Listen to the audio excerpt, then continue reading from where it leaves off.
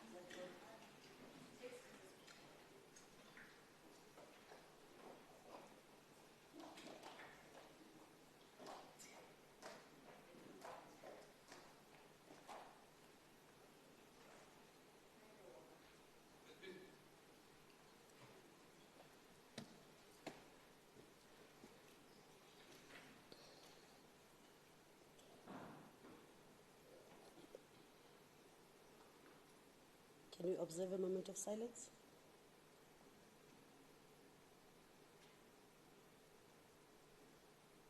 Thank you. You may take your seats.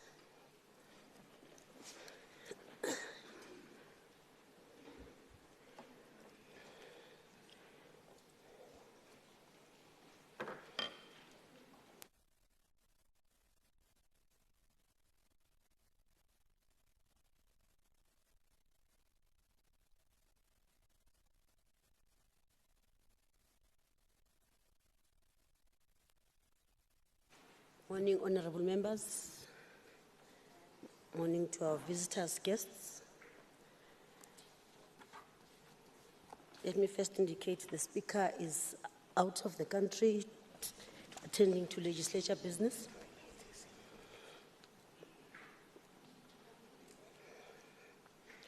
We've got somewhat of a long day, so it will be helpful that we move swiftly.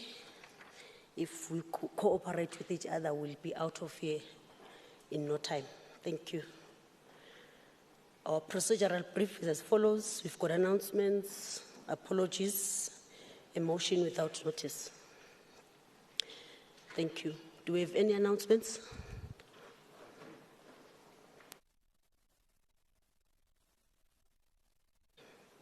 We've got member statements from members Dilang, Peach, Nseke, Paladi Khamela, Mfikwe, Ndlovana. We've got a motion without notice from member Elma Kubela, the chief whip of the majority party, and we've got apologies. Let me start off with apologies. Apology from the chair of chairs, member Nkosima Lubane. She's attending virtually, in fact. Member Ndlovu, absent due to ill health. Ms. Nkomorali Huku, attending virtually due to other commitments. Member Alberts has a party business that came up in a short notice. We've got members Masilela, Makwala, who are absent due to personal reasons. Member Mahene is absent due to ill health. Thank you. Member Tilange, is she in the house or she's attending virtually? I'm attending virtually. Good morning, Madam Speaker. Heritage Day, legacy or ruin for our children. In celebrating Heritage Day, we were honoring the cultural treasures, historical gems and milestones left by our ancestors. But in the wake of the recent fire blazes destroying historical buildings and deliberate pollution of our environment by allowing raw sewage into river streams, thereby threatening our origin of existence, we are urged to ask the question, what heritage are we leaving behind for our children and grandchildren? I ask these questions in the wake of the recent havoc created in Johannesburg caused by uncontrolled fires in residential and other buildings, further aggravated by gas explosions, which did not only leave physical skeletons of rubble and mortar in the city centre, but also left people destitute and in mourning. In addition to this, Madam Speaker, it was brought to my attention that the Department of Water and Sanitation has recently pressed criminal charges against Mogale City, local municipality, for contaminating water sources in the cradle of humankind, thereby threatening its status as World Heritage Site. The question arises now, do we need legislation to protect our heritage from human ignorance? Heritage can be considered to be made up by the practices and traditions that are passed on from parents to children. Yet, heritage also includes that which is part of national consciousness, such as World Heritage Sites, which considered to be so unique that they are intentionally, internationally respected and protected against harm. Cultural heritage, on the other hand, include those things that are symbolic of the creativity and livelihoods of a group of people. This includes special monuments, buildings, sculptures, paintings, cave dwellings, or anything else deemed important because of its history, artistic, or scientific value. There is therefore a huge responsibility not only on government, but on each individual to ensure that our heritage, whether it be cultural, traditional, or embedded in physical infrastructure, to protect and preserve it for our children. Let us use our cultural heritage of the past as a solid foundation to ensure a colourful future within our rainbow nation. May our footprint today be a testimony of reconciliation and patriotism as legacy for our children and grandchildren. Thank you, Deputy Speaker.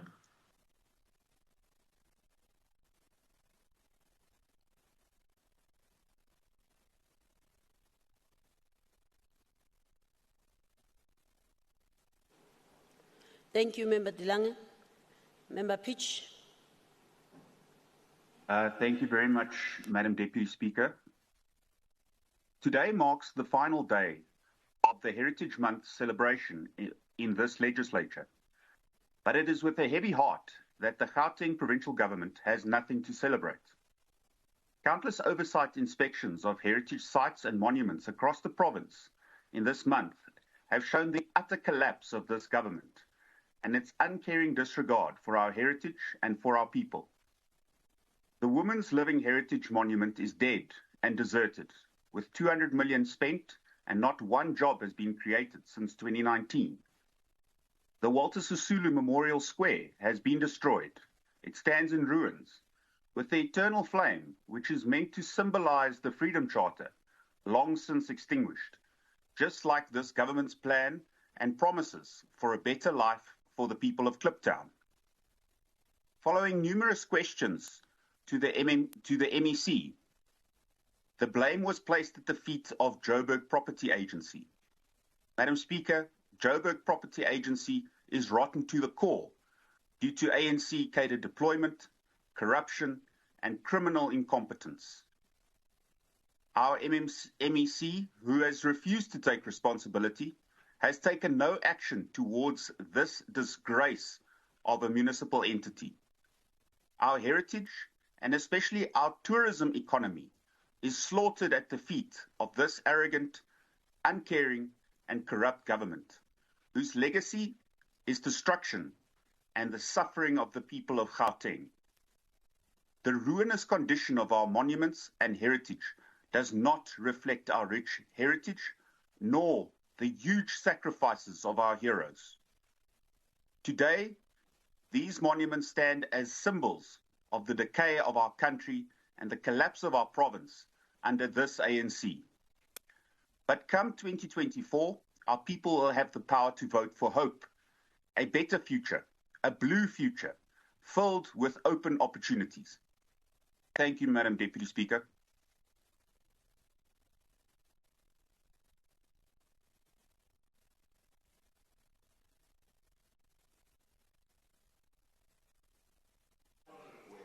Member Nseke.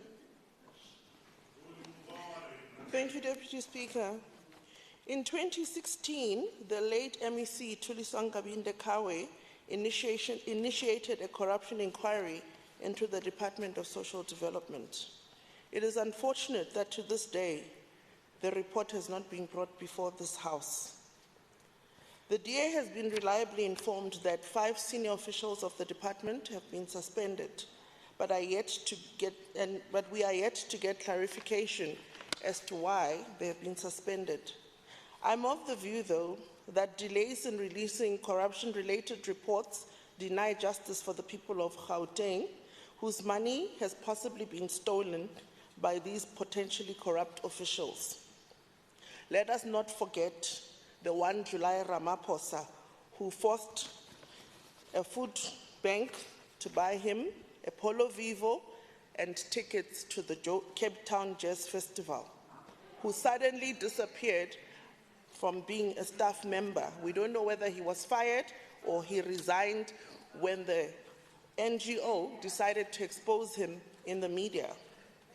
Corruption has severe effects on the most vulnerable residents of Gauteng, who are solely dependent on this department for survival. This department has constantly failed to meet real targets that would uplift our vulnerable, such as the distribution of dignity packs and the failure to uplift the lives of very vulnerable children in this province. I would not be surprised if these failures were also due to corruption. Deputy Speaker, I insist on behalf of our most vulnerable that we need clarity. I therefore urge the Premier, Panyaza Lesufi, to please make these reports public to ensure transparency and show accountability. In addition, to ensure that these officials, if corrupt, are referred to the NPA for criminal investigation. I thank you. Thank you, Member Nseke. Member Paladi-Khamela.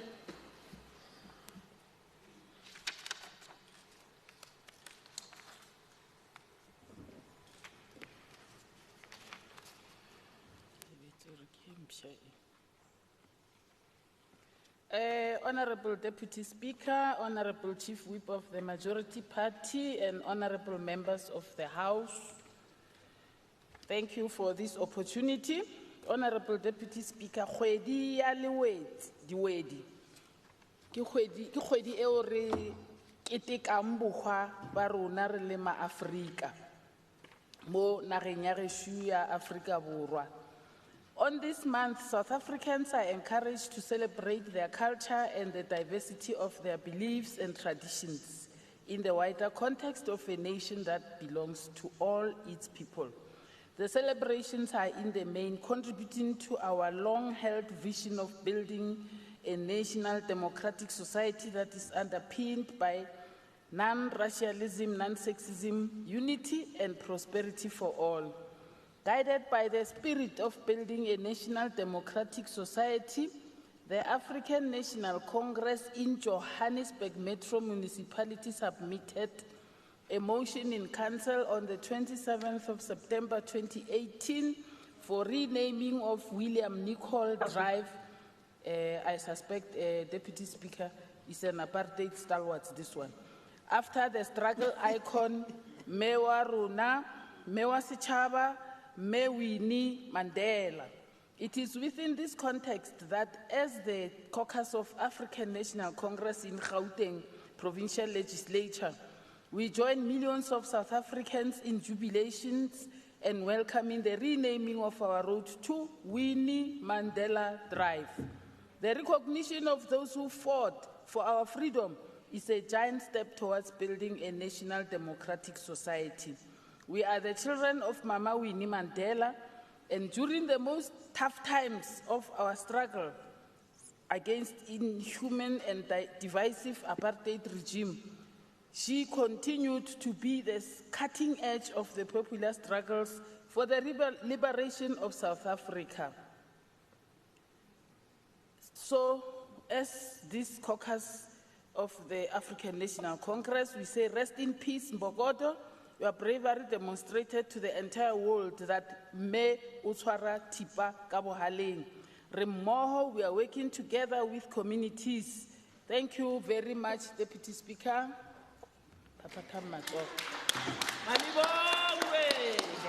Thank you, Medi Khamela. Member Mfikwe. Thank you, Honorable Deputy Speaker. Good morning. Honorable Deputy Speaker, I thought members will correct Member Nseke that July's surname is not Ramaphosa. It's actually Maphosa. Just for correction there, it could have been a typo. Thank you very much, Madam Speaker. The six-term administration is guided by the ANC-led Gauteng government roadmap, GGT 2030. The roadmap encompasses the ideals of the National Development Plan 2030.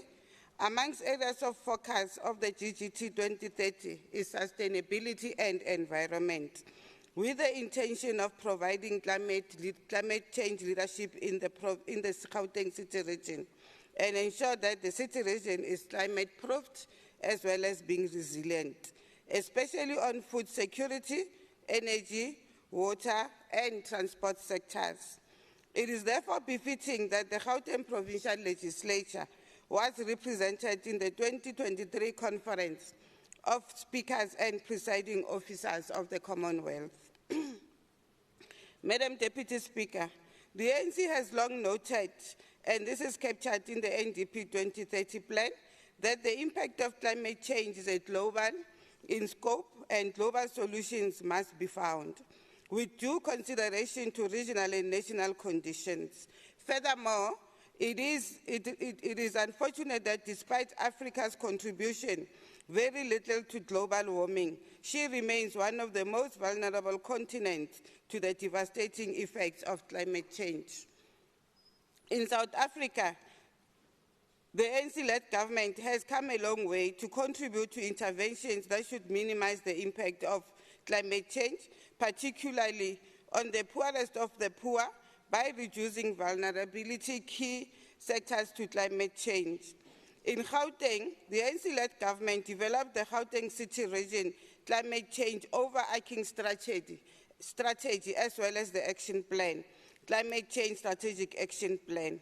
The key focus of the action plan is in sectors of natural resources, agriculture and agro-processing, disaster risk management, water, institutional building, human settlements, energy supply industry, as well as mining inclusive of transport and waste. We applaud the initiatives, Deputy Madam Speaker, taken by the ANC-led GPG, not only impact positively on the environment, but also provide a livelihood for our people. These would include the Greening Army program, the training of youth as solar technicians. I must also add, Madam Speaker, that we appreciate the members that went out this week to plant trees in different communities. As a province, we will continue to support the resolutions of the 18th Conference of Speakers and Presiding Officers of the Commonwealth. We are growing Gauteng together. Let's talk, more work, remojo. I thank you. Thank you, Member Mfikwe. Member Ndlovana.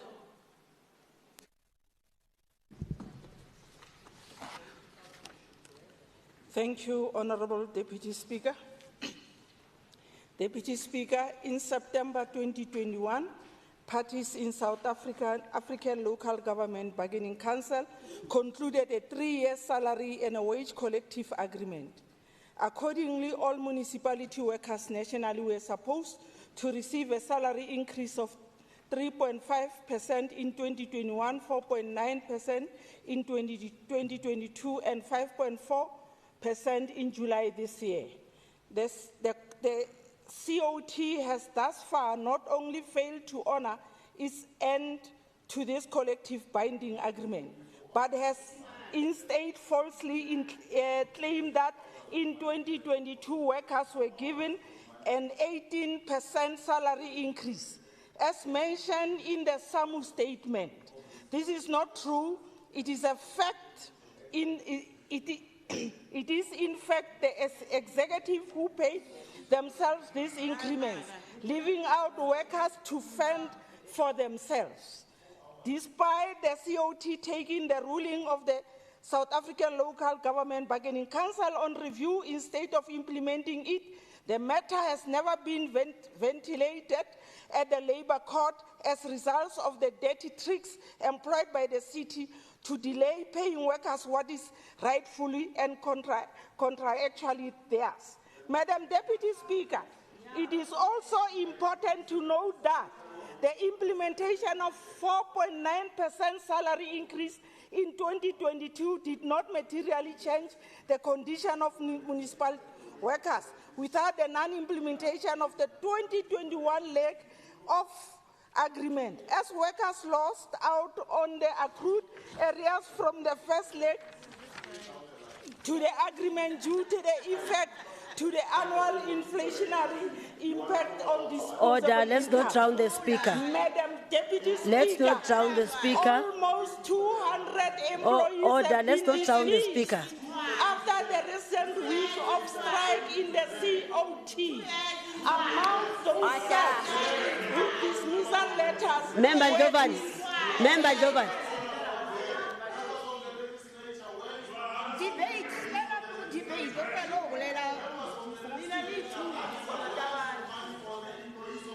We ask you.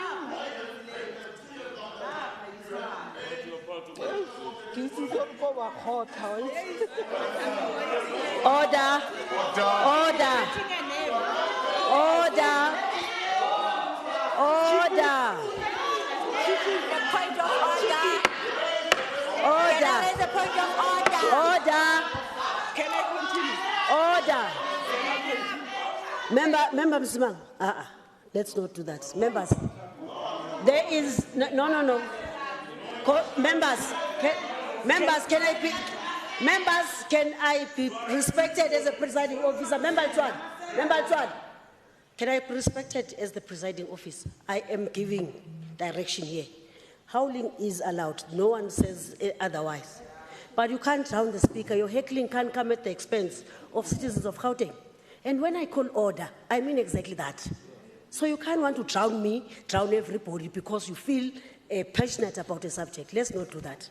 We must hear each other. As you howl and heckle, please ensure that you don't drown the speaker. That's all. You don't have to agree with whatever you say amongst each other.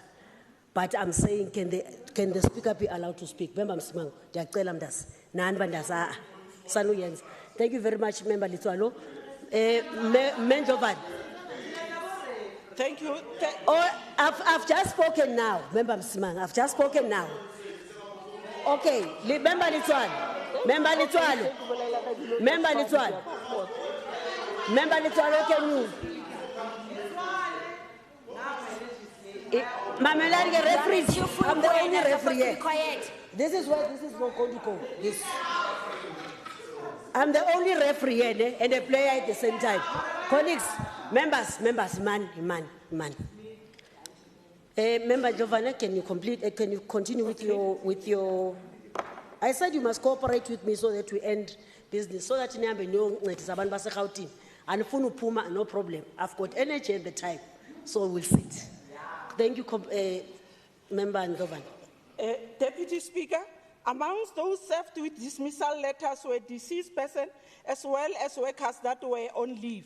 In August, COT, which has so far spent at least 3 million in legal fees in a bid to stop the striking workers demanding wage increases, decided to withhold salaries of those participating in strike.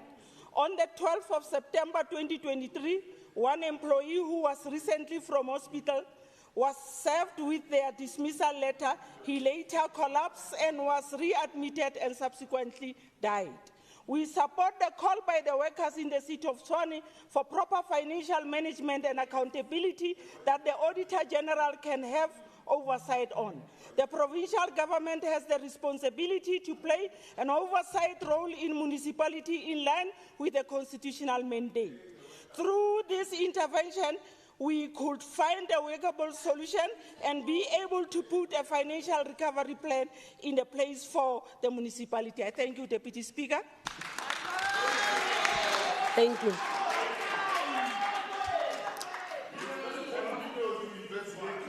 Order.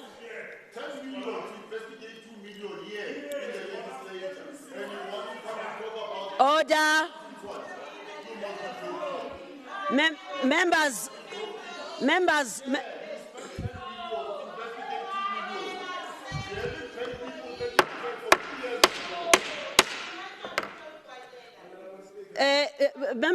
it's not a Tshwane chamber, this. Those who are coming from Tshwane, we must now listen to them, we must hear them. It's a Gauteng, it's a Gauteng legislature, this. So you are representatives of everybody. You can't be passionate when, you can't be regional when you are here. So, colleagues, all of them, from here to there, members of Tshwane, I did not even hear, all I know, members of Tshwane, Presidium. Members, you are now, when you are here, the platform is different. You are members of the provincial legislature. There are many other regions, but we are from regions as well. Thank you very much. Let me remind, Member Litwalo, I've not noted you. Fine, we'll take it outside. Even the payments of everybody, we'll take it after this. Honorable, can you respect the mace even if you don't respect me? Ne? Please, thank you very much. Let me remind members, please sign the declaration form. Those who are attending virtual, there is an online one or electronic one. Please sign that. So that is for howling here. Attend. Secondly, on behalf of the Ethics, Privileges and Ethics Committee and the IC, let me pass on this message. Colleagues or members, can you declare your interests? You speak a lot here, you've not declared your interests, some of you here. And in the next sitting, when I chair, I will and your parties. So we are aware as a committee of members and their parties, but it's the first phase, the one of today, ne? I'm warning you. So as you speak and do these things that you are doing, gyrating, you must know. So please declare your interests, colleagues, and everybody else who's got private business or they're trading, let's have a letter from your letters I mean, from your parties that give you that authorization. Thank you very much. I needed just to remind you on that. Okay, thank you very much. Order, Member Lutwalo, you want to come and check? Can I have a member motion without notice? Honorable Chief Whip, Majority Party, Makubel. Hey, I call. No, thank you very much, Madam Speaker and presiding officers who are here, the Deputy Chairperson of committees and the Chairperson of committees who's logged on virtually. Thank you very much. I rise here, Madam Deputy Speaker, on a motion without notice. I, Member L. Makubela, hereby tables the following resolution in terms of Rule 120. Noting that the following reports were not programmed for today's sitting, which is Friday, the 29th of September, 2023. That firstly, the Committee for Scrutiny of Subordinate Legislation First Quarterly Performance Report for the 2023-2024 financial year, and secondly, the Petitions Committee First Quarterly Performance Report for the 2023-2024 financial year. Third, Social Development Portfolio Committee's Focused Intervention Study Report on the review of the state of victim-friendly rooms and its effective role in dealing with gender-based violence. 4, Environment, Agriculture, Rural Development Portfolio Committee's Focused Intervention Study Report on conservation of landfill dead spaces in the province. 5th, that the Human Settlements Portfolio Committee's Focused Intervention Study Report emanating from the budget report of the Gauteng Department of Human Settlements for the 2023-2024 financial year on an assessment of the plans in place to upgrade informal settlements and the implementation of hostel redevelopment program with specific reference to 6 Johannesburg inner city hostels. 6, the Oversight Committee on the Premier Office and the Legislature Focused Intervention Study Report on the Digital Legislature Project. 7th, the Infrastructure Development Portfolio Committee's second Focused Intervention Study Report on the investigation of government-owned, vacant, illegal, occupied land and buildings in Gauteng for the financial year of 2021 and 2022. 8, the Economic Development Portfolio Committee's Focused Intervention Study Report on assessing government's ability to realize the potential of tourism infrastructure to promote and sustain tourism in Gauteng. The Dinokeng Game Reserve and the Harangua Hotel School. 9, the Cooperative Governance, Traditional Affairs, Research and Development and E-Government Portfolio Committee's Focused Intervention Study on examining the implementation of infrastructure development programs on water supply and electricity of 2 district municipalities, namely Sidibeng and West Rand, and Gauteng metros, the city of Johannesburg, the city of Ekurhuleni, the city of Tshwane. And lastly, that we programmed the Sports, Arts and Culture Committee Focused Intervention Study Report on an assessment on the efficacy of the Department's Sports and Recreation hubs in delivery of active recreation projects across the province. Therefore, I request that the House resolves to include the above-mentioned orders in today's sitting, the 29th of September, 2023. Madam Speaker, I so move. Thank you very much.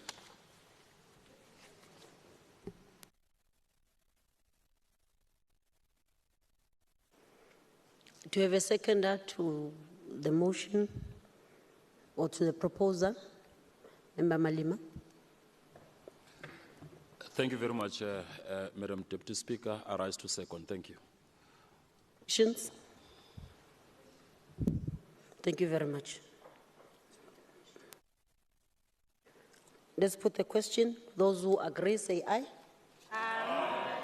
Those who don't agree, say no. Have it. We're moving on to the next business of the day. Questions to members of the Executive Council. First question coming from Member Hoffman. Member Hoffman, please put your question or ask your first question to MEC Mazibuko.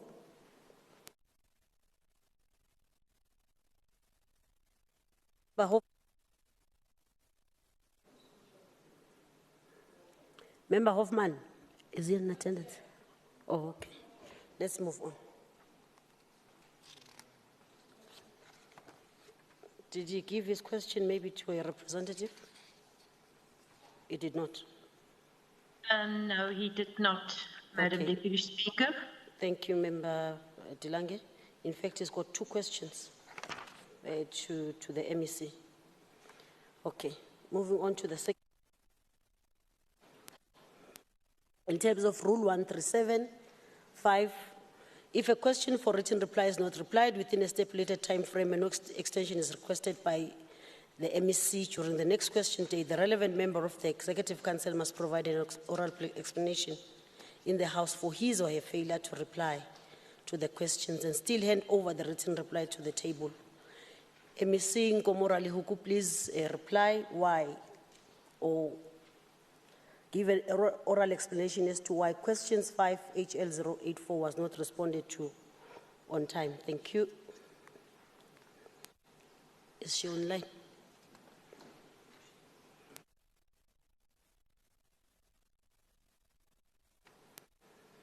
MEC Nkomora Lihuku.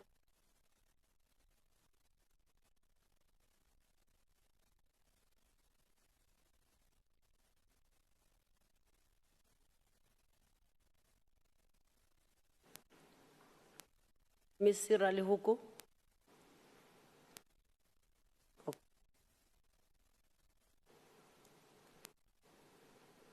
Chief. Okay. She's muted. Okay. Somebody nudge her and tell her to.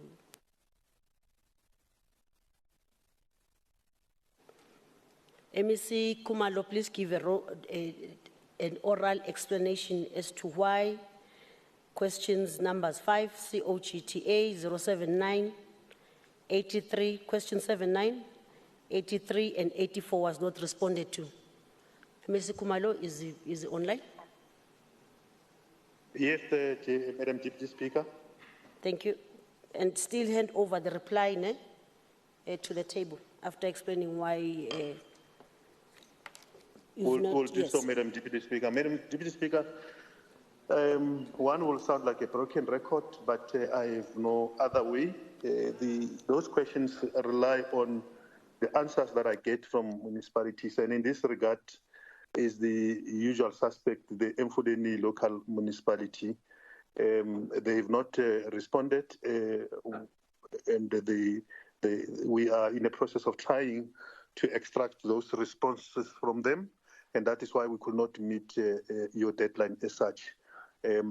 But secondly, because that has been the situation, secondly, we are putting together mechanisms. I had a meeting with the executive mayor and the troika of that particular municipality to try and deal with this problem, because it is becoming an acceptable explanation to the House as such. On those basis, one would like to apologize, Madam Deputy Speaker, for not meeting your deadline, but will ensure that we do respond as per your instructions. Thank you very much, Deputy Speaker. Madam Deputy Speaker, my apology. I'm here. When you were calling me, I was inside the church that Premier deployed me to attend earlier on, but they've released me. Okay, thank you, Honorable Kumalo. I did not capture the last part of your response, but please hand over to the table when you can, or by email, because we are online, you are virtual. Mr. Ralihuku, did you capture what I asked? Yes, Madam Okay. Speaker, but you can repeat it again. But I want to apologize to you that I was just getting out at that time when you called me.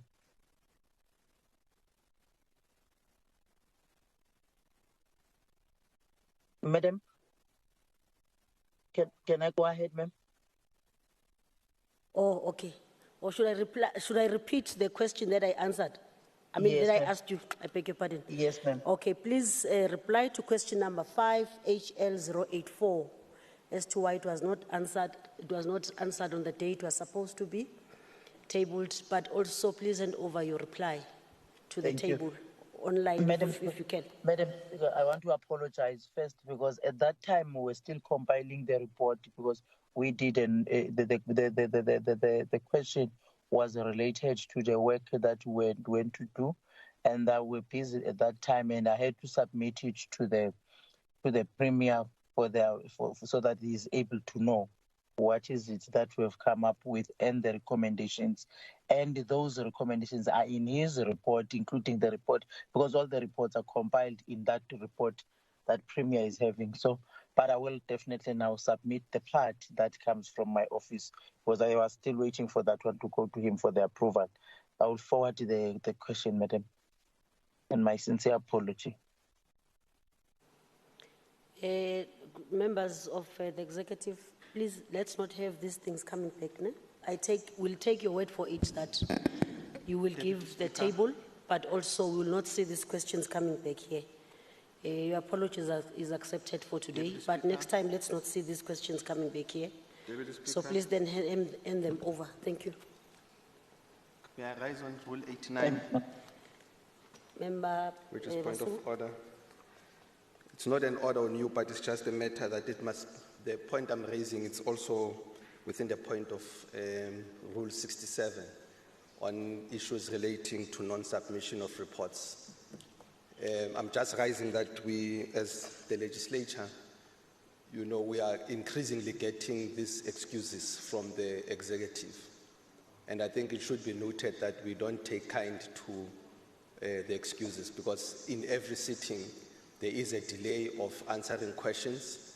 There is also even a clear disregard of committee processes where even members of the executive just flimsily give apologies not to attend to committees. So it just makes it difficult as a legislature to hold them accountable in many of the respects. But we are just worried about the increased number of apologies that are coming from the executive. It's like they are not intended to actually to account on to the legislature. Thank you. Thanks for that.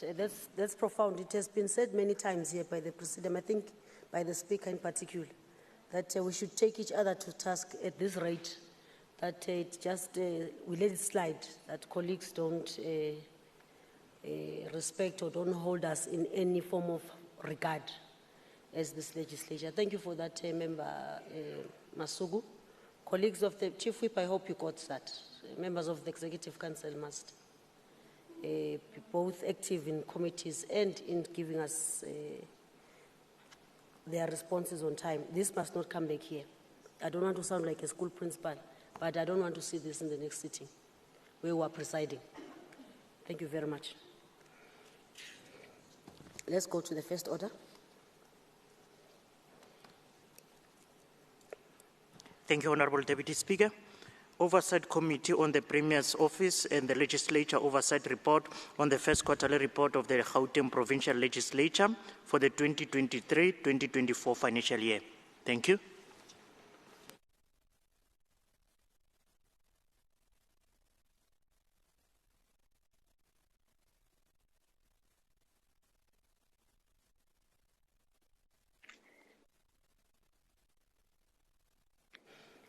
Before I call on the next speaker, let me acknowledge our guests who've just arrived. Our stakeholders, you're welcome. It's stakeholders from Tembisa, Togoza, Palm Ridge, Fort Sloras, Ronnepolt, Shemiston. They're from church. I won't mention the various churches. They're from community groups. They are from the education sector and support groups in mainly Eguruleni. Thank you very much. You're welcome. Feel free sitting in the house, but you do not participate in any form in any way. No clapping, no talking, no whistling, no anything. Thank you very much, our members in the gallery.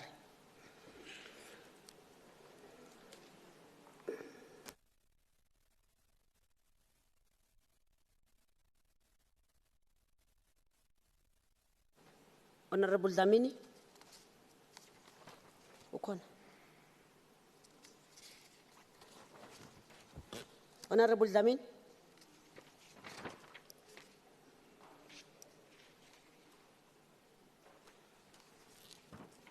Is he online?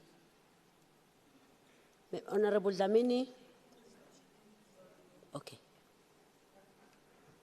We might have to move forward.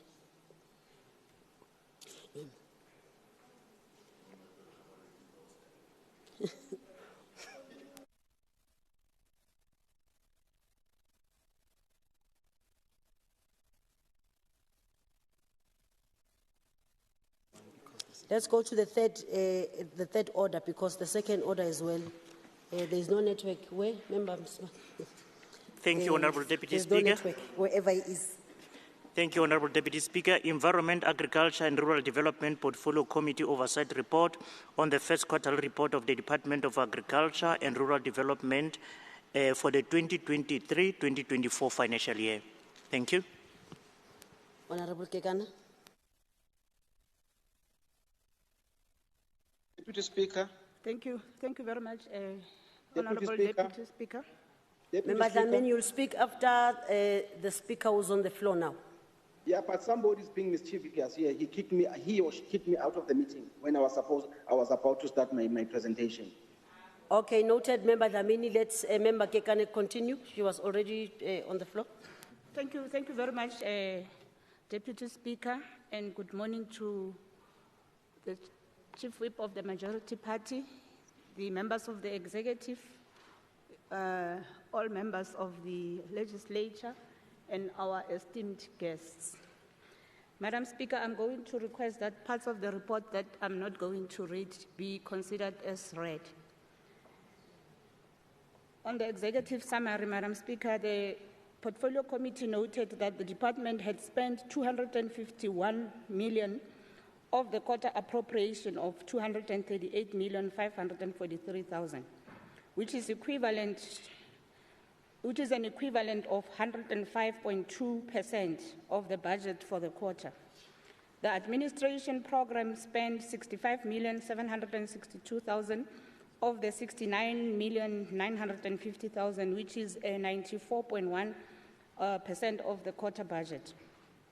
The Agriculture and Rural Development Program spent 104,663,000 of the 99,610,000, which is 105.07% of quarter budget.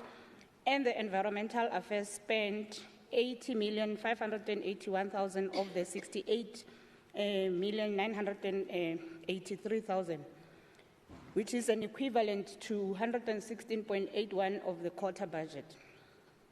The year-to-date effect of budget utilization means that none of the programs have utilized their budget to levels commensurate with the stage in the budget cycle, with the administration program falling below the optimum 100 plus 3%, whereas both the agriculture and rural development as well as the environmental affairs programs recorded utilization levels that exceed the optimum level. The overall budget usage for the quarter, which retained 24% utilization, is the first time in at least the last 5 financial years that the GDAD has reported such commendable budget expenditure levels of quarter 1.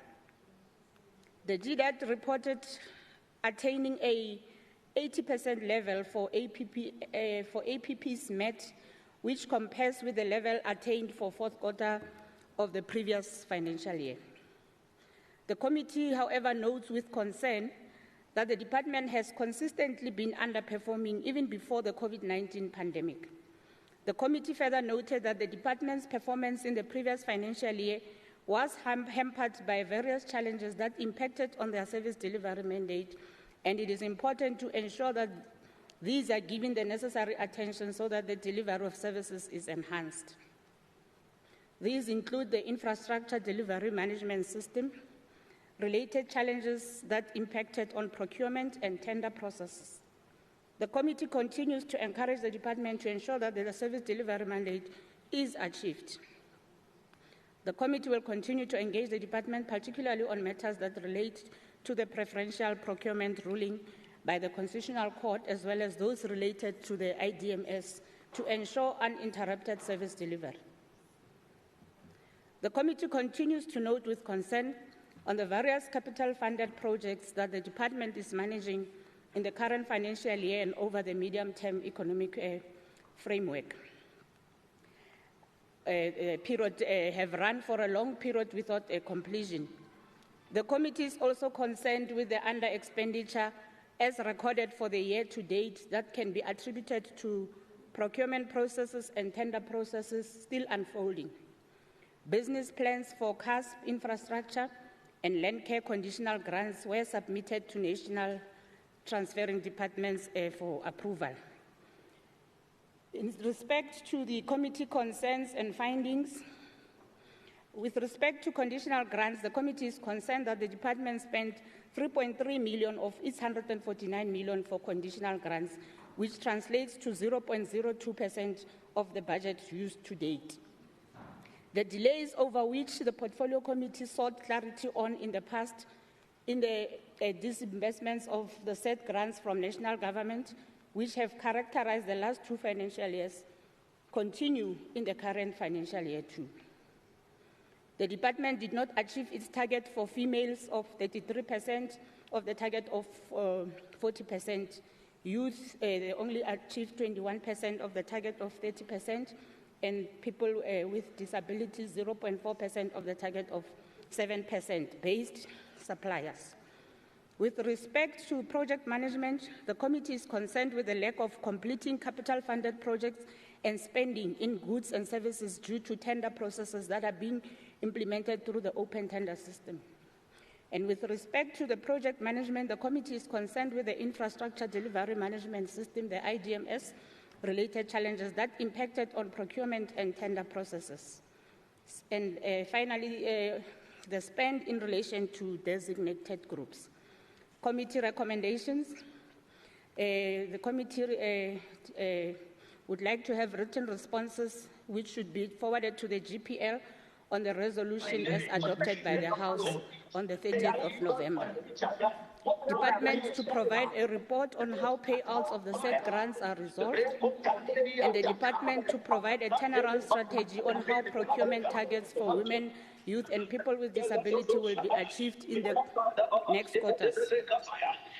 Department to provide a feedback report or plan on how DBSA will implement capital-funded projects.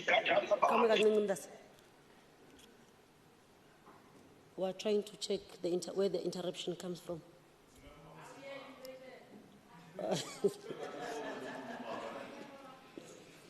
It comes from Timakato. Is who? Okay. Apologies for that. You can continue. Thank you, Madam Speaker. The department to provide a feedback report or plan on how DBSA will implement capital-funded projects and completion dates. The department to also provide a feedback or report on how IDMS challenges will be addressed. Progress, they should also provide progress reports on the quarterly report on the plans to heed the call made by the Premier to fill all vacant posts with voted for funding by especially deserving unemployed youth. Also, the finding by the Auditor General that relates to irregular expenditure in the 2016-17 and 17-18 financial years.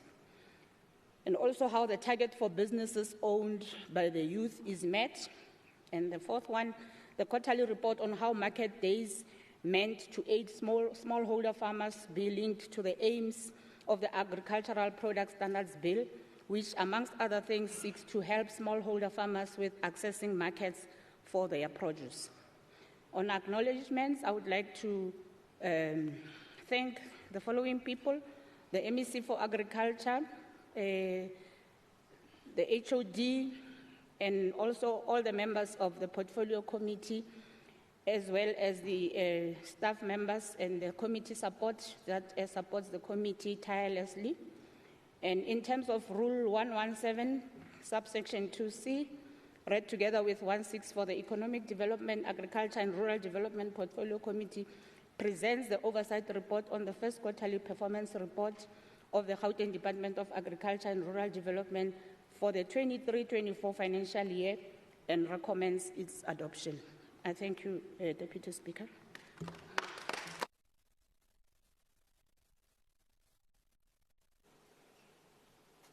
Is there a seconder? Do you have a seconder? I rise to second. Thank you very much. I now put the question. All those who agree say aye. Those who do not agree say no. The ayes have it. Thank you. First order, let's go back to the first order. Member Dlamini.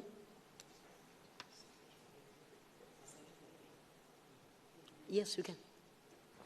Thank you, Honorable Deputy Speaker. First order, Oversight Committee on the Premier's Office and the Legislature Oversight Report on the first quarterly report of the Gauteng Provincial Legislature for the 2023-2024 financial year. Thank you. Thank you, Member Dlamini.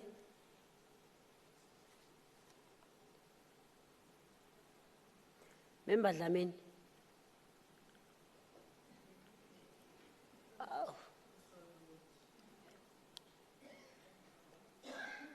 Member Dlamini. Secretary, please read order 4.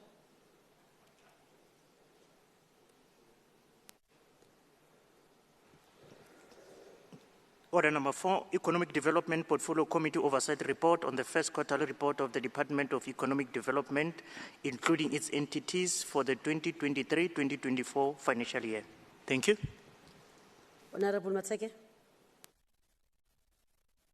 Thank you very much, Combi Deputy Speaker.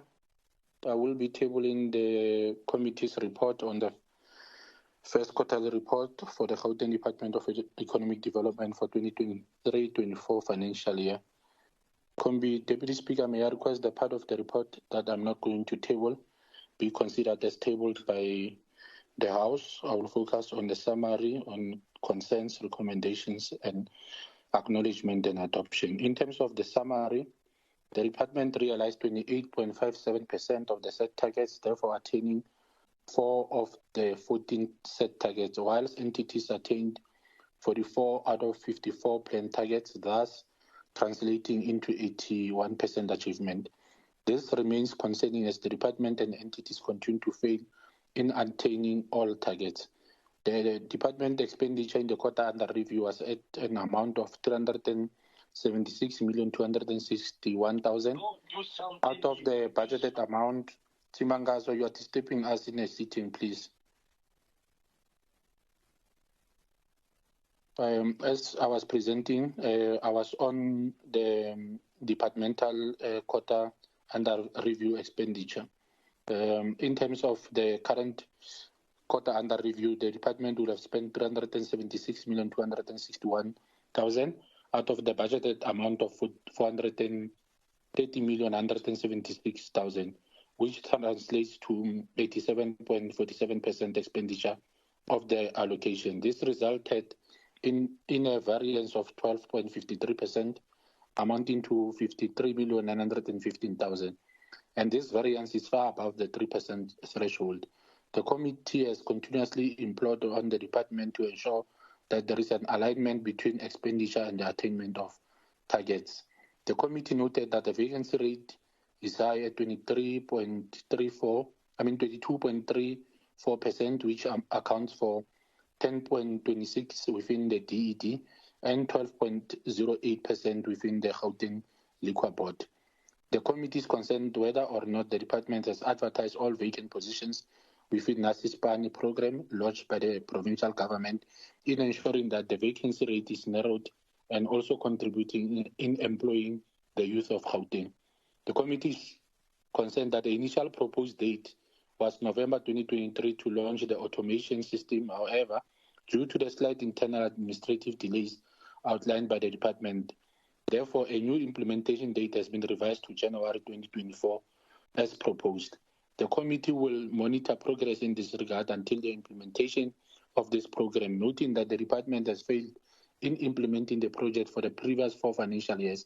The committee continuously observed the shifts in attaining targets as a concern.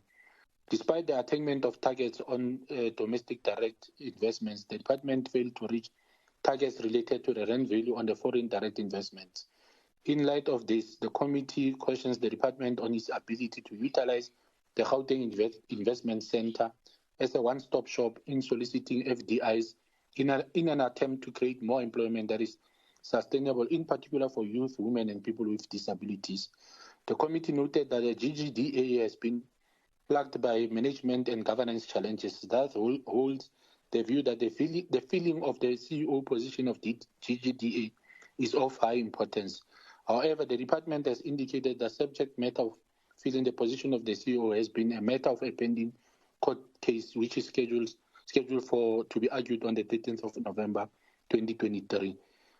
In questioning the department on refurbishing the Ga-Rankuwa Industrial Hub, the department indicated that a proportion of work at Ga-Rankuwa Industrial Hub will require significantly more than 20 million. The impact of refurbishment with the 20 million budget will be minimal and go against the stated strategic intent of the industrial park revitalization program. On committee concerns, the committee is concerned with the following: with the high vacancy rate within the department and the Gauteng Liquor Board, with the delays caused in the launch of liquor automation system, with the department inability to solicit foreign direct investments, with the court case between the former acting CEO of the GGDA and the department, with the 20 million allocation required to refurbish the Ga-Rankuwa Industrial Hub. On committee recommendations, therefore, the committee recommends the following. The department should ensure that the high vacancy rate is reduced through ensuring that all the vacant positions that are available and funded are advertised through the NASISPANI program. A report on this should be submitted to the committee by the 30th of November 2023.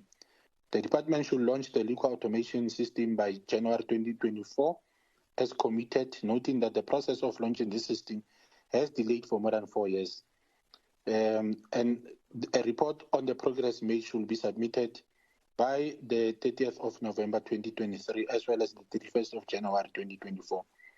The department should utilize the Gauteng Investment Center as a one-stop shop in soliciting foreign direct investments, in creating more employment opportunities that are sustainable for youth, women, and people with disability. A report on the number of sustainable employment opportunities created by the department should be shared with the committee. The response should be submitted by the 30th of November 2023.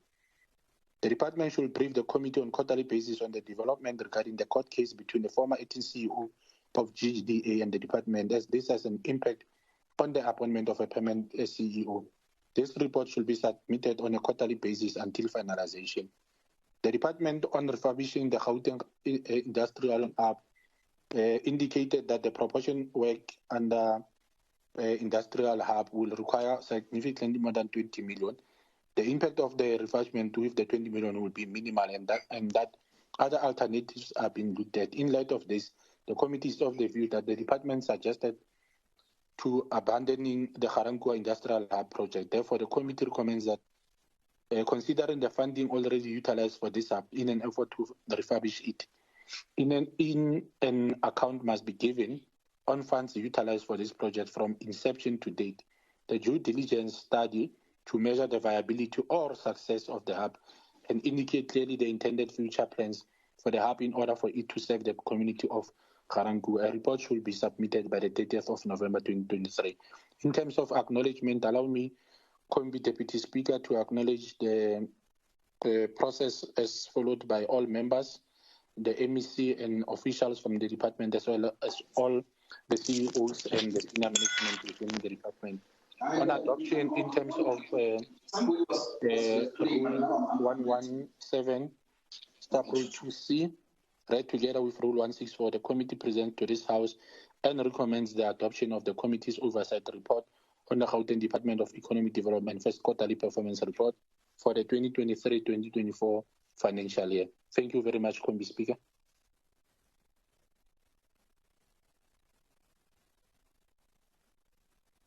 I'm done, Combi Deputy Speaker. Yes, thank you. Is there a seconder? Speaker. Honorable. Thank you very much, Deputy Speaker. I rise to second the adoption of the report. Thank you. I now put the questions. All those who agree say aye.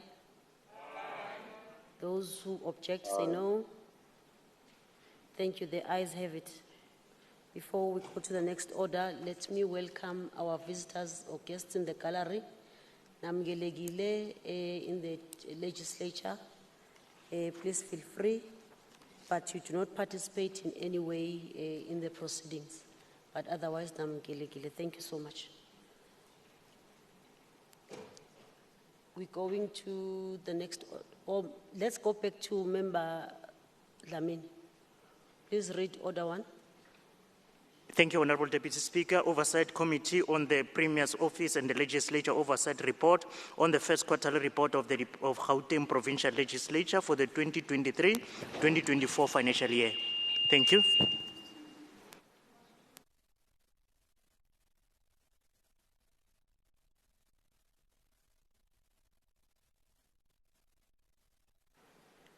Member Dlamini? Is it connected now?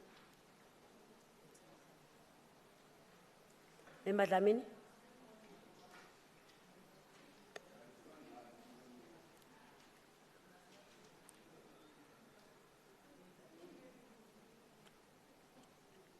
Member Dlamini?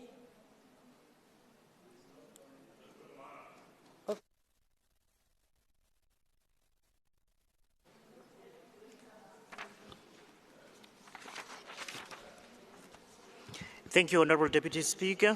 Infrastructure Development Portfolio Committee Oversight Report on the first quarter report of the Department of Infrastructure Development for the 2023-2024 financial year.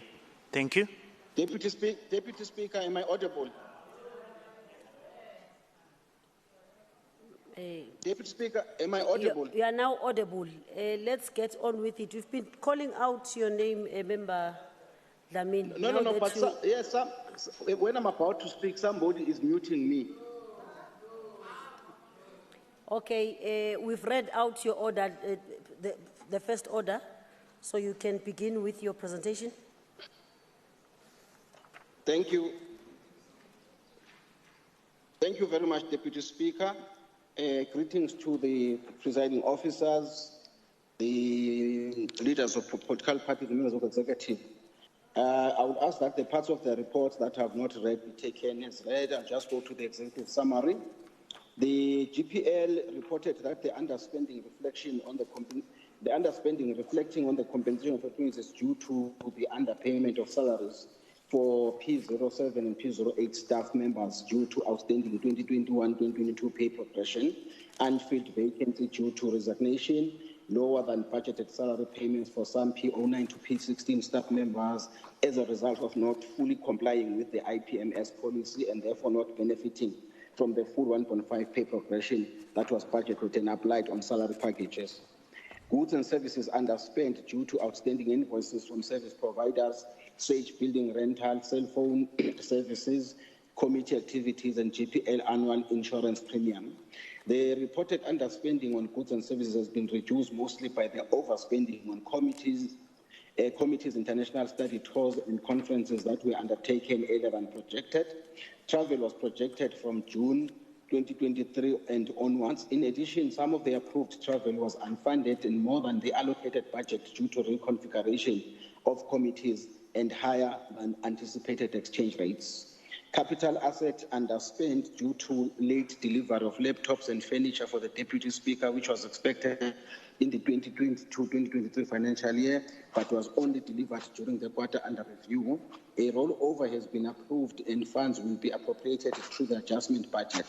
The committee notes that the GPL has allocated a total amount of 11.5 million, has collected in a total amount of 11.5 million in the quarter under review, mostly from interest received from favorable bank balances at 9.5 million, investment interest at 1.4 million, parking income at 446,000, sales of assets at 95,000 rand, and city hall bookings at 22,000. In terms of non-financial performance, it is noted that a total of 12 targets were achieved against a target of 15, which 3 not achieved. Additional 4 targets from the quarter 2 and 4 were implemented and successfully achieved, resulting in a total of 19 targets which achieved, which represent 84% recorded in the quarter under review.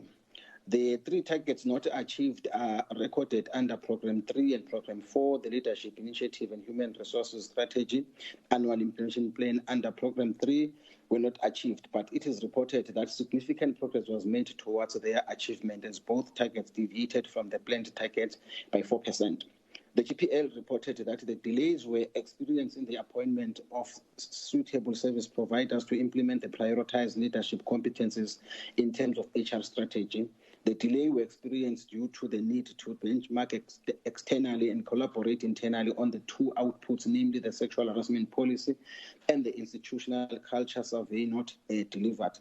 The leadership initiative is aimed at creating a culture of high performance within the GPL. It is envisaged that implementing this initiative will increase employee morale and retention, improve productivity, promote better decision-making, build better teams, as well as create a pipeline of future leaders who have shared management. The latter focus on employee engagement, ensuring that employees are motivated, productive, and their welfare considered towards creation of a culture of performance. Focus areas include positive work culture recognition programs, as well as training and development opportunities to ensure employees engaged and committed to the GPL mandate. The 3rd target not achieved is the consideration of the House resolutions responses by committees. Of the 75% plan targets, only 11 was achieved with a performance deviation of 64%. The GPL reported efficient procurement of goods and services in the most economical manner that align with preferential procurement targets and has been able to attract some SMMEs. In terms of the preferential procurement, the program exceeded its quarterly targets except for business from people living with disabilities. The GPL achieved 69% from historically disadvantaged individuals against the 15%. Women achieved only 31% against the target of 8. People living with disabilities, it's 0.2 against the target of 0.5.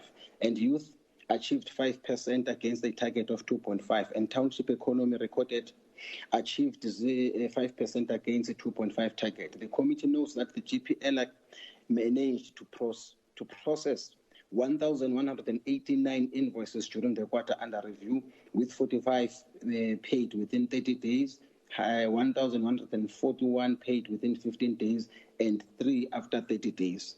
In terms of petitions, the GPL reported that a total of 41 petitions considered against the planned target of 30 of these. 31 were adopted, 1 deferred for further investigation, and 2 were rejected. The petitions that were considered were dominated by housing matters at 21, followed by basic services at 8, infrastructure development and administration and governance at 6 and 4 respectively. A total of 48 public education workshops across the 5 regions of the province were conducted in the quarter under review, carried out under voter education through the auspices of secondary school learners, debates and career expo themes. For the quarter under review, it is noted that the achievement of performance targets at 84% is inconsistent with the budget expenditure of 92.6%. There were no concerns and findings. We would also like to acknowledge and thank the cooperation of the Speaker, Honorable Mirwe, and the Provincial Secretary, Mr. Skosana, and the senior team, management team of the report. And I would also like to thank members of the committee, Honorable Makubela, Honorable Hassan, Honorable Matseke, Honorable Malema, Honorable Dwaba, Honorable Simang, Honorable Bloom, Honorable Makwala, Honorable Marisela, Honorable Adams, and Honorable Alberts. And the committee would also like to thank the support staff as listed. Allow me, Deputy Speaker, that after due consideration, the committee unanimously adopted its report on the first quarter performance report of the GPL for 2023-2024 financial year. In terms of Rule 164, the committee present to this House and recommends for the adoption of the report. I thank you, Madam Speaker, Deputy Speaker. Thank you. Is there a seconder? Seconded. Arise, Secretary. Member Makubela, I second. Thank you. Thank you, members. I now put the questions. Those in favor say aye. Aye. Those who are not in favor say no. The ayes have it. Thank you. Please read the second order. Thank you, Honorable Deputy Speaker. Oversight Committee on the Premier's Office and the Legislature Oversight Report on the first quarterly report of the Office of the Premier for the 2023-2024 financial year. Thank you. Member Dlamini. Thank you very much, Madam Speaker and honourable members. I also ask that the parts of the report that I have not read be taken as read. The committee notes that the Office of the Premier achieved 19 of its 26 planned targets in the quarter under review and recorded 74% deliverables. The breakdown of targets performance per program reflected that Program 1 Administration achieved 2 of the 7 planned targets, reflecting 29% deliverables, and 5 targets were not achieved. Program 2 Institutional Development achieved 6 of the 7 planned targets, which is 75% deliverable, and 1 target was not achieved. Program 3, which is Policy and Governance, achieved 11 of the 12 planned targets, which is 92% deliverables. The committee notes that the annual commemoration of the National Youth Day was held on the 16th of June 2023 under the theme Accelerating Youth Economic and Participation for a Sustainable Future, where the GCRA and private sector partners awarded 400 million bursaries to 4,000 learners. 6,000 unemployed young people were trained, skilled, and equipped in the energy sector, as well as partnerships with the MIRSTA, which culminated in the launch of the training and skills development program to boost technical and renewable energy skills. It is noted with concern that the office has started on a regressive note with regards to the achievement of preferential procurement targets for the designated groups that included women spending at 38% against the target of 40%, youth at 9% as opposed to the target of 15%, people with disability at 0.46 instead of the target at 7%, and township-based enterprises at 17% against the target of 30%. In response to the continuous non-achievement of the PWD spending, the Office of the Premier reported that the first step in the increasing in economic opportunities for the designated groups is by registering their businesses on the central database.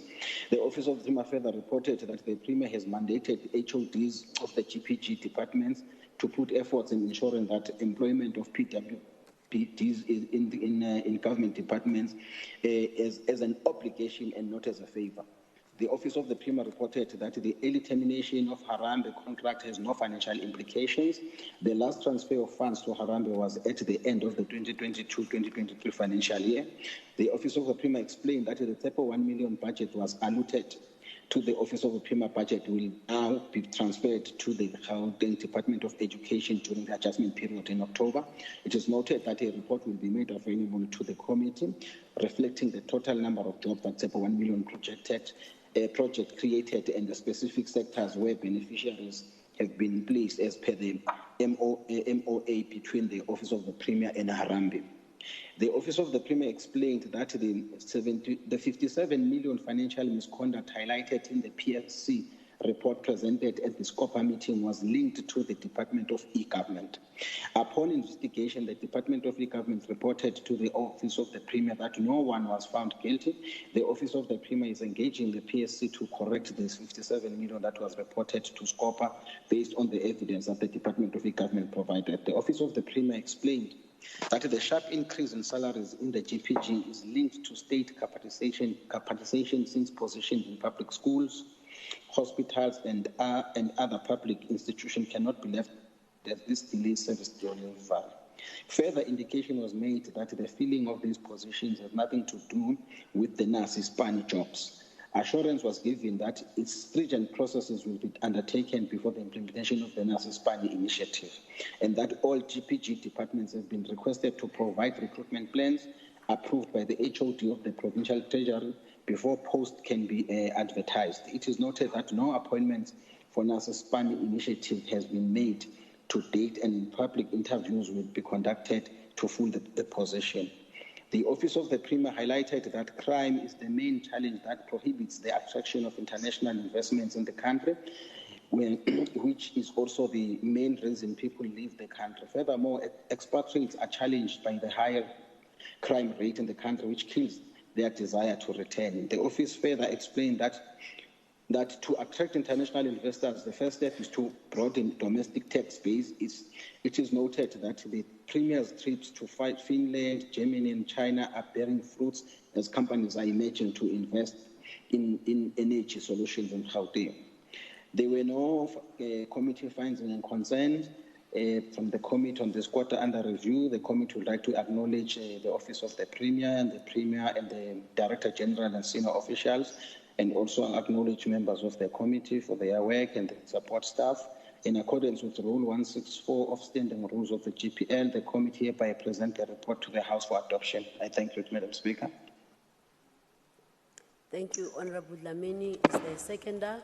I rise to second, Honorable Deputy Speaker. Thank you, Member Bishop. I now put the question. Those who agree with the adoption say aye. Those who do not agree say no.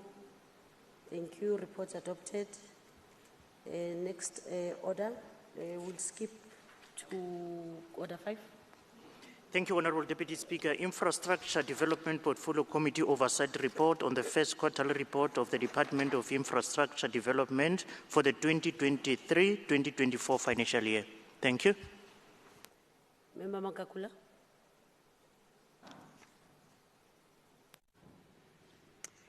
Thank you, Madam Deputy Speaker. Madam Deputy Speaker, I'll request that part of the report that I will not read be considered as read, as I will be presenting a highly leveled summary. The committee noted an improvement in terms of payment of 98% to the service providers within 30 days period, which was a challenge during the quarters of the previous financial year 2022-23. The committee further noted that during the quarter under review, there was no fruitless and wasteful expenditure reported. However, irregular expenditure incurred was at 37 million rands, although there was no alignment between inputs and outputs, since 71% of the set targets were achieved, and yet the budget was overspent in the quarter under review. The committee noted that during the quarter under review, Program 1 planned 11 targets and managed to achieve 7, which translates to 63% achievement. The target attained include, among others, percentage of procurement allocated to black-owned enterprises, which is 98% against 82% of procurement allocated to black-owned women enterprises, percentage of procurement allocated to small, medium, and micro enterprises, 91% against 50% percentage of procurement allocated to youth enterprises, 31 against 30 percentage of procurement allocated to TAR, 39% against 30%. The target set for number of emerging black firms empowered through contracting and subcontracting was also achieved. The committee noted with concern that the targets related to percentage of procurement allocated to people living with disability-owned enterprises, 1.3% against 5%, procurement allocated to military veterans-owned enterprise was 0.3% against 2%. The department also failed to pay all of its services providers within 30 days, as it registered 98% of payments within the prescribed time frames. The department has cited that they were unable to find registered enterprises within PWDs and MVs businesses to procure. Rand value of revenue collected from GPG property portfolio disposal and leases, as the department planned to collect 8 million rands, and they collected 6.1 million. The department also failed to sell any properties in the quarter under review, citing delays in approval to sell the earmarked properties as the reason for the deviation. In the past, the PWDs has been targeted at 3% with no achievement in preferential procurement. Despite non-achievement, the department has now increased the set target to 5% to its preferential procurement. With regards to Program 2, the committee noted that the program planned for 11 targets and managed to achieve 9, which translates to 81%. There has been significant improvement in terms of percentage when compared with previous performance of 2022-23 financial year. The committee also noted that targets attained include, among others, the department verified 1,290 immovable assets in the asset register. The department completed a total of 41 plant maintenance projects and conducted 21 condition assessments on state-owned properties in the quarter under review. The department also managed to release land parcel for commercial use, and 6 tenders have been released for the tender, 1 for the Department of Education and 5 for the STARS, etc. The targets not attained include, among others, rent value of revenue collected from GPG property portfolio, disposal and leases, as the department planned to collect 8 million and only collected 6.1 million. Government departments are owing municipalities large amount of money, and it is important that government settle its account online so that municipalities can function properly. The department failed to remove 122 immovable assets from the immovable assets register. On Program 3, Expanded Public Works, the committee noted that of the 3 targets, only 1 was achieved in the quarter under review. With respect of Program 1, that is the committee concerns with Program 1 targets related to procurement of budget allocated to MV's owned companies were not achieved. And also on Target 1, the committee also concerned that the target related to procurement of budget allocated to people living with disabilities owned companies were not achieved. With respect to Program 2, the committee was concerned that there was no progress at the Nansfield Primary School project. With respect to Program 2 also, the committee was concerned that there was no progress in terms of completion of Kwatetangendlale Secondary School project. On recommendations, the department must submit a progress report specifying measures put in place in ensuring that targets related to procurement channeled towards PWD's companies are achieved. The committee should get the response by the 31st October 2023. The department should submit a progress report specifying measures put in place in ensuring that targets related to procurement channeled to MV's companies are achieved by the 31st October 2023. The department to initiate more effort in ensuring that the Nansfield project is complete. The response should reach the committee by the 31st October 2023. The department should also initiate more effort to ensuring that Kwatetangendlale school project is completed The report should reach the committee by the 31st of October 2023. In acknowledgement, Madam Deputy Speaker, the acting chairperson of Portfolio Committee on Infrastructure Development, Honorable Tima Kakula, would like to thank MEC Timaile, head of the department, and the entire department's executives for their efforts in the consideration of this report.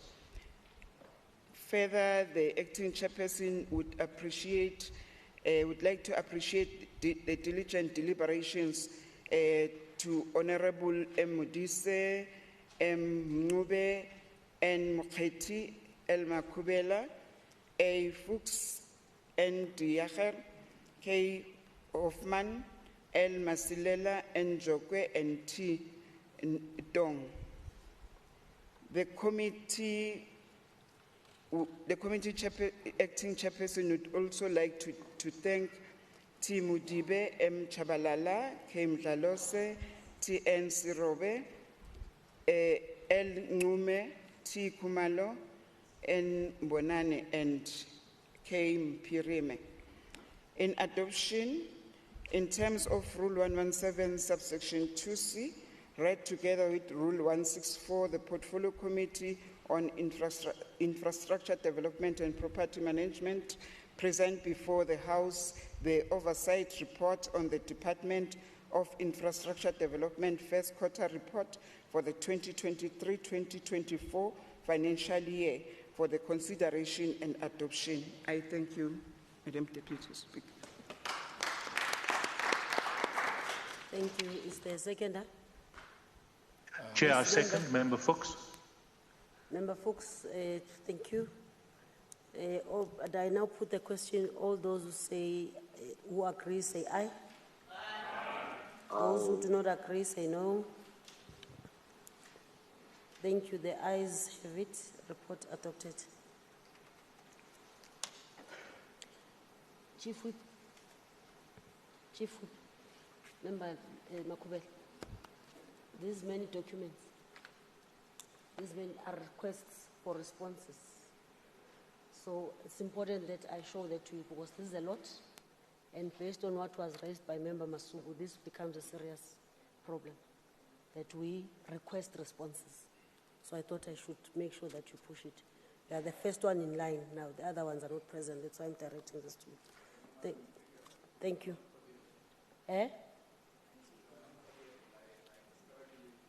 I'm saying because you are the first in line, leader of government business is not there. These are requests for responses.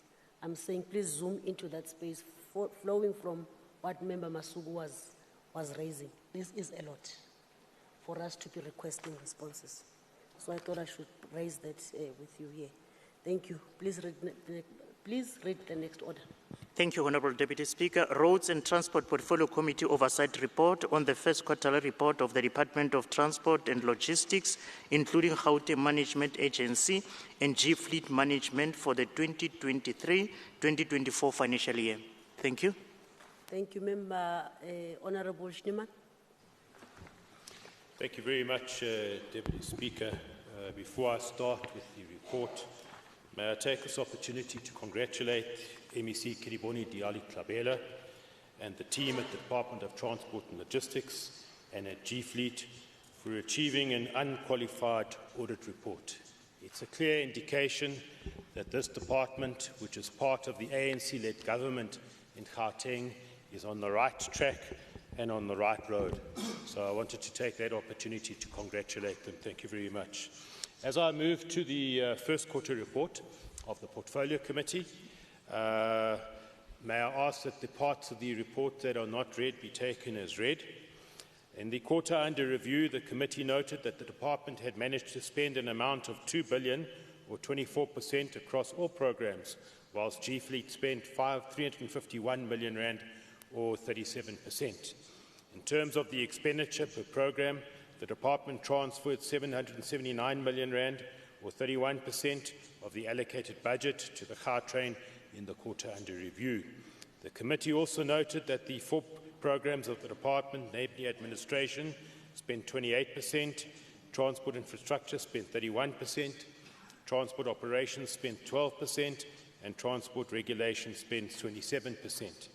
As at the end of the quarter, the first quarter of the financial year, the committee noted that the department's remaining budget allocation amounted to 6 billion, or 75.98%, while G-Fleet's remaining allocation amounted to 597 million rand, or 63%. Under the Transport Infrastructure Programme, the committee noted that the programme was able to meet 94%, which is 15 out of 16 of its planned targets in the implementation of infrastructure projects under the planning, design, construction and maintenance sub-programs. These include the continuation of construction of the K46 William Nicol, which is progressing very well, the K69 Solomon Mahlangu, the R82 Phase 2, the K73 Woodmead Drive, the R82 Phase 3, the K101 and other projects. With regards to the construction of the Vereniging taxi rank in Sedibeng, the committee noted that the department has completed the rehabilitation of Phase 1 of the old taxi rank and are in the process of rehabilitating additional space which was requested by the taxi industry to be able to accommodate all associations operating within the area. According to the department, the business case for Phase 2 has been submitted to the Provincial Treasury for approval and funding. And let me just take this opportunity to thank the department for having moved with speed to upgrade the old taxi rank, which now allows commuters in Sedibeng to board taxis, to get off taxis in an area that's safe and an efficient area as well. So thank you very much to the department for that. On the new negotiated subsidised bus contracts, the committee noted that 15 new subsidised bus contracts were negotiated, signed and submitted by bus operators and the department in June of this year. According to the department, workshops have been planned for officials, small monitoring firms and commuters in the month of July on the new negotiated contracts to ensure the effective and efficient management of these contracts. Whilst the committee appreciates the work done on these contracts, the committee is concerned about the lack of subsidised bus services in the Tsakani area, as well as the continuous outcry of poor services rendered by the current contractor in the Hammanskraal area. With regards to the Gautrain Management Agency, the committee noted that the entity was able to meet all of its planned targets in the quarter under review, including the bus and rail passenger targets, as well as an increase in ridership, which has a potential to contribute to the reduction of the already increased patronage guarantee costs.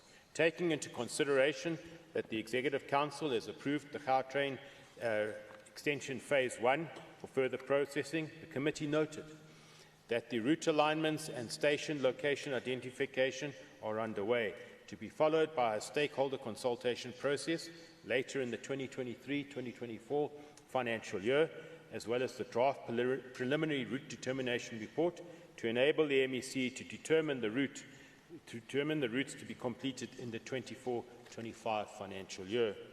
With regards to the G-Fleet management, the committee noted that the entity was able to meet 50% or 2 out of 4 of its planned service delivery targets in the quarter under review. On the targets not achieved, the committee noted that the entity continued to face challenges on its targets on debt recovery from client departments through late payment, whilst other departments were disputing invoices and calling for investigations to be conducted, as well as the percentage of in-service vehicles tracked. The committee is concerned over the continued failure by client departments to abide by the settlement agreements entered with the entity on the payment of long outstanding debts. Furthermore, the committee is concerned over the continuous failure of the entity to track all in-service vehicles.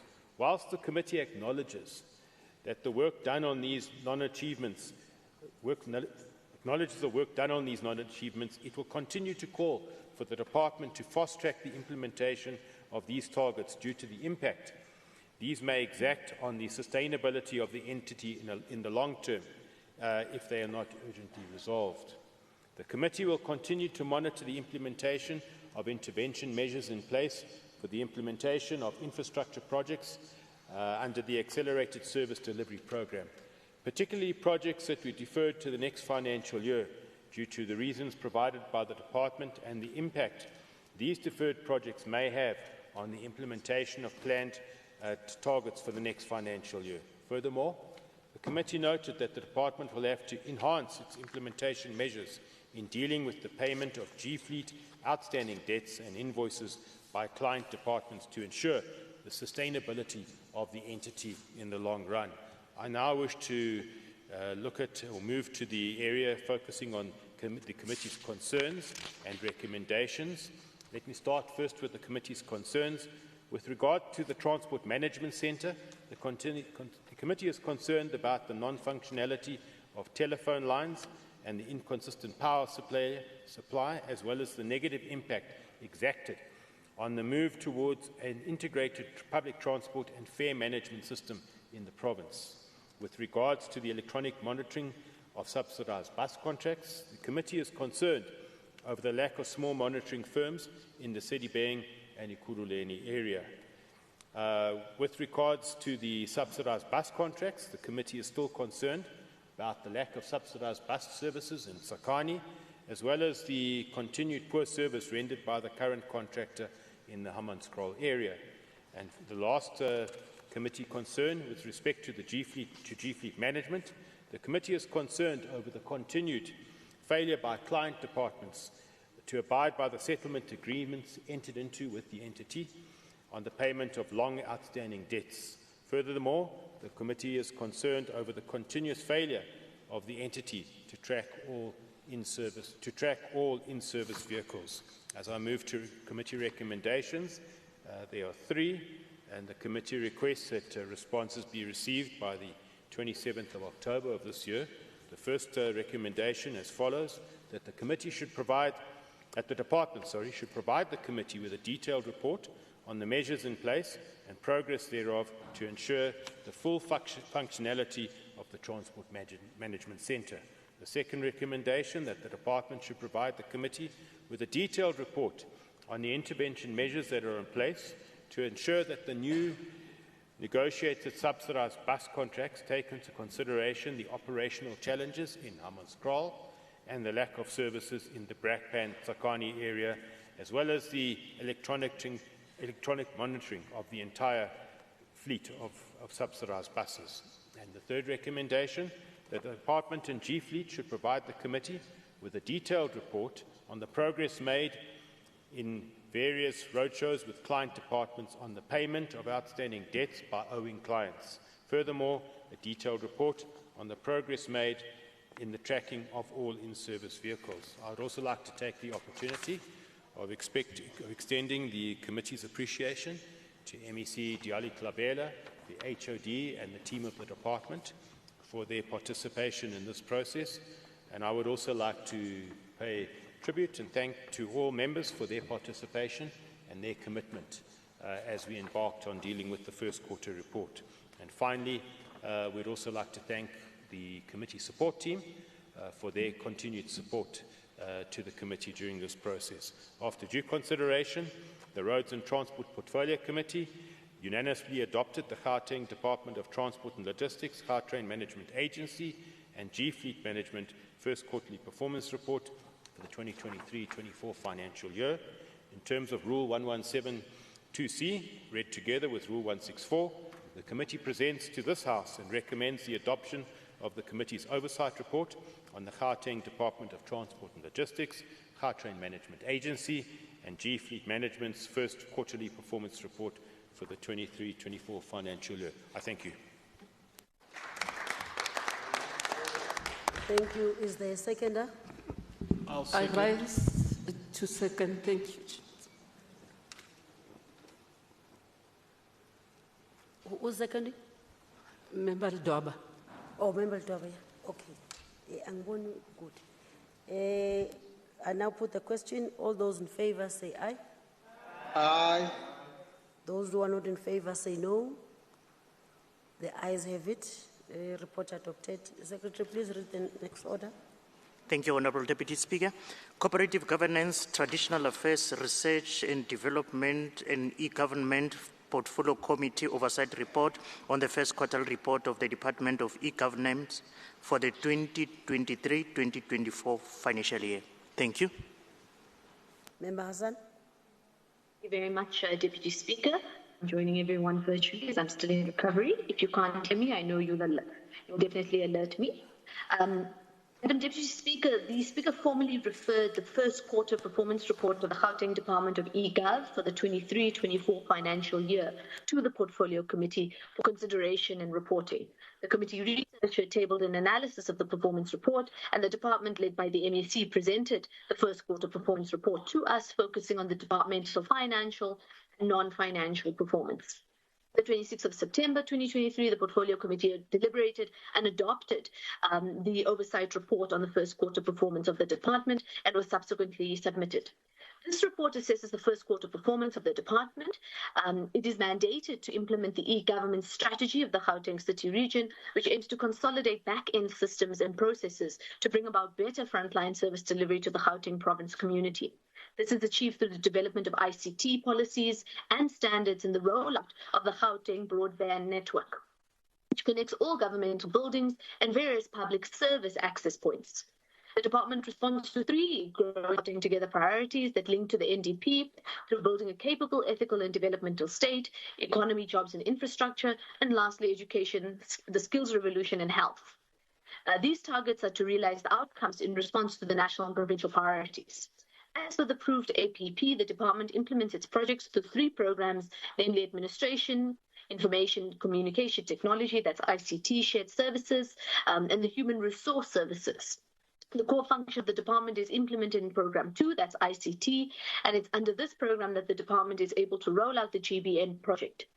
During the quarter, the department was able to successfully attain 17 out of the 28 targets set, translating to a 71% achievement. The network connectivity was provided to the Gauteng provincial government, where departments had 100% server uptime, allowing employees to conclude tasks without system downtime. Various departments conducted transversal human resources services, utilizing automated systems which reduce the turnaround time to conclude tasks. Even though there are recorded successes, the department could not fully attain some of the targets related to the expansion of the GBN due to delayed and slack implementation by the State Information Technology Agency, that is SETA, and the challenges experienced are due to non-adherence to the service level agreement between the department and its agency. To ensure that the province builds ICT skills, an ICT skills base that is needed to drive the digital transformation that is required, the department engaged with youth at various public events. The purpose of these engagements was, amongst others, to raise awareness of the ICT career development, facilitate job opportunities in the sector, and provide employment counselling. To gauge areas of dissatisfaction by client departments, surveys were conducted periodically, and the analysis of received responses provided by the department with insight to identify and mitigate negative feedback. Through the Human Resource Services Program, which is assigned to optimize, digitize, and promote HR-related services, and that's particular to business processes, the department conducted advocacy workshops with GPG entities. The purpose of the workshops is to promote the use of e-services in order to promote business process efficiencies. This shows commitment to continually modernize the HR business processes within the province. The department has been appropriated an amount of 1.7 billion for the 23-24 financial year. At the end of this first quarter, an amount of 239 million was expended, which is 14% of the total allocation for the year. Expenditure of the quarter was mainly for settling accruals relating to the Records Management Center, payment for audio-visual equipment, office furniture, desktop printing equipment, and procurement spending on GOD targets was 65% of women, 7% on PWD, 3% on military vets, and 47% of youth, which is extremely commendable. The under-expenditure is due to vacant funded posts, delayed implementation of projects, and late payment of services.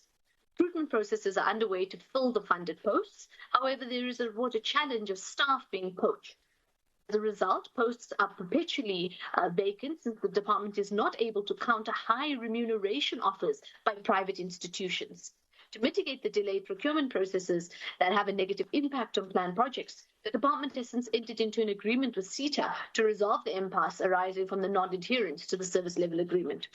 In terms of concerns, this is with respect to the GBN expansion targets.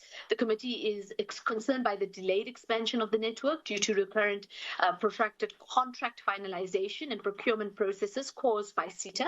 In terms of the recommendations related to the same concern, the portfolio committee is of the view that submitting a recommendation to the department would not result in any corrective action, as the reported delays are out of its ambit.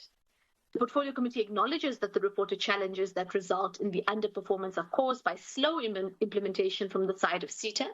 As a result, no recommendation is suggested at this stage on this area of concern.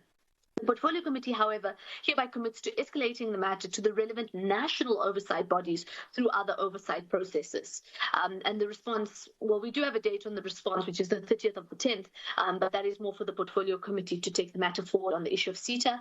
In terms of acknowledgements, we extend our gratitude to the Honourable MEC and his team, as well as, of course, to Honourable Portfolio Committee members, and special mention must be made to Member Ngube, who's held the fort over during my time of absence, as well as Member Malema, Member Matseke, Diachem, Simanga, Njokwe, Makwala, Delanga, Adams, Flamini, and Member Cilia.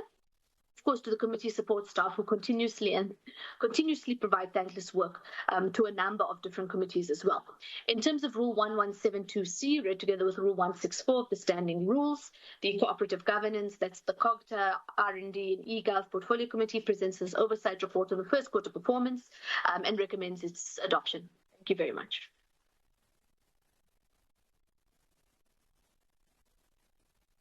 Do you have a seconder?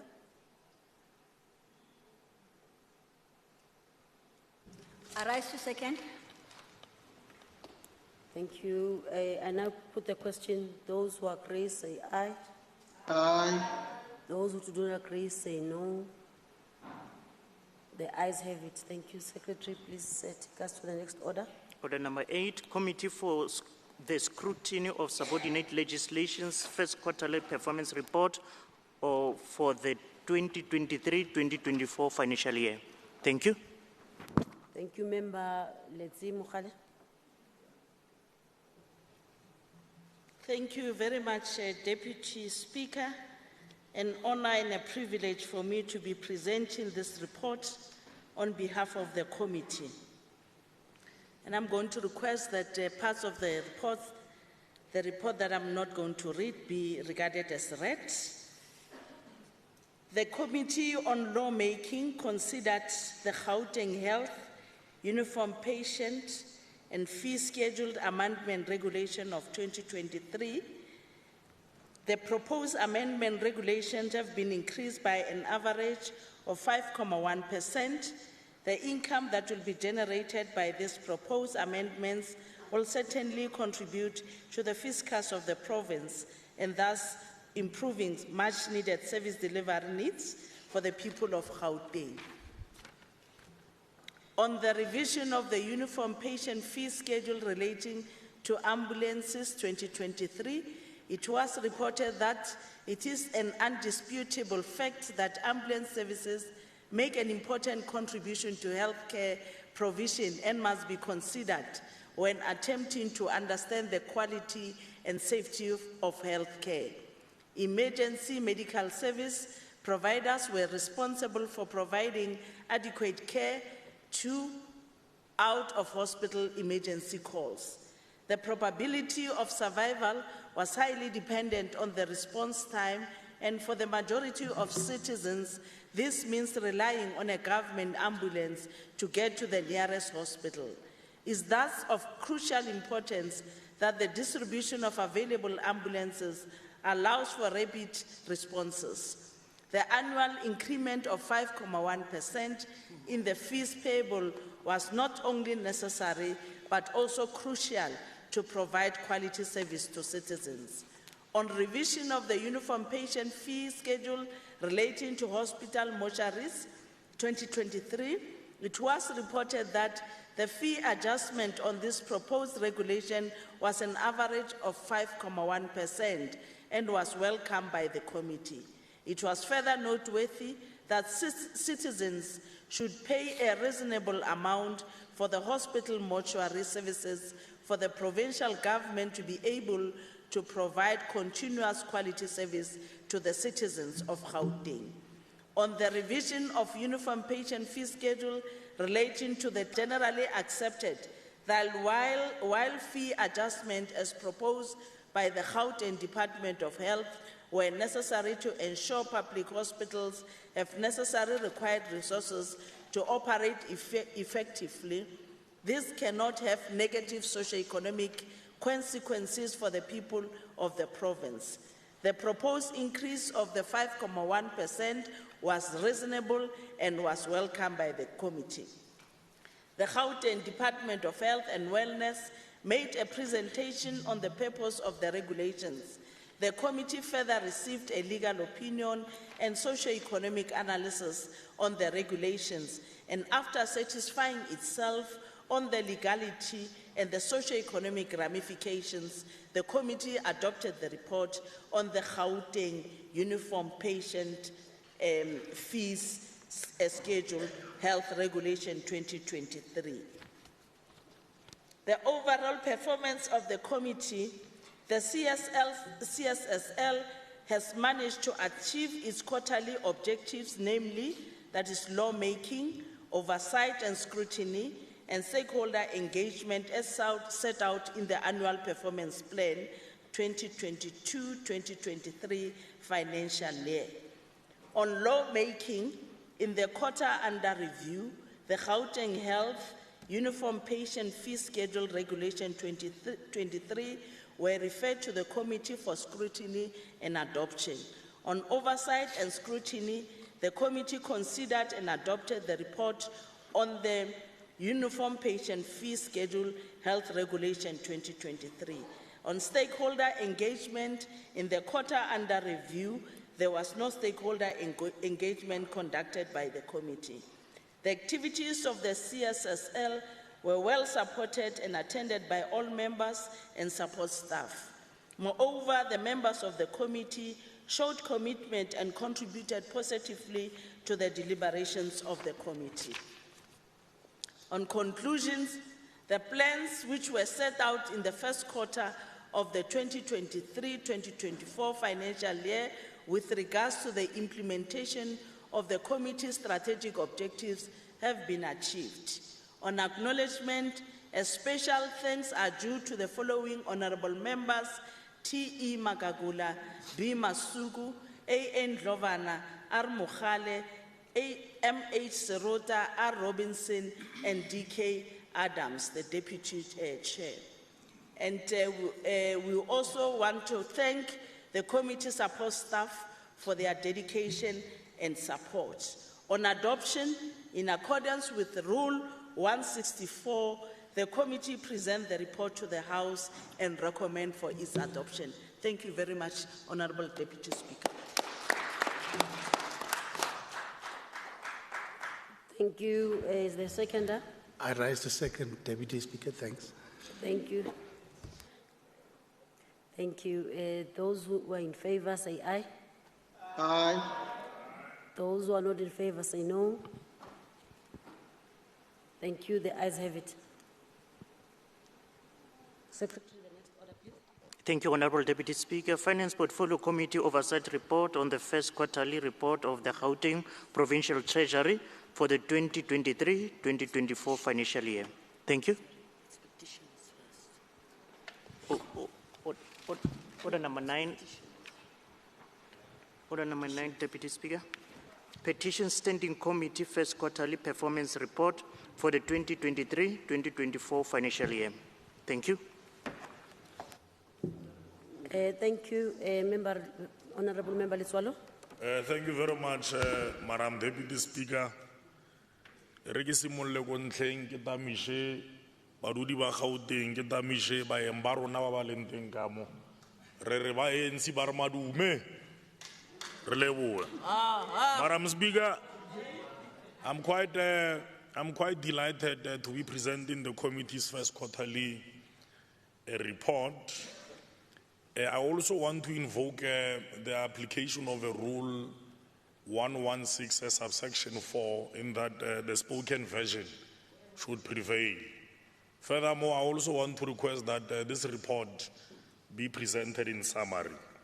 On introductions, Professor Boysen in a seminal work points out that the creation of an equitable society can only be realized when the practice of public participation makes a deliberate move to create spaces for those that find themselves located far away from power and authority.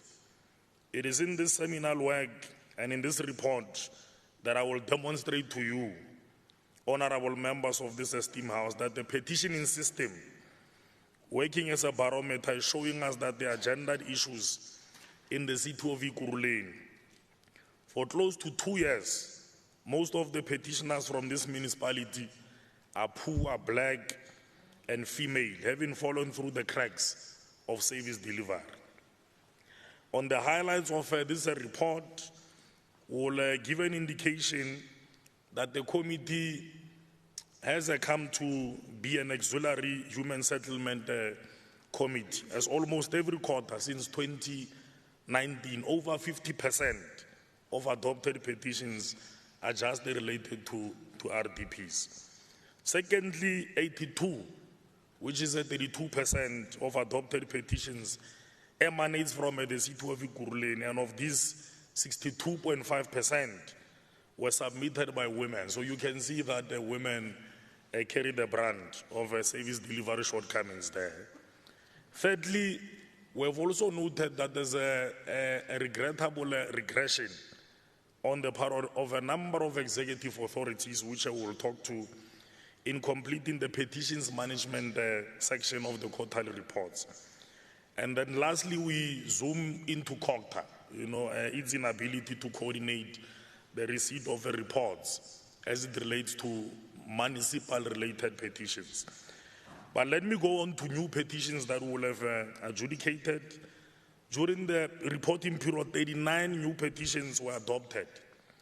The petitions adopted during the period will refer to relevant authorities for investigation and reporting.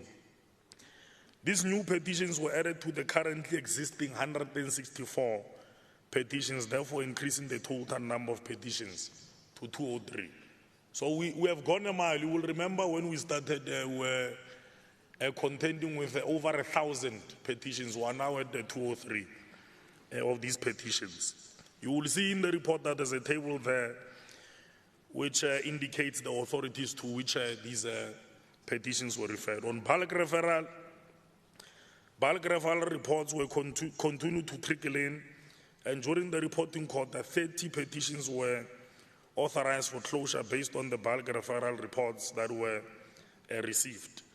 During the quarter under review, the committee received 120 reports as a result of the bulk referral project. So these interventions seems to be quite effective. The committee will continue to analyze the reports and make decisions about a plan of action until all reports have been delivered. And hence I was zooming into COCTA because a greater number of these petitions emanates from municipalities. Strangely, municipalities have got their municipal petitions, committees, otherwise Section 9 committees. On committee activities, public engagement, the committee held 2 hearings during the quarter. A hearing was held at the legislature on the 16th of May, where the petitions were discussed. The focus on petitions was mainly from communities and, in essence, a liquor establishment. So we received quite a number of those petitions from liquor establishments. And then one of them dealt with an issue of land from Mohali seat. The second hearing was held on the 20th of June in Orlando East. The hearing focused primarily on petitions from the Joburg region. Authorities were invited from the City of Joburg, Department of Human Settlements and Infrastructure Development, as well as the Department of Education and Youth Development. 10 petitions were tabled at the hearing. 6 of the 10 petitions received reports. However, one of them was closed because of the committee was dissatisfied with the responses received from one of the authorities there. Petitions analysis There's a table you will see in the report which sort of illustrates the distribution there of the 39 petitions, and that is that 23 of the adopted petitions were referred to the Department of Human Settlement, 4 of those petitions to the Department of Education, 6 of those to the city of Ikuruleni, and as per identified trends, the vast majority of petitions, like I will have indicated earlier on, are just about RDP. So there's a greater outcry, on the delay in the receipt of RDPs. And then again, on table 2, which is in the report, Madam Deputy Speaker, you will see that the city of Ikuruleni contributes to a greater number of those specific petitions. And of course, there's a bearing on the agenda split on all petitions from the city of Ikuruleni. 62.5 petitioners rather, female, mostly petitioning for RDP houses. So our mothers crying for RDP houses. On evaluation of the responsiveness, again, with the table below, you will see that we're making a number of observations in the failure of a number of authorities in not giving those reports on time. But be that as it may, the committee acknowledges and commends the following departments for accurately populating the section: Department of Education, the Department of Economic Development and Tourism, the Department of Health and Wellness. The committee implores all departments to comply and report accurately in the petitions management section of their quarterly reporting templates. You are not making us a favor, it's mandatory. The department is also worried about the human settlement and infrastructure, which has failed to give a true reflection of the 23 petitions that have been referred to the department. I mean, on previous quarters, the department was able to comply. We are quite worried that this time around we're seeing that regression. Committee observation: the committee is concerned about the slow submission of reports by local municipalities, and hence a COCTA becomes quite critical in this regard. In response to a quarter 2, 2022-2023 resolution submitted on the 24th of July, COCTA made mention of the department drafting the standard operating procedure on complaints and petitions management for discussion and adoption. So we really want COCTA to give us an update in this regard. Recommendations: the timeframes for those standard operating procedures should be implemented by the 30th of October. So MEC Mzi, if you are listening, we want our report, 30th of October. And then number 2, confirm that all municipalities will be signatories to this standard operating procedure, non-negotiable.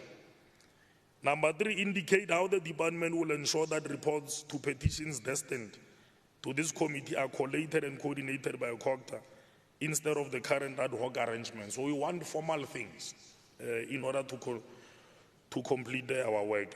On conclusion, the committee continues to mainstream fairness and consideration into this work to ensure that the petitions process is made accessible to the widest range of people, and will continue with its commitment to strengthen transparency and accountability through the most effective and available measures for resolving service delivery issues. Let us take heed of Professor Hasim and Professor Susan Boyson when they caution us to evaluate how far we have come with gender equality and offering public participation platforms for those that through historical and patriarchal structures find themselves distant from power and authority. On acknowledgements, I want to take this opportunity to acknowledge the political as well as administrative membership of the committee. On adoption, in accordance with Rule 164, the Petition Standing Committee hereby presents its report to the House for adoption. Thank you very much, Madam Speaker. Thank you. Is there a seconder?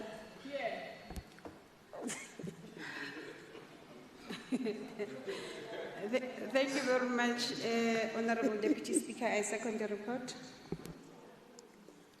Member Dikhamela also seconds there.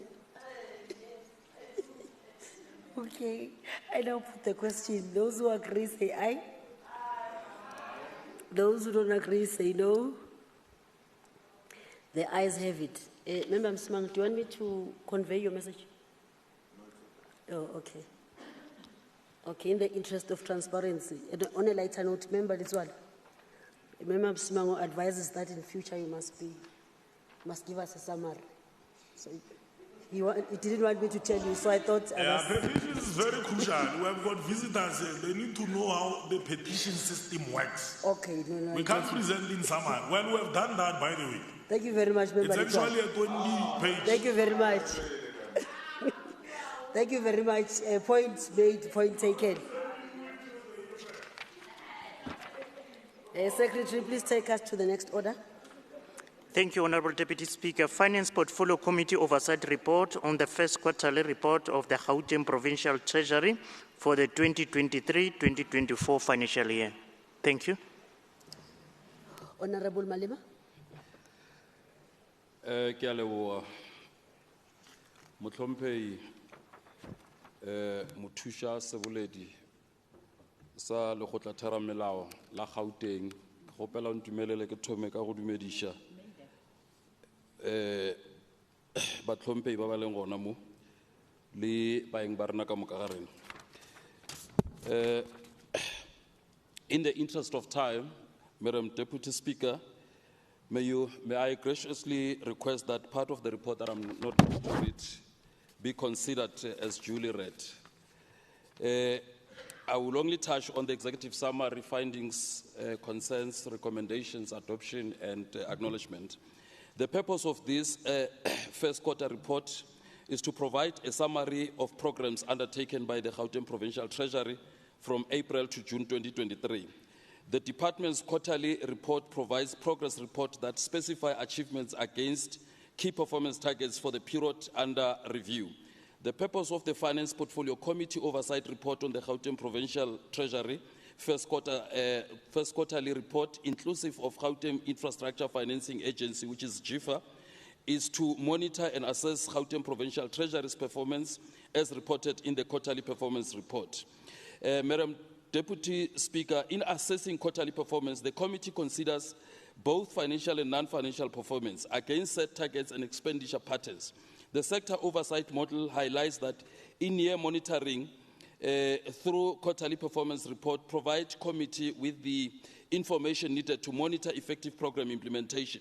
The evaluation of the Gauteng Provincial Treasury's first quarter performance report of 2023-2024 financial year depicts a satisfactory state of affairs with 25 of the 26 performance targets achieved and 23% of the total appropriated budget spent.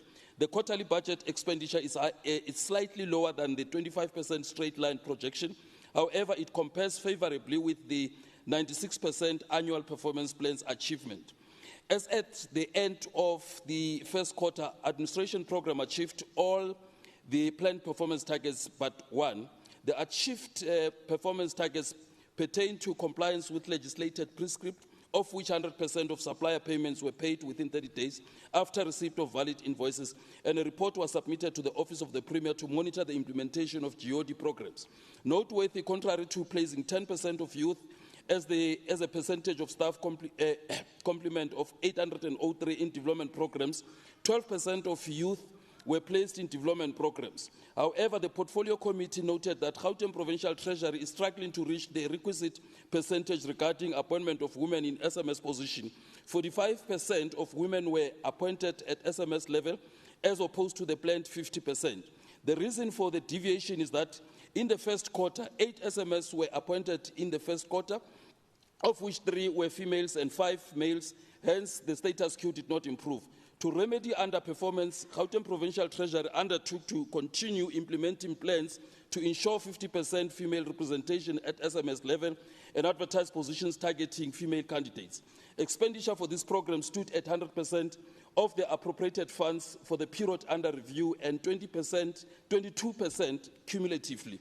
Of the 5 performance targets planned under Sustainable Fiscal Resource Management Program, all performance targets were achieved. The performance targets relate to the tabling of one main appropriation gazette submitting 3 IYM reports for departments, submitting 10 IYM reports for entities, assessing 100% of reports of the submitted planning documents completed and submitted to the department before prescribed legislated time frame, and disbursing cash to Gauteng Provincial Government departments in line with appropriation funds. The program managed to spend 98% of the funds appropriated for the quarter under review, or 31% of the total appropriation, Madam Deputy Speaker.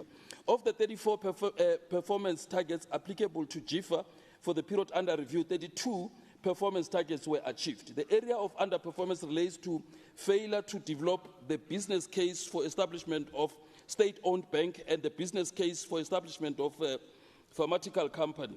As at the end of the quarter, 91% of the funds appropriated for the quarter were expended, and expenditure stood at 24% year to date, Madam Deputy Speaker.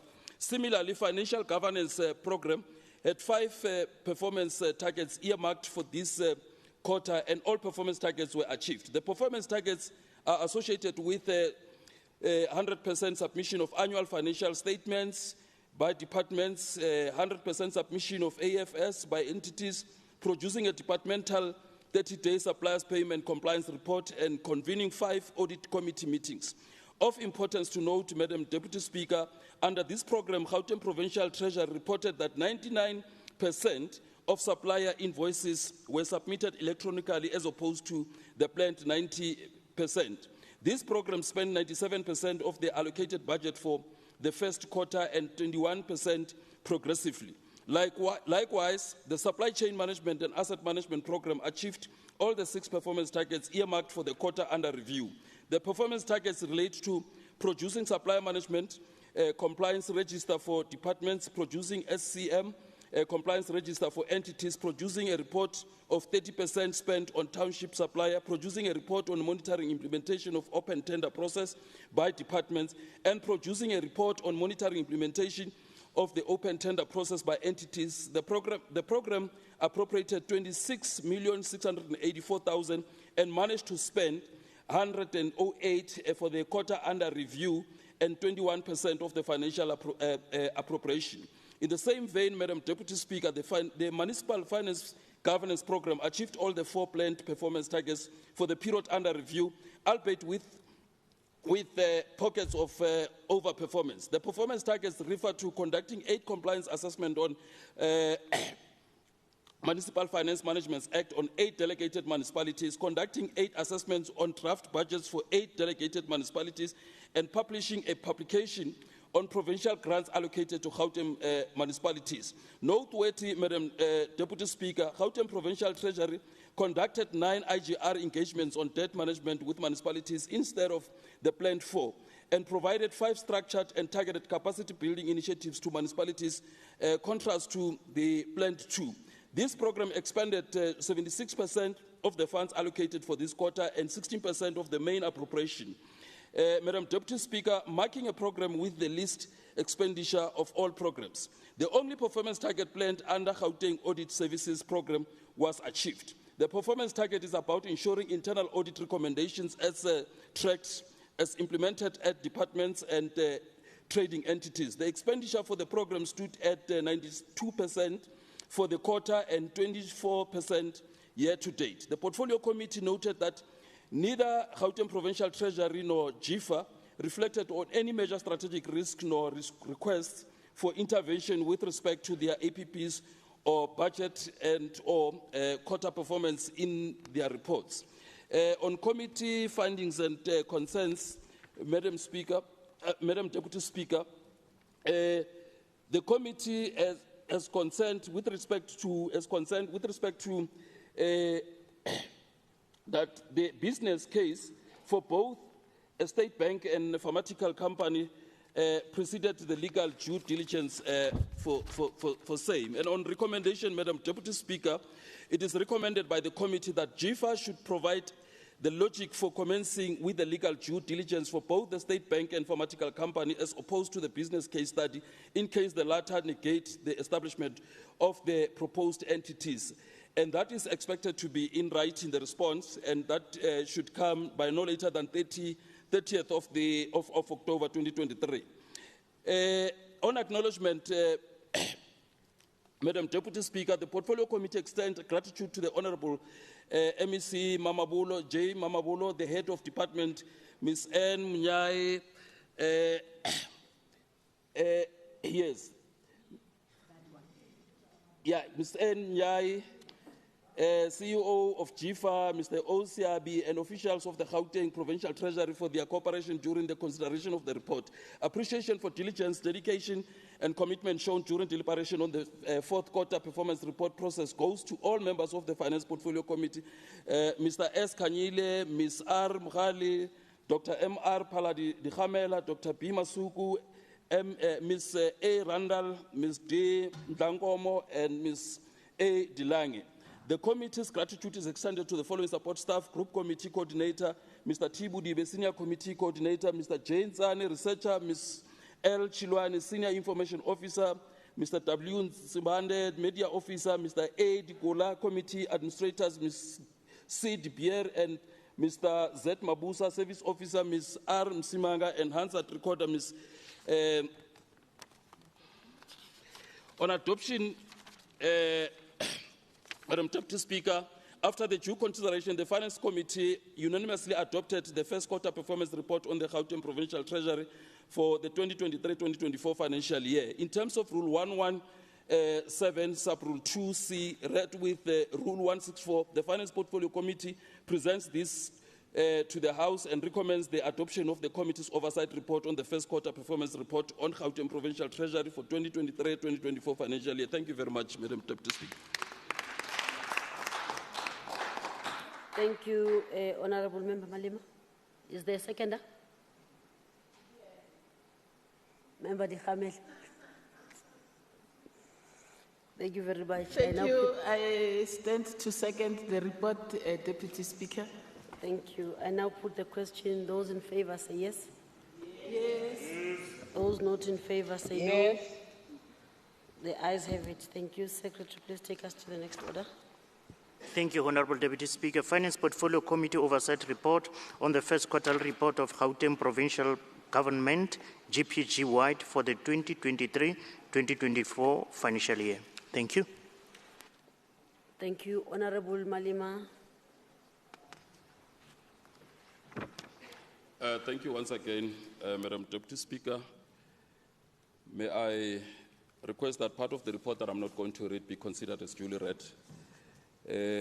I will deal with the executive summary, findings, concerns, recommendations, adoption, and acknowledgement, of course, with your permission. The Gauteng Provincial Government quarterly financial performance report as tabled by Gauteng Provincial Treasury affords the Portfolio Committee an opportunity to interrogate the financial position of Gauteng Provincial Government departments for the quarter under review.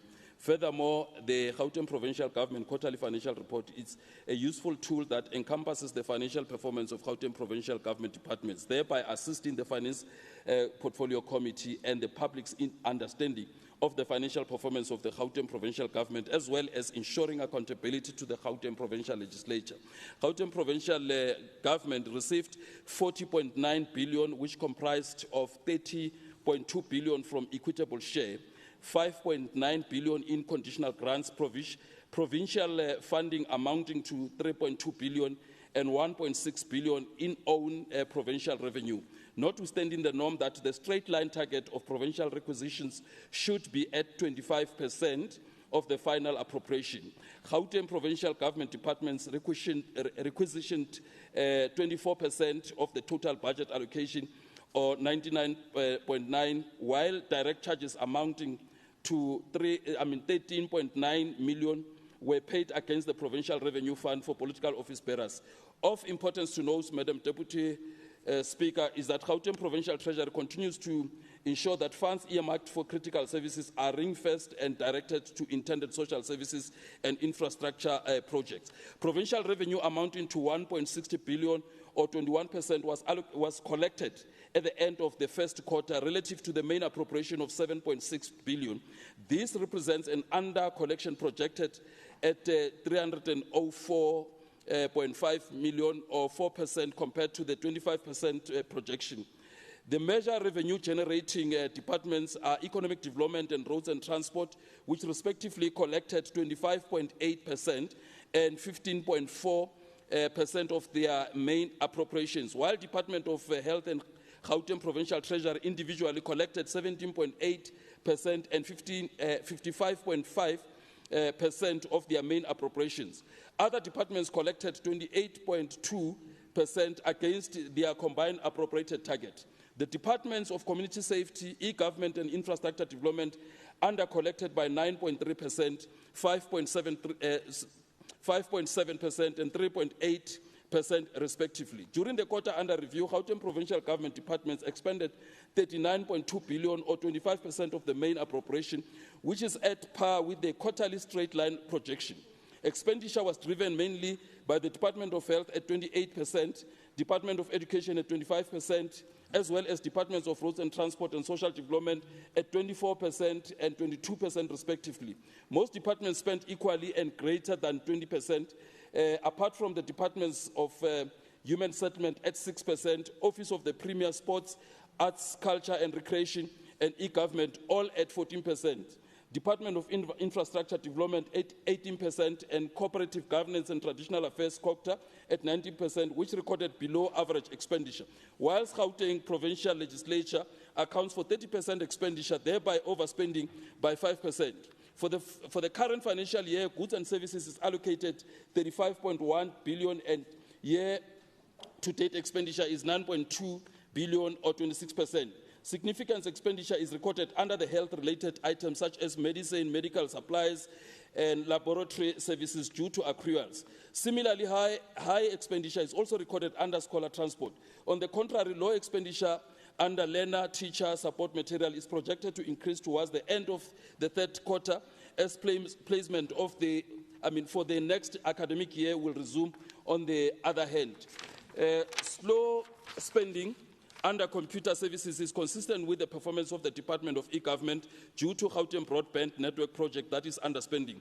The overall budget for compensation of employees for the 2023-2024 financial year is 91.7 billion, and expenditure at the end of first quarter stood at 22.5 billion or 25%. Notwithstanding the achievement of appropriate level of expenditure, slow expenditure was experienced under the Departments of Community Safety at 15% and COCTA at 23% due to vacant posts, while slow expenditure under the Department of Sports,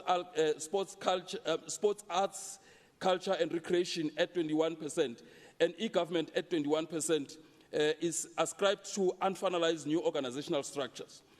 On the contrary, there is a projected overspending of 2 billion within Departments of Health and Social Development emanating from the implementation of the Public Service Wage Agreement, which came into effect in April 2023.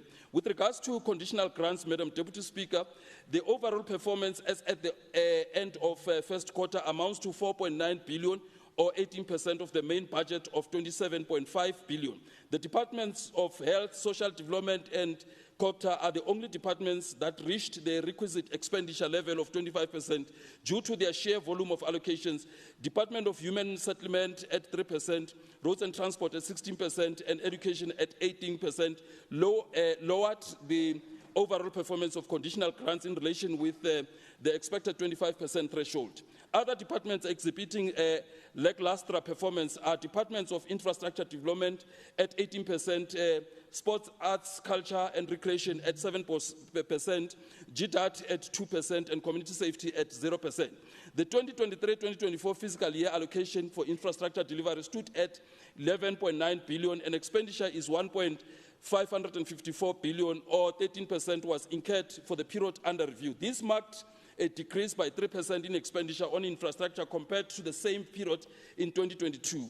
The expended funds were utilized to address the condition of existing infrastructure and to provide additional capacity in response to the growing demand for services. Most departments spend 20% and below of their allocated infrastructure budget, and the Department of Roads and Transport is the only department that recorded an expenditure for more than 25%. Expenditure for the Departments of Health, Agriculture and Rural Development, Sports, Arts, Culture and Recreation education, social development, and infrastructure development accounts for 20%, 19%, 15%, 14%, and 12% respectively, whereas the Department of Human Settlement recorded an appalling 3% expenditure. An assessment of the financial performance of Gauteng provincial government departments in the first quarter reveals that most departments spent equal and greater than 20%, with the Gauteng provincial legislature exceeding the 25% threshold for the first quarter. Overall expenditure was driven by personnel costs, which accounts for 55% of overall expenditure, while performance of goods and services was slightly higher than the 25% mark at 26%. Although there is a slight improvement in the overall performance of Gauteng provincial government departments compared to the same period last year, the Portfolio Committee urged Gauteng provincial treasury to monitor financial performance going forward. On concerns, Madam Deputy Speaker, and recommendation, the committee, in relation to Department of Human Settlement, the committee is concerned that the department was worst performing department for the period under review. However, no explanation nor mitigating measures were proffered to redress underperformance. The sluggish transfers of funds to entities with similar commencement date of the financial year as the provincial government. Lastly, that failure to receive a tranche of payment from 679 million could not be used as an excuse for under-expenditure in view of the size of the budget for the infrastructure program budget. And on Department of Infrastructure Development, the committee raised a concern that the department did not account for variance in terms of projected expenditure nor provide remedial action as provided for in the Public Finance Management Act. And the protracted refurbishment of 75 Fox Street Occupational Health and Safety, Tusanong Occupational Health and Safety, and SAPEM Occupational Health and Safety projects. With regard to Department of Cooperative Governance and Traditional Affairs, the committee is concerned that on how the department will circumvent the unavailability of office space, which has ripple effect on the filling of vacant posts and ultimately expenditure levels. And on Gauteng Provincial Legislature, the committee is concerned as to which employees the 13th check constituting expenditure for basic salaries was paid to. And as it pertains to Department of Community Safety, the committee is concerned that the department's failure to provide an explanation regarding the variance associated with conditional grants expenditure. And then on recommendation, Madam Deputy Speaker, as I conclude, after assessing the performance of Gauteng Provincial Government, the Portfolio Committee recommends the following and requests for responses by no later than 30th of October 2023. On Department of Human Settlement, it is recommended that the department should provide reasons why it did not comply with the provisions of Section 40, subsection 4C, Roman figure 3 of the PFMA by not providing explanation or mitigating measures for department's overall expenditure. On Department of Infrastructure, that the department should provide a detailed report highlighting milestone towards the conclusion of. And on adoption, I want to acknowledge all political leadership and administrative leadership who participated in the work of the committee. And on adoption, Madam Deputy Speaker, after due consideration, the Finance Portfolio Committee adopted the first quarter Gauteng Provincial Government State of Finance Performance Report for the 2023-2024 financial year. In terms of Rule 117, Sub-Rule 2C, read with Rule 164, the Finance Portfolio Committee presents to this House and recommends the adoption of the Committee's Oversight Report on the first quarter Gauteng Provincial Government State of Finances Performance Report for the 2023-2024 financial year. Thank you very much, Madam Deputy Speaker. Thank you, Member Madima. Is there a seconder? Honorable Khamel, do you want to second? I rise to second. Thank you, Honorable Member. I now put the question. All those who in favor say aye. Aye. Those not in favor say no. Thank you. The ayes have it. Next order, please. Thank you, Honorable Deputy Speaker. Order number 18, Community Safety Portfolio Committee Oversight Report on the first quarterly report of the Department of Community Safety for the 2023-2024 financial year. Thank you. Thank you, Honorable Masuku. Thank you, Honorable Deputy Speaker, citizens of Gauteng and our eminent guests who are in the public gallery. You are all welcome to the legislature. This is the report of the Portfolio Committee on Community Safety, which necessarily deals with issues relating to crime. And I think it's all our concern as the citizens of Gauteng and of the country that something has to be done in order to make sure that we slow down the fast increasing levels of crime in our country. But I think the report of the first quarter will just reflect on the work of the department and that we have done oversight on. I would also like to request, Deputy Speaker, that the parts of the report that have not been read into the record be considered as read. I'm also just going to deal with the summary and also deal with the committee concerns and recommendations. The department continues to conduct police station visits to monitor police performance at all 144 police stations in efforts to increase the quality of policing. The committee welcomes the strides made in achieving the provincial elevated priorities. At the end quarter under review, 4,981 crime prevention wardens had completed their training program and were deployed in 5 corridors across the province. This was done to enhance police visibility and presence in our wards. Whilst the remaining 1,019 CPW's crime prevention wardens are to be further deployed in the next quarter.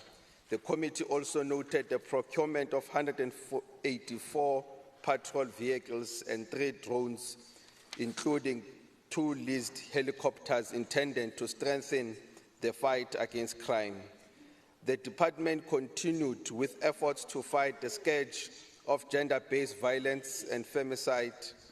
3,144 victims were provided with psychosocial support, and 9 more green door facilities were established to improve support to the victim of GBVF.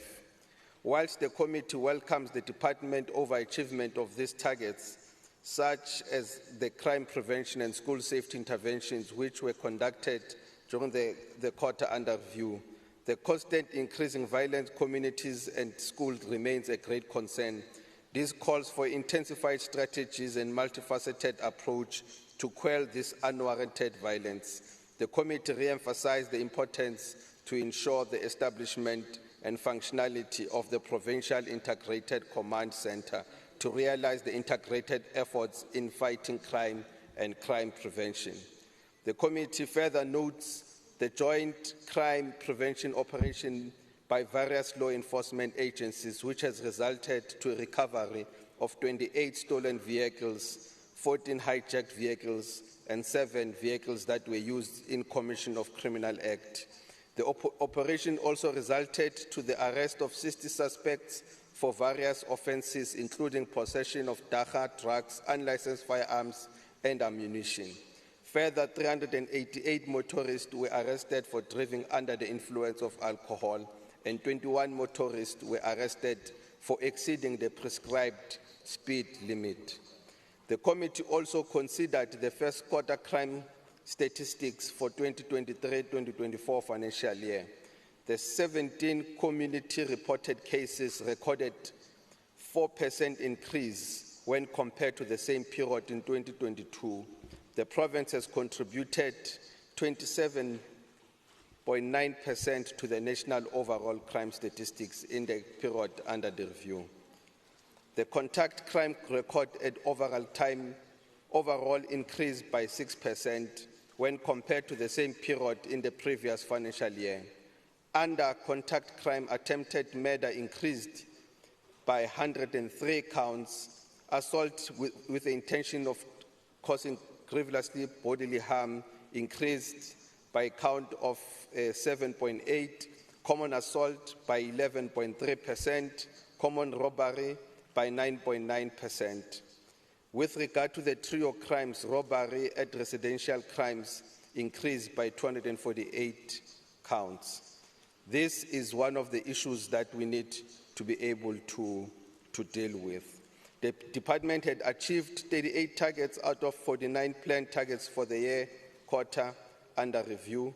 They marked overall achievement by 78%, particularly in Program 1, which is administration, which they have achieved 11 planned targets out of 8 targets achieved. On Program 2, Provincial Secretariat, they achieved 15 targets of 19 under the review. I'm just going to cover the issue relating to the concerns of the committee.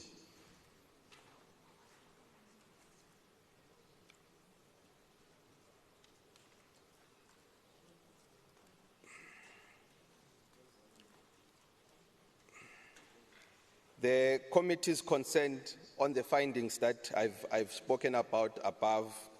The committee is concerned about the constant increasing violence in communities and at schools. The committee has noted 46 community police forums and 44 community patrol groups were assessed. The committee noted that additional 9 green doors facilities were established under the court under review. The committee noted 450 crime dockets were audited, 302 cases on GBVF were tracked within the criminal justice system, and 2 watch briefs were attended in efforts to improve coordination within the criminal justice system. The committee also noted the number of arrests made through various crime prevention operations, especially Operation Chanela, which has been introduced. These are the recommendations from the committee: that the department must submit a report on the impact of its social crime prevention and school safety intervention and crime prevention and reduction. The department must provide a report on the outcomes of all assessed CPFs, patroller groups, including the impact of these structures. The department must provide a report on the functionality and the impact of all the established green door facilities since the project was initiated.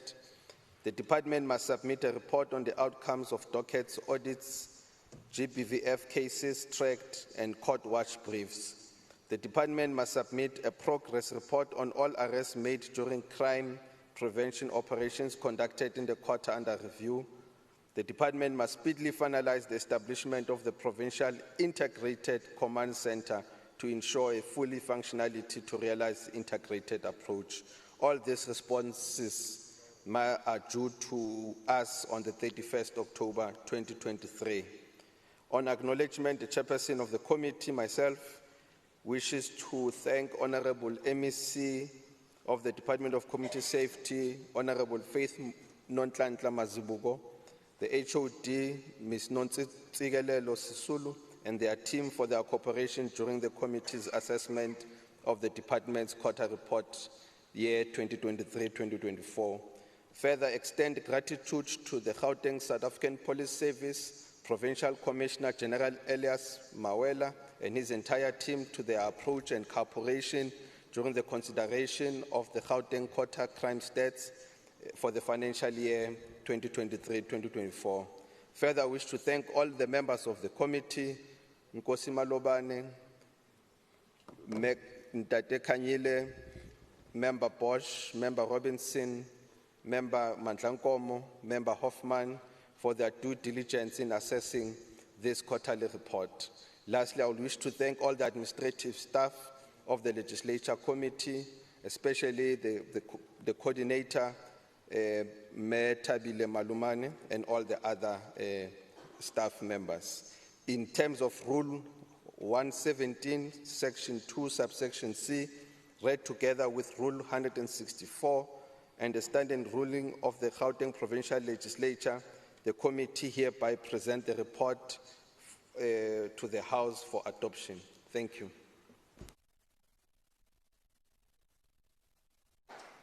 Thank you very much. Can I get a seconder? I rise to second. Thank you very much. Now I pose a question. All those in favor say yes. Yes. And all who are not in favor say no. The yeas have it. Now we go back to order number 12. Secretary. Thank you, Honorable Deputy Chair of Chairs. Social Development Portfolio Committee Oversight Report on the first quarterly report of the Department of Social Development for the 2023-2024 financial year. Thank you. Thank you. Can I call upon the chairperson, Honorable Mokgethi? Thank you very much, Honorable Deputy Chair of Chairs. Greetings to the honorable members of the House. A special greetings to the Chief Whip and our people of Gauteng. Deputy Chair of Chairs, let me take the parts of the report that I'm not going to table to the House as tabled, and put on record that I, Nomathemba Mokgethi, Chairperson of the Portfolio Committee on Social Development, hereby tables the committee's first quarter report for the Department of Social Development for 2023-2024 financial year. The department reported to have paid 91.17% to suppliers within 30 days and 99.29% suppliers within 15 days to ensure that SMME's cash flow and financial sustainability is improved. During the period under review, 1,623 older persons were reached in residential facilities and 16,635 older persons were also reached through services provided by funded community-based care and support facilities. The committee acknowledged that 3,697 persons with disabilities were reached through protective workshops, and 44 residential facilities were also reached. In mitigating the impact of HIV and AIDS, the department funded NPOs that render home and community-based care and support services to people infected and affected by HIV and AIDS. The committee acknowledged that the department provided 31,345 food parcels and 8,390 daily meals to alleviate hunger and poverty during the quarter under review. The committee is concerned that the department is still unable to provide dignity packs and school uniforms to the beneficiaries, of whom the majority are women and children. During the engagement on the first quarter report with the probity auditors in attendance, it became evident that the issues related to supply chain processes are beyond the control of the department. Hence, the committee will take other steps in making sure that the matter is addressed urgently.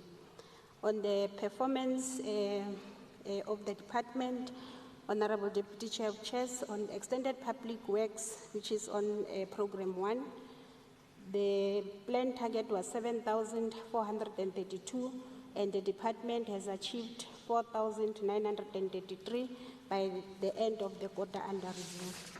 On program 2, which is social welfare services, the planned target was 6,146, and the department achieved 5,876 by the quarter under review. On services to persons with disabilities, the planned target on the number of persons with disabilities accessing residential facilities was 1,303, and the department achieved 623 by the end of the quarter under review. On HIV and AIDS, the planned target was 37,050, and the department achieved 31,345 by the end of the quarter under review.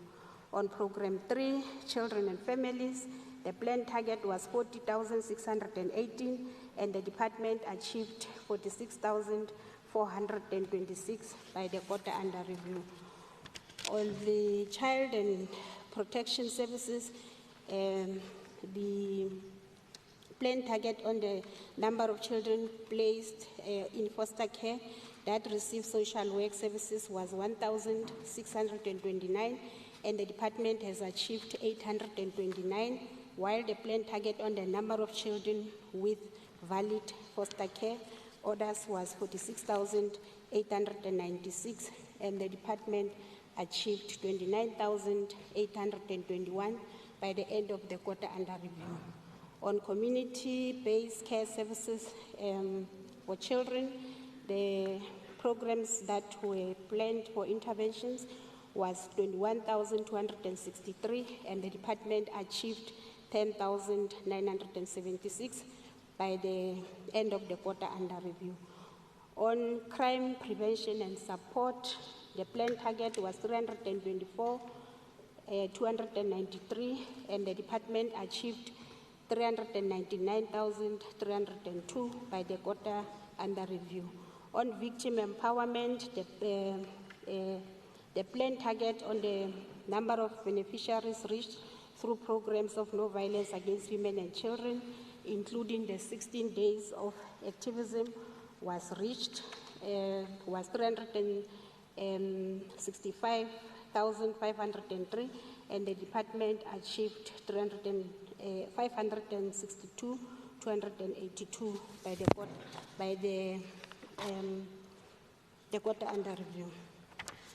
On the substance abuse prevention and rehabilitation, the planned target was that was reached was 844,894, and the department achieved 848,517, while the planned target on the number of services users admitted at registered and funded halfway houses was 189, and the department achieved 291 by the quarter under review. On the capacity building and NPOs, the achieved target was 255, and the planned target was 255, and the department achieved 300 by the end of the quarter under review.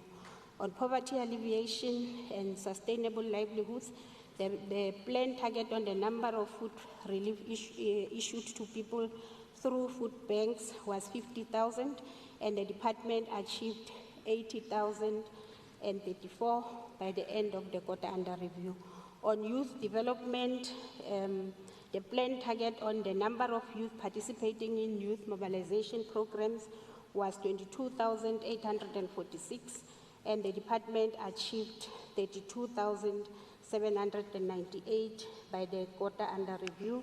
On women development, the planned target on the number of women participating in empowerment programs was 9,696, and the department recorded an achievement of 9,696 by the quarter under review. On oversight, on financial performance, the overall performance for the department, it's 87% on the allocated budget under the quarter under review. On committee concerns, the main concern of the committee still relates to the issue related to school uniform and dignity packs, and the community has been engaging the department with regard to its inability to provide beneficiaries with school uniforms and dignity packs. The committee will not make any recommendation to this report, that it will closely monitor the situation as per the engagement with the probity auditors who are responsible for the supply chain specifications and related matters for school uniforms and dignity packs. There is also a concern with regard to oversight on capacitated public entity, as the status remains the same as the last quarter. And this insinuates that the department has not filled vacant posts nor made any progress on the one suspension that they reported on. On the acknowledgements, the committee would like to thank the MEC for Social Development, Honorable Mbali Sope, the HOD and official of the department.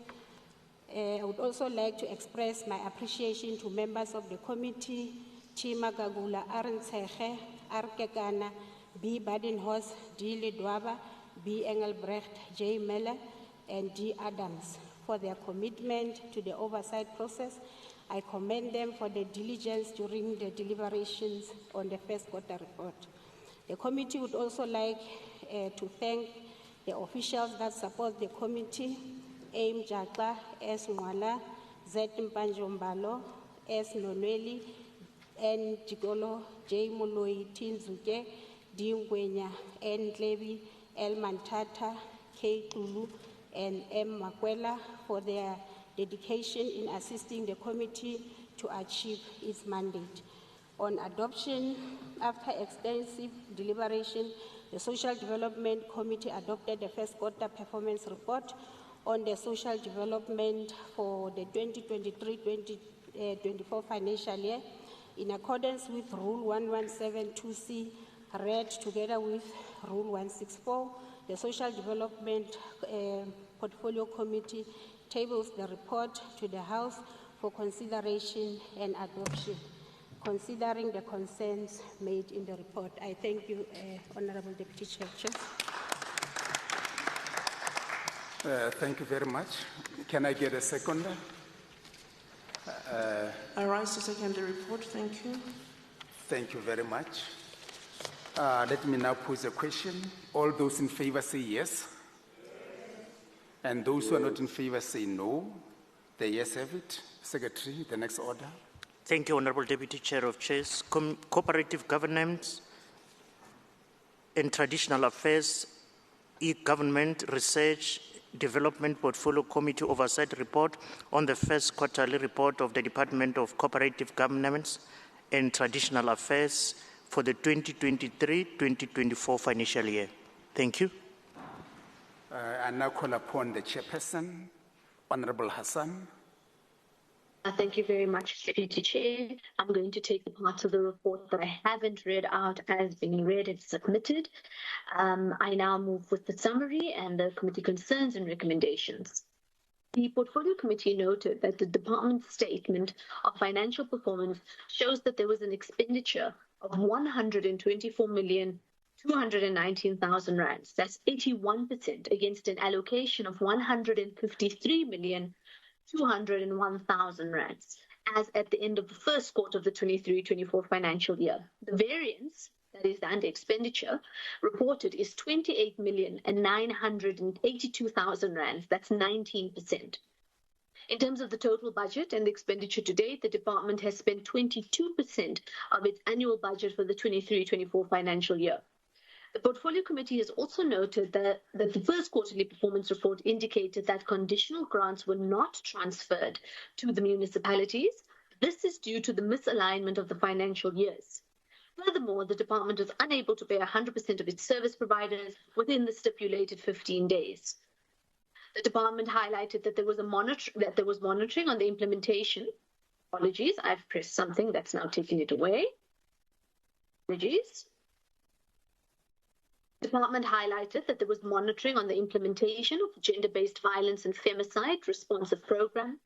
In terms of enhancing revenue collection to municipalities, particularly Mfuleni and Mohale, the department embarked on a drive to implement the simplified revenue plans.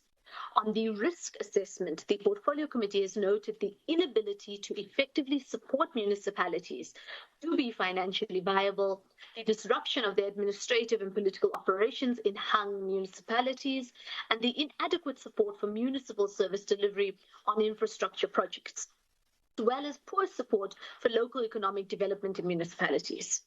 In terms of our committee concerns, number one, underspending on Program 3, the department only spent an amount of 20,117,000 rand. That is 13%, 13% of the allocated budget, 150,972,000 rands. In terms of also Program 3, underspending in the sub-program, the disaster management, the department only spent an amount of 5,031,000 rands. That is 8% of the allocated budget of 60,229,000 rands. And I think members will join us in our concern around disaster management, given everything that's been going on with flooding, etc. Concern number 3, related to Program 4, on the Rural Development Facilitation sub-program. there was 0% spending on the allocated budget of 575,000 Rand. And also on Program 4, on the Traditional Land Admin Sub-Program, the department only spent an amount of 126,000 Rand. That amounts to 8% of the allocated budget of the 1,488,000 Rands. In terms of the relevant recommendations, number 1, the Portfolio Committee is discontented with the minimal spending,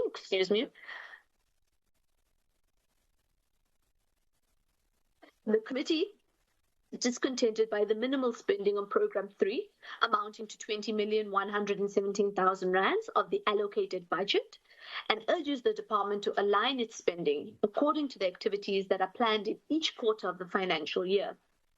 The Portfolio Committee views underspending as a deficiency to service delivery, and Program 3 is essential as it deals with the spatial integration, which is essential for transforming South African cities, integrating communities, and is justifiable to achieve the sustainable development goals across the Gauteng city region. Written response should be forwarded to the GPL as on the resolution by the 31st of the 10th, 2023, and that date applies to all of our recommendations. Recommendation number 2, the department should provide the Portfolio Committee with reasons for the underspending on the sub-program of disaster management. As we said, the department only spent 8% of the allocated budget. Also a written response by the 31st, noting that the disaster that has been taking place from the beginning of the year 2023, the department ought to spend more prudently on the disaster management sub-program. In terms of recommendation 3, the department should provide the Portfolio Committee with details for not spending any of the allocated budget on the Rural Development Facilitation sub-program under Program 4. Also a written response by the 31st, and the department should provide the Portfolio Committee, this is recommendation 4, with details for only spending 8% of the allocated budget. The Traditional Land Admin Sub-Program also under Program 4, and all of these are expected by the 31st of the 10th. In terms of acknowledgements, the Portfolio Committee on COGTA and eGov wishes to thank the MEC and the HOD and their team. I also want to thank Member Ngube, who was acting chairperson for the last few weeks, for bringing us up to this point, as well as other members of the committee who really pulled all together to ensure that we have a successful process. Member Malema, Member Diaga, Member Simanga, Member Delanga, Member Macheke, Member Adams, Member Dlamini, Member Silia, and Member Makwala, and Member Mtlangomo as well, and Member Njokwe. The committee's gratitude is also extended to our support staff and the support team.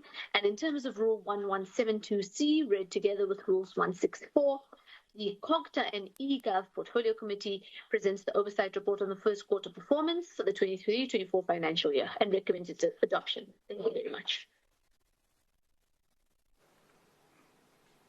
Thank you very much. Can I get a seconder to this report? I rise to second the report. Thank you very much, Deputy Chair. Thank you. Let me pose a question. Those who are in favor for the adoption of this report, say yes. Yes. And those who are not in favor, say no. The yes have it. Let's get to the next order. Thank you, Honorable Deputy Chair of Chairs. Human Settlement Portfolio Committee Oversight Report on the first quarterly report of the Department of Human Settlement and its entity for the 2023-2024 financial year. Thank you. I now call upon the Chairperson, Honorable Ndlovana. Thank you, Deputy Chair of Chair. I request part of the report, which I'm not going to read, be considered as read. The Portfolio Committee noted that as of the 30th June 2023, the total expenditure for the department amounted to 389 million, translated to 6% of the total budget of 6.421 billion. The department underspent by 54% in Q1 and reported that it's due to the delay in the approval of transfer to the agency for mega project development that were projected to be finalized in Q1. The department's service delivery program implemented through 4 key programs allocated the budget as follows. For the period ending 30 June 2023, Program 1 has spent 154 million, of which is 22% of the allocated budget of 696 million. The spending related to payments towards municipal rates and operating lease under goods and services and compensation of employees. Program 2 has spent 4 million of 18%, of which is 18% of the allocated budget of 24.6 million. The expenditure is most attributed to personnel expenditure. Program 3 has spent 199 million, of which is 4% of the total allocated budget of 5.466 billion. The low expenditure is due to the late approval of the transfer to municipality and agency, and Program 4 has spent 32 million of 14% of the allocated budget of 235 million. The low expenditure is due to the delay in approval and procurement for convenience to perform work on issues of title deeds, township formalization, and hostel maintenance.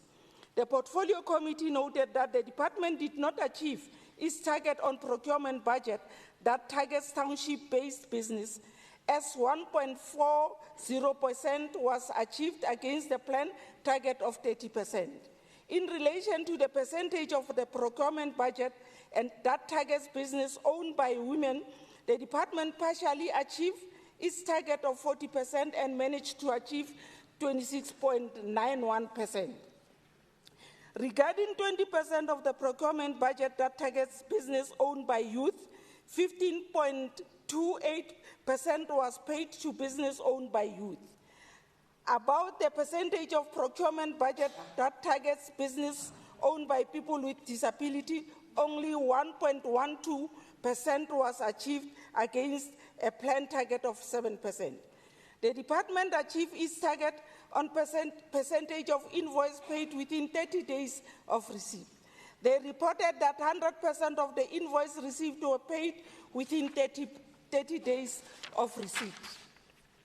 In terms of the number of hostels with completed bulk infrastructure assessment, the planned target was 59 and this was not achieved. It is reported that the work in progress was evidence on the 32 municipality-owned bulk assessment against the 59 planned municipality-owned hostel in the current year. However, the bulk assessment process is still in progress and at a different level. With regard to the number of identified projects implemented in URP areas, the planned target was 7 and this target were not achieved.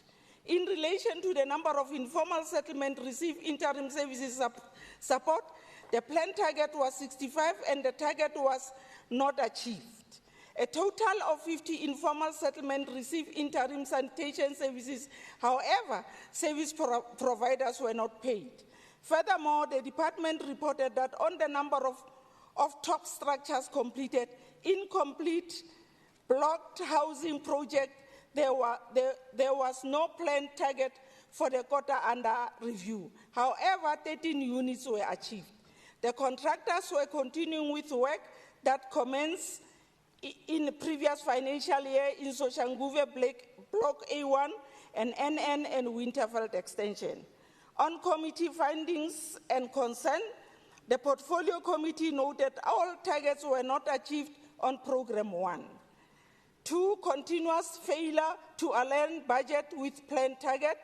3, the committee noted that the department planned to complete a research proposal and this was achieved.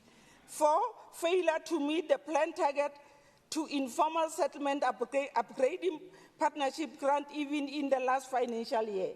5, the committee noted that 405 jobs were created through the EPWP incentive grant and skilled labor against a planned target of 300. 6, lack of reporting on budget expenditure by Gauteng Partnership Fund during the quarter under review. 7, under expenditure by Gauteng Partnership Fund remains a concern. On committee recommendation, recommendation number 1, the department should provide the Portfolio Committee with a detailed plan for the non-achievement of the target on Program 4 and what measures will be used to achieve this target in the next quarter. Recommendation number 2, the department to provide a detailed report on how it will align all its department target with expenditure and how the service delivery mandate will be achieved. Recommendation number 3, the department should provide a report on what the research is all about and what is the department aiming to achieve out of this research proposal. Recommendation number 4, the department should provide a plan and measure in place to achieve the planned target to informal settlement upgrading partnership grant during this year under review.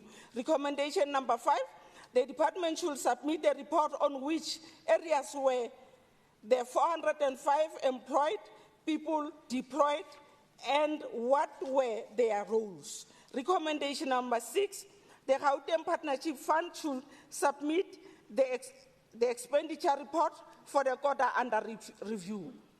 Recommendation 7, the Gauteng Partnership Fund should provide a detailed plan on control measures to cap under expenditure.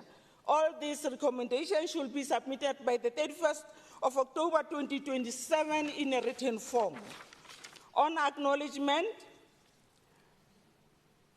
I, the chairperson of the committee, would like to acknowledge the MEC of Human Settlement, MEC Maile, the HOD, and the officials of the department. And also, I'd like to acknowledge the committee members in their contribution. Committee member R. Mohali, G. Sneyman, T. Munyai, M. Shirota, E. Dipulsi, B. Jamini, and Ms. Tong. I'd like as well to acknowledge the support staff for their dedication and commitment of the work of the committee. On adoption, Deputy Chair of Chair, in terms of Rule 117, subsection 2C, read together with 164, the Human Settlement Portfolio Committee present the oversight report on the first quarterly performance report on the Gauteng Department of Human Settlement for the 2023-2024 financial year and recommends its adoption. I thank you. Thank you very much. Do we have a seconder to the report?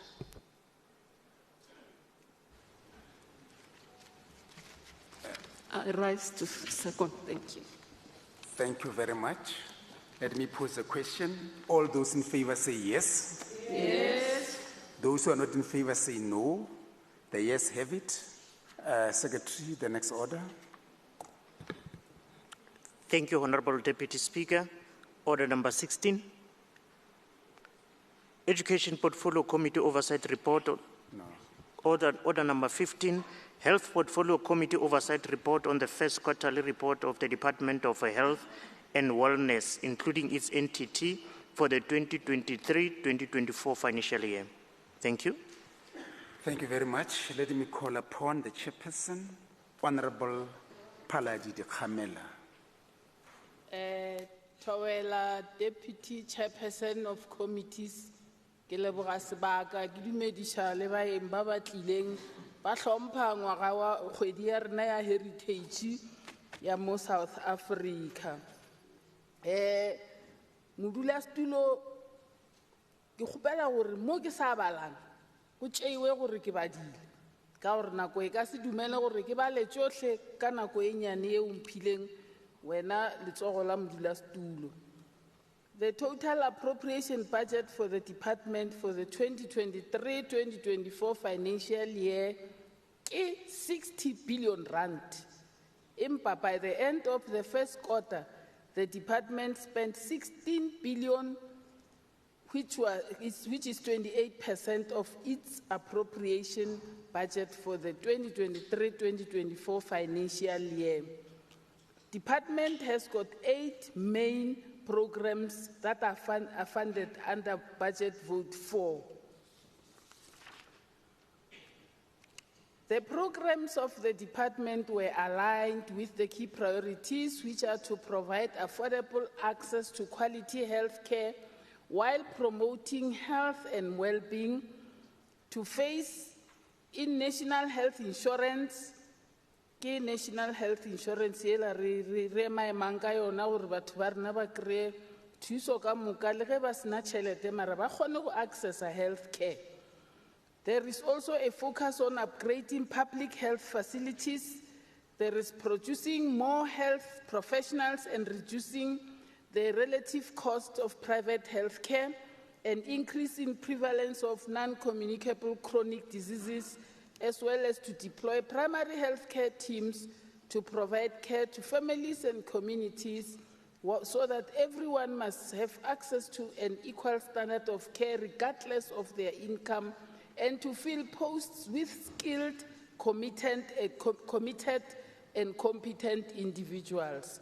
Moreover, the department's program were aligned with the growing Gauteng Together, GGT strategy, Deputy Chair of Committees. On oversight on any other committee focus area, the department should continue implementing and intensifying the 6-month intervention plan for priority programs to assist in improving performance further and help address gaps in provision of support services for improved clinical outcomes and prevention of negative outcomes of audits, and as well as assessment by oversight bodies. On committee findings, Deputy Chair of Committees, the committee is concerned with the discrepancies in reporting in medical legal claims versus the rent value for money. The committee is further concerned with the over-expenditure under Program 3, which is EMS, whereby the program has not achieved any set targets in the quarter under review. Then the committee is concerned with a non-compliance in payment of invoices within 30 days, as promised. Then on committee recommendations, Deputy Chair of Committees, the department should audit and give a report with accurate rent value for money on medical legal claims in order to provide an accurate reporting to the committee. This is expected by the 31st of October 2023. The department should provide mitigation plans to ensure that the expenditure is aligned to the performance. This as well is expected by the 31st of October 2023. The department should further provide a report on mitigation plans to ensure that payment of undisputed invoices within 30 days is adhered to. This should also be reported to the committee by the 31st of October 2023. On acknowledgements, Nna Mudula Stulo, wa Health and Wellness, I wish to thank the Honorable MEC for Health and Wellness, Nomantu Nkomorali Hoko and her team for the preparation of the first quarter report for 2023-2024 financial year and the efforts made in taking the committee through the details of the report and responding to the questions raised by honorable members of the Portfolio Committee of Health and Wellness. Highly appreciated is the selfless role of the committee members of the Health Portfolio Committee for their dedication and commitment. And these are Member Litsie Mukhali, Member Kanyani, yourself, Wena Mostulong, Deputy Chair of Committees, Member Mfikwe, Member Bloom, Member Machene, Legeluru Pila apologize, Mararia acknowledge, Member Khatebe, Member Fuchs, Member Duplessis, le Member Albert, Legeluru and all of right through. Highly, last but not least, Honorable Deputy Chair of Committees, I would like to acknowledge the support staff led by Group Coordinator Z. Panchwambalo and the Senior Researcher Dr. Ninweli and the Researcher Dr. Mukonoto Shapagadingagagam, Kikamo Health, Senior Committee Coordinator Ngidi, Committee Coordinator and August, Committee Administrator Team Somi, Service Officer Aingobo, Hansat Makwela, Information Officer W. Nzimbande, Communication Officer M. Mukoka, and Public Outreach Officer N. Butelets.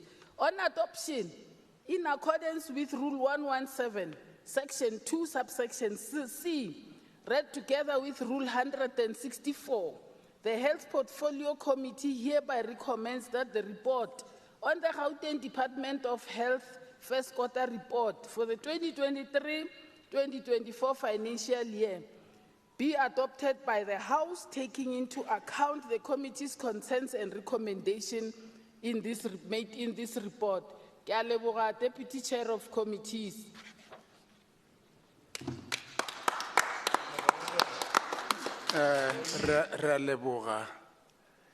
Can I get a second? Mr. Acting Chair, Member Bloom to second. Thank you very much. Let me pose a question. All those in favor say yes. And those who are not in favor say no. The yes have it. Secretary, the next order. Thank you, Honorable Deputy Chair of Chairs. Education Portfolio Committee Oversight Report on the first quarterly report of the Department of Education for the 2023-2024 financial year. Thank you.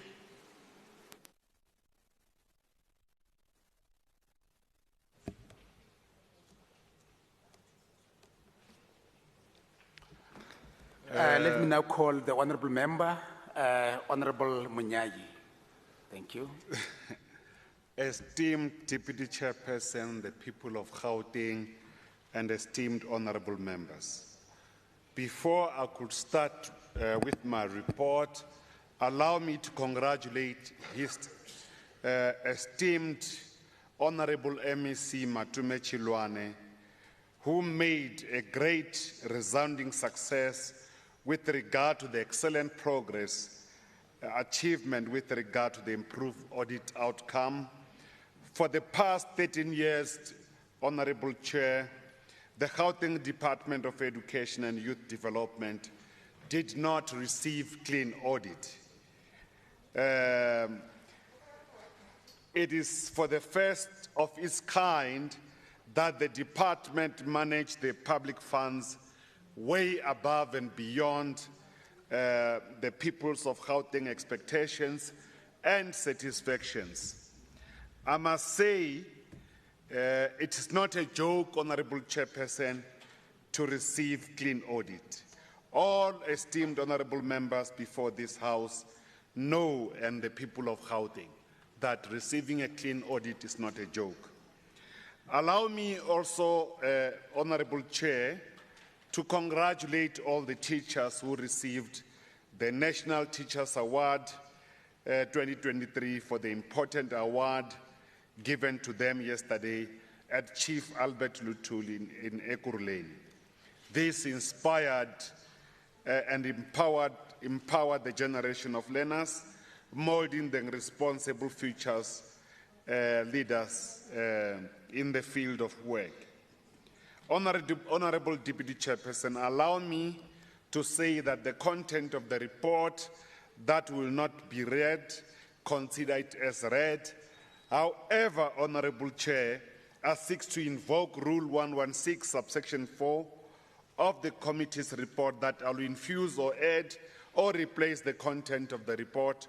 Accordingly, I will read the affected section of the report for the record.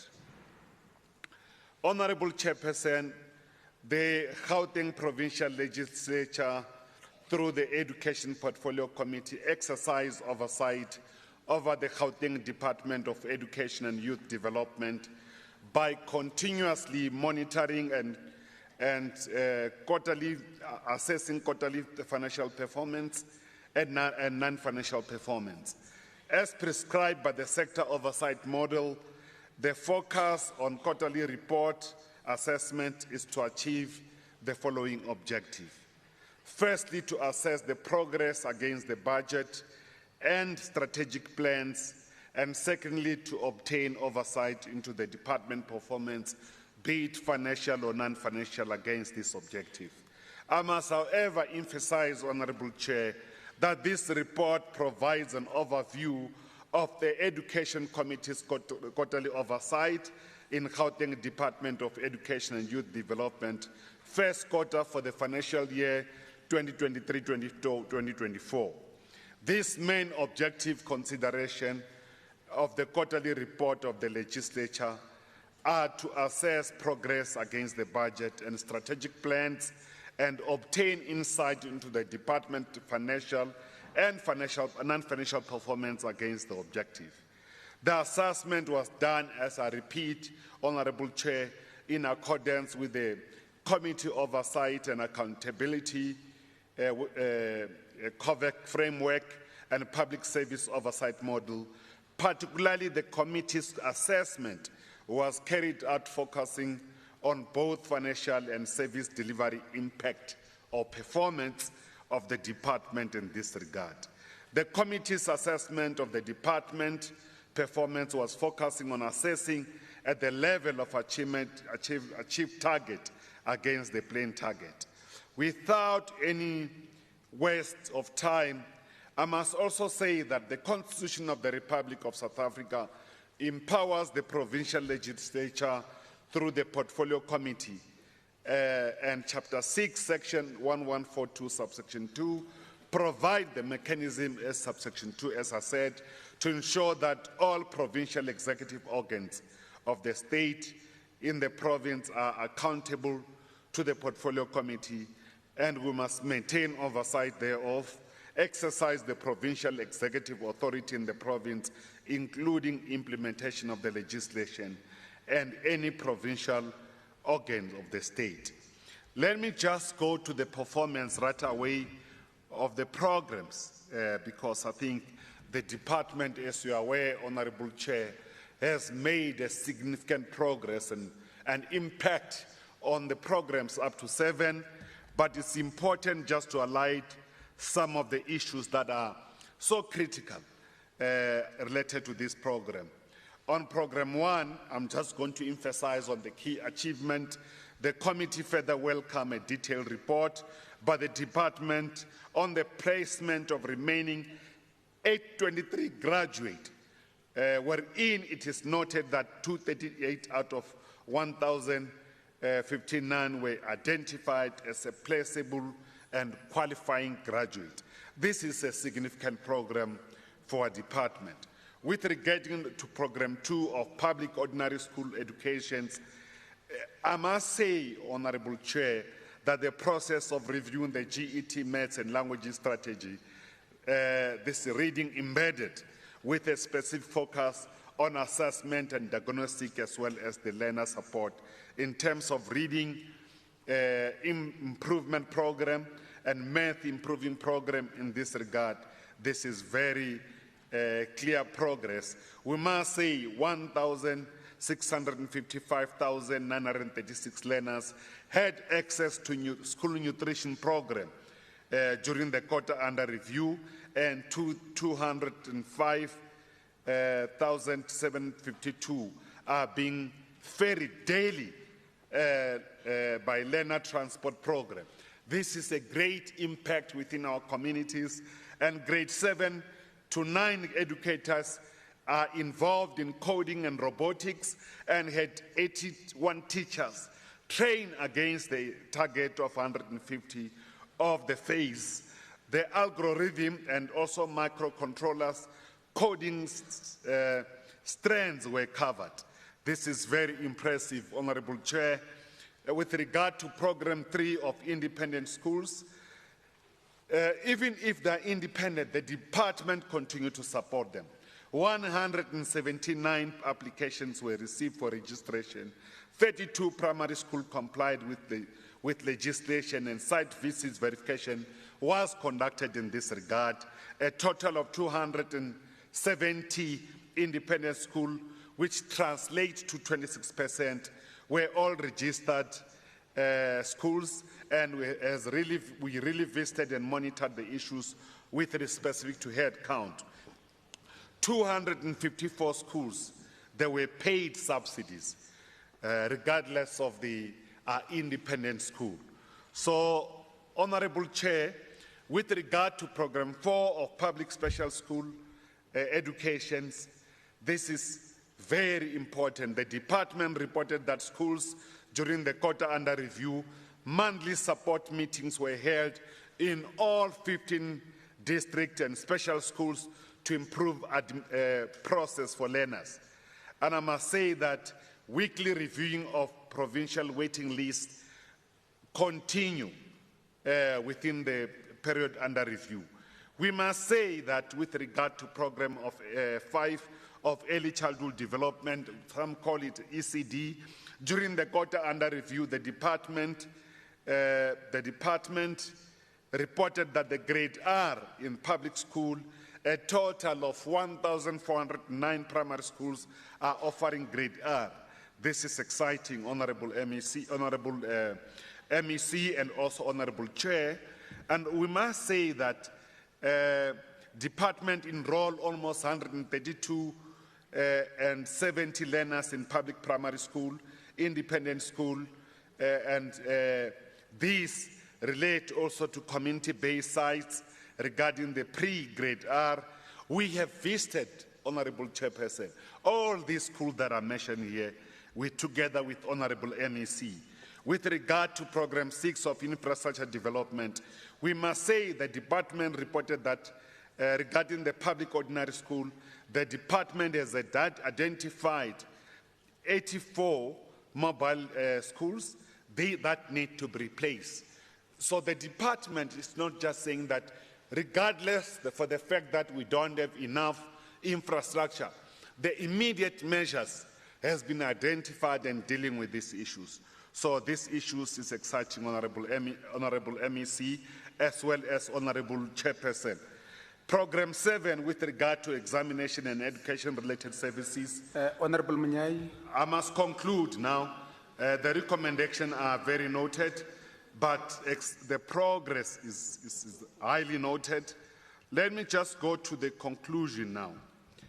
Allow me to the Honorable Chair, myself, Chidizi Munyai, the Chairperson of Education and Youth Development, wish to thank the MEC and HOD and DDGs and senior management.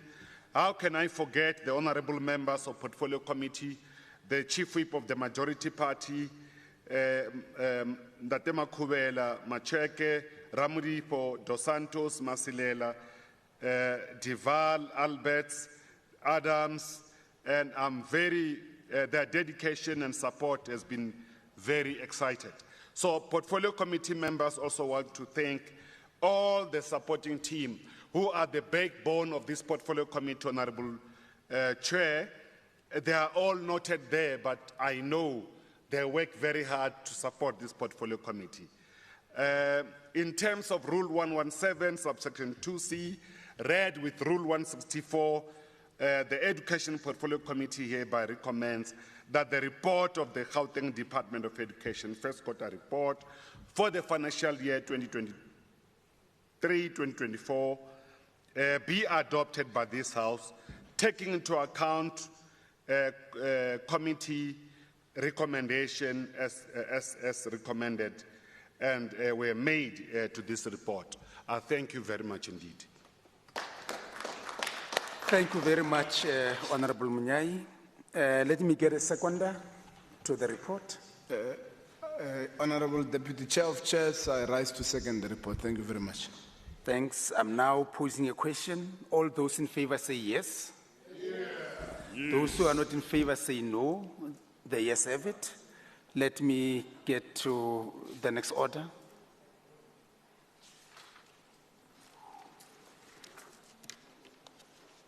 Sports, Arts, Culture and Recreation Portfolio Committee Oversight Report on the first quarterly report of the Department of Sports, Arts, Culture and Recreation, including entity for the year 2023-2024. I now call upon the acting chairperson, Honorable Letsolo. Thank you very much, Chairperson. Once more, let me extend my greetings to the residents of Gauteng, as well as our beloved guests who are joining us, particularly as the ANC. so that we can also be able to make a necessary affirmation. So, re le leboha kudu-kudu, hore be le hore le na le rona mo motshegareng wa kajeno. Chairman, on behalf of the chairperson of the Portfolio Committee on Sports, Recreation, Arts and Culture, Honorable Thulani Ndlovu, I hereby table the committee's report on the first quarterly assessments of the Gauteng Department of Sports, Arts, Culture and Recreation.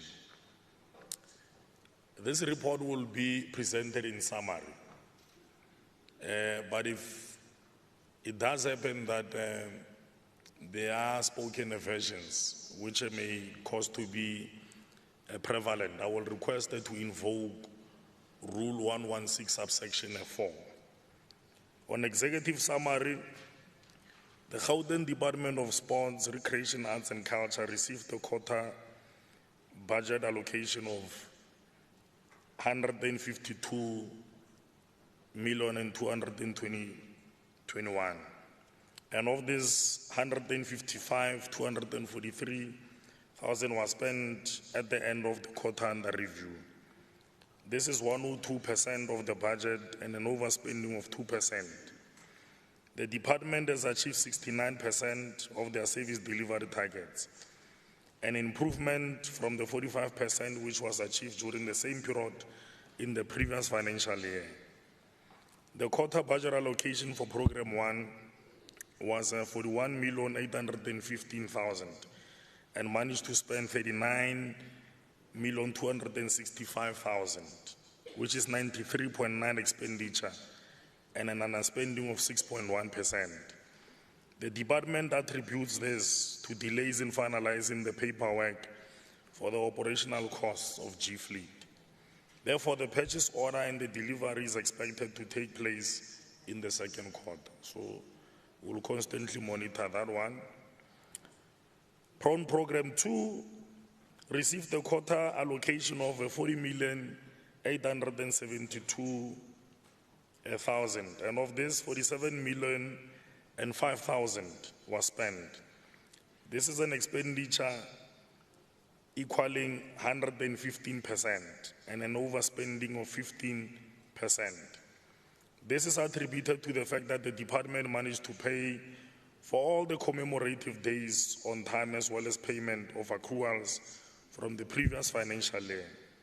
However, they have applied for the 2022-2023 financial year rollover of funds, and they are awaiting a response from the Provincial Treasury. So maybe the MEC of the Treasury might have to confirm this accession. On Program 3, which received a quarterly budget allocation of 11,838,000 and managed to spend 12,332,000, which marks an expenditure of 104.2% due to the payment of accruals from the previous financial year. And then on Program 4, which received a quarterly budget allocation of 57,696,000 and managed to spend 56,641,000, which reflects an expenditure of 98.2% and an underspending of 1.8%. This performance is due to the delays in signing the transversal contract with the appointed service delivery service provider by the National Department of Sports, Arts and Culture. It's an area that all have suggested really needs to be rethinked, including in the quality of some of the deliverables there. And then on the Gauteng Films Commission, which was allocated an amount of 7,268,000 for the quarter under review and managed to spend 6,292,000, reflecting 87% expenditure and an underspending by 14%. This was achieved with only 7 achieved targets out of 22 targets set for the quarter under review. So this is a very bizarre story, but we'll get to explain it at an appropriate time. There is no correlation between the expenditure and achieved targets in this regard, as some of the core programs under industry and development were not achieved due to probity audits that were introduced post-adjudication of projects that were due to be approved for Q1 and Q2 implementations. So I'm sure you can relate quite well with this peculiarity of the events. On committee findings, the department planned to support 5 premiers social cohesion games. However, this target was not achieved. And it's actually a recurring target, so we were in awe of what are the causal factors. Number 2, the legal and governance sub-program exceeded its quota budget allocation by 45% during this reporting period due to the board's strategic industry visit to Cape Town film studios. It's another contentious area, of having an errand board which behaves as if it's the administrator, but it's an issue that we were also grasping with.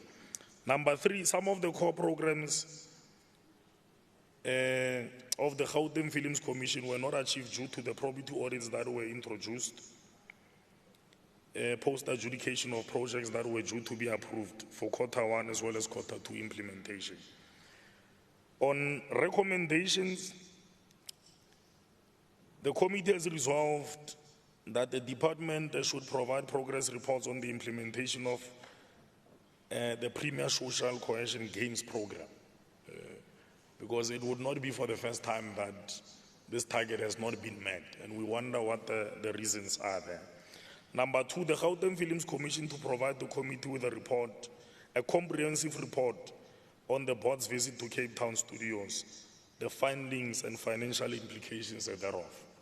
Number 3, the Gauteng Films Commission to provide a plan to fast-track the backlog plan of targets not achieved in the first quarter and possibly in the second quarter due to the introduction of a probity auditors. So seemingly these probity auditors are used to hamstring the functionality of the agency, which is a GFC. So there's a whole lot of rambling within the organization itself.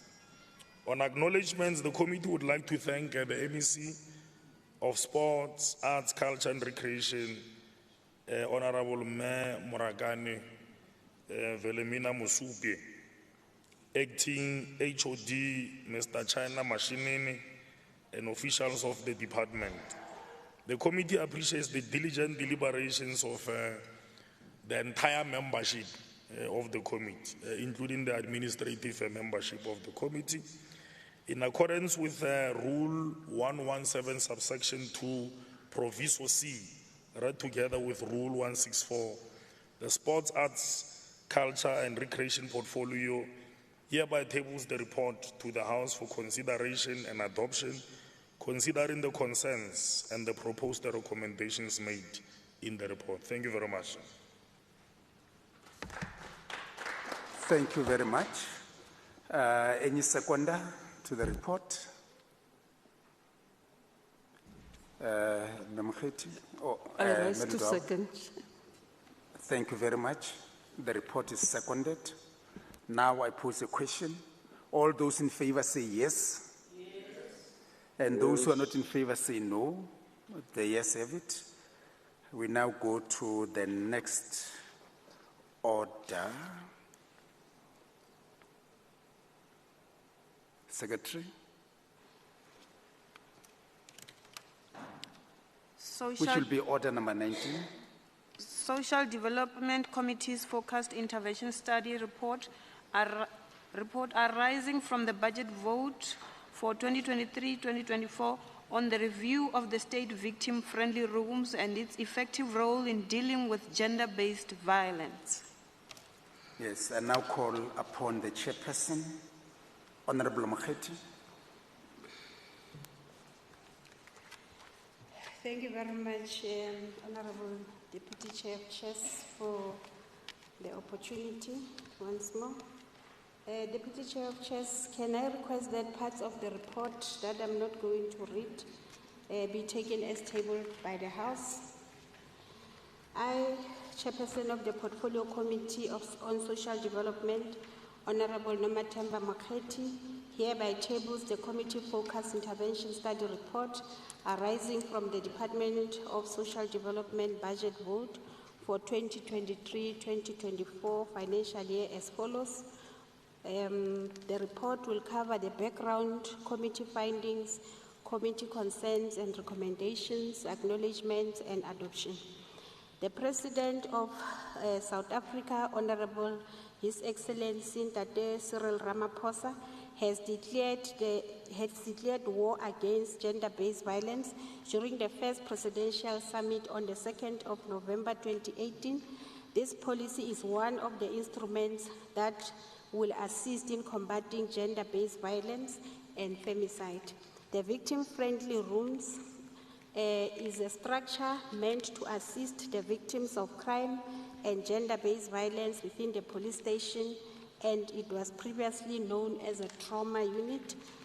During the dispensation of the trauma unit, name was changed to victim-friendly room as referred in the National Instruction 2/2012 for the South African Police Service.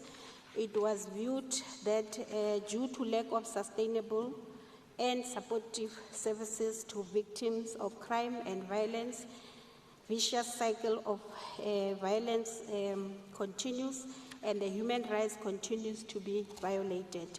The victim-friendly room is established to provide support to victims of crime and violence right at the entry of criminal justice system. The perpetrators' rights are viewed to be more protected. The Constitution of the Republic of South Africa, Act number 108 of 1996, provide the overarching framework for the effectively responding to and preventing gender-based violence and protection of human rights. The Department of Social Development is expected to protect every citizen's human rights as enshrined within the Constitution of the Republic of South Africa, as crafted within the Victims' Charter or the Service Charter. The victim-friendly room is operating through a multi-partnership with the South African police structure. The stakeholders involved in the multi-partnership are the South African Police Service, the Department of Social Development, and the NGOs. The Department of Social Development is responsible for social work services, psychosocial care and support, and it is currently providing such services through the victim-friendly rooms and the NGOs. The non-governmental organizations are registered with the National Department of Social Development as non-profit making organizations. The Department of Social Development and the NGOs signed a service level agreement. Currently, the Department of Social Development is funding the NGOs for rendering social work services within the VFRs and the surrounding areas. The funding model of the victim-friendly rooms is post-funding with administration costs for each professional staff. The NGO should be operating at victim-friendly rooms, and they are funded for 1 social work post, 4 social auxiliary work posts, and 16 volunteers. After the funding has been released to the NGO, the Department of Social Development still has the responsibility to monitor and evaluate the services rendered by the NGO, whether they comply with legislations, regulations, policies, programs, and international instruments that South Africa has ratified. The funding model may change when need arises. The South African Police Service is responsible for the protection and safety of all citizens, including the victims of crime and gender-based violence. The South African Police Service is responsible for the establishment, furnish, and maintenance of the victim-friendly rooms.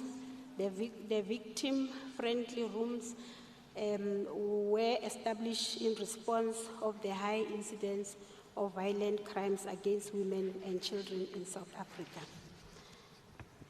Deputy Chair of Chairs, on the committee findings during the oversight, the statistics for the three victim-friendly rooms is as follows. In April, the cases that they've seen is 178, 146 in May, and 196 cases in June, 234 cases in July, and lastly, 248 cases in August. The concerns of the committee is as follows. There is no clarity on who is responsible for the provision of a victim-friendly room in terms of the structure between the Gauteng Department of Community Safety and the Department of Social Development. There is lack of male counselors in most victim-friendly rooms. There is no debriefing sessions provided to all personnel at victim-friendly rooms. Majority of victim-friendly rooms are not conducive to complement the fight against gender-based violence in terms of privacy, child-friendly, lack of children's toys, sharing of consulting rooms or offices with the police stations. The budget allocation for victim-friendly rooms is not responsive to the norms and standards. No social work services during weekends, public holidays, and after 16:30, yet there are more cases that are reported during that period. The utilization of volunteers to deal with the incidents outside the normal working period without supervision, while they are not trained to provide psychosocial services. On recommendations, the committee recommends as follows. The committee recommends the following and requests the responses by the 30th of October, 2023. One, the department should provide a detailed plan on the provision of debriefing for all the victim-friendly rooms as a personnel. The department should review its budget and ensure that it's aligned to the minimum norms and standards. The department should make sure that there are social workers deployed in all the victim-friendly rooms during the weekends, night shifts, and public holidays.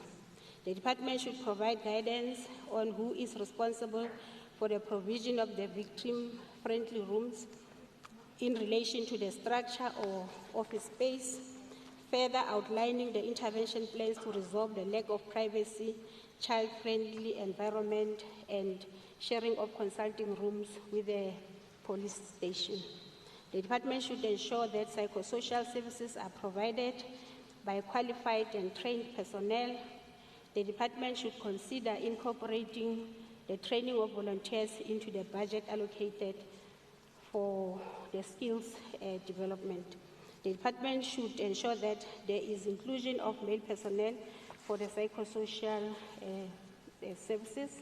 And lastly, the department should consider exploring a fully funded 24-hour on-call service system.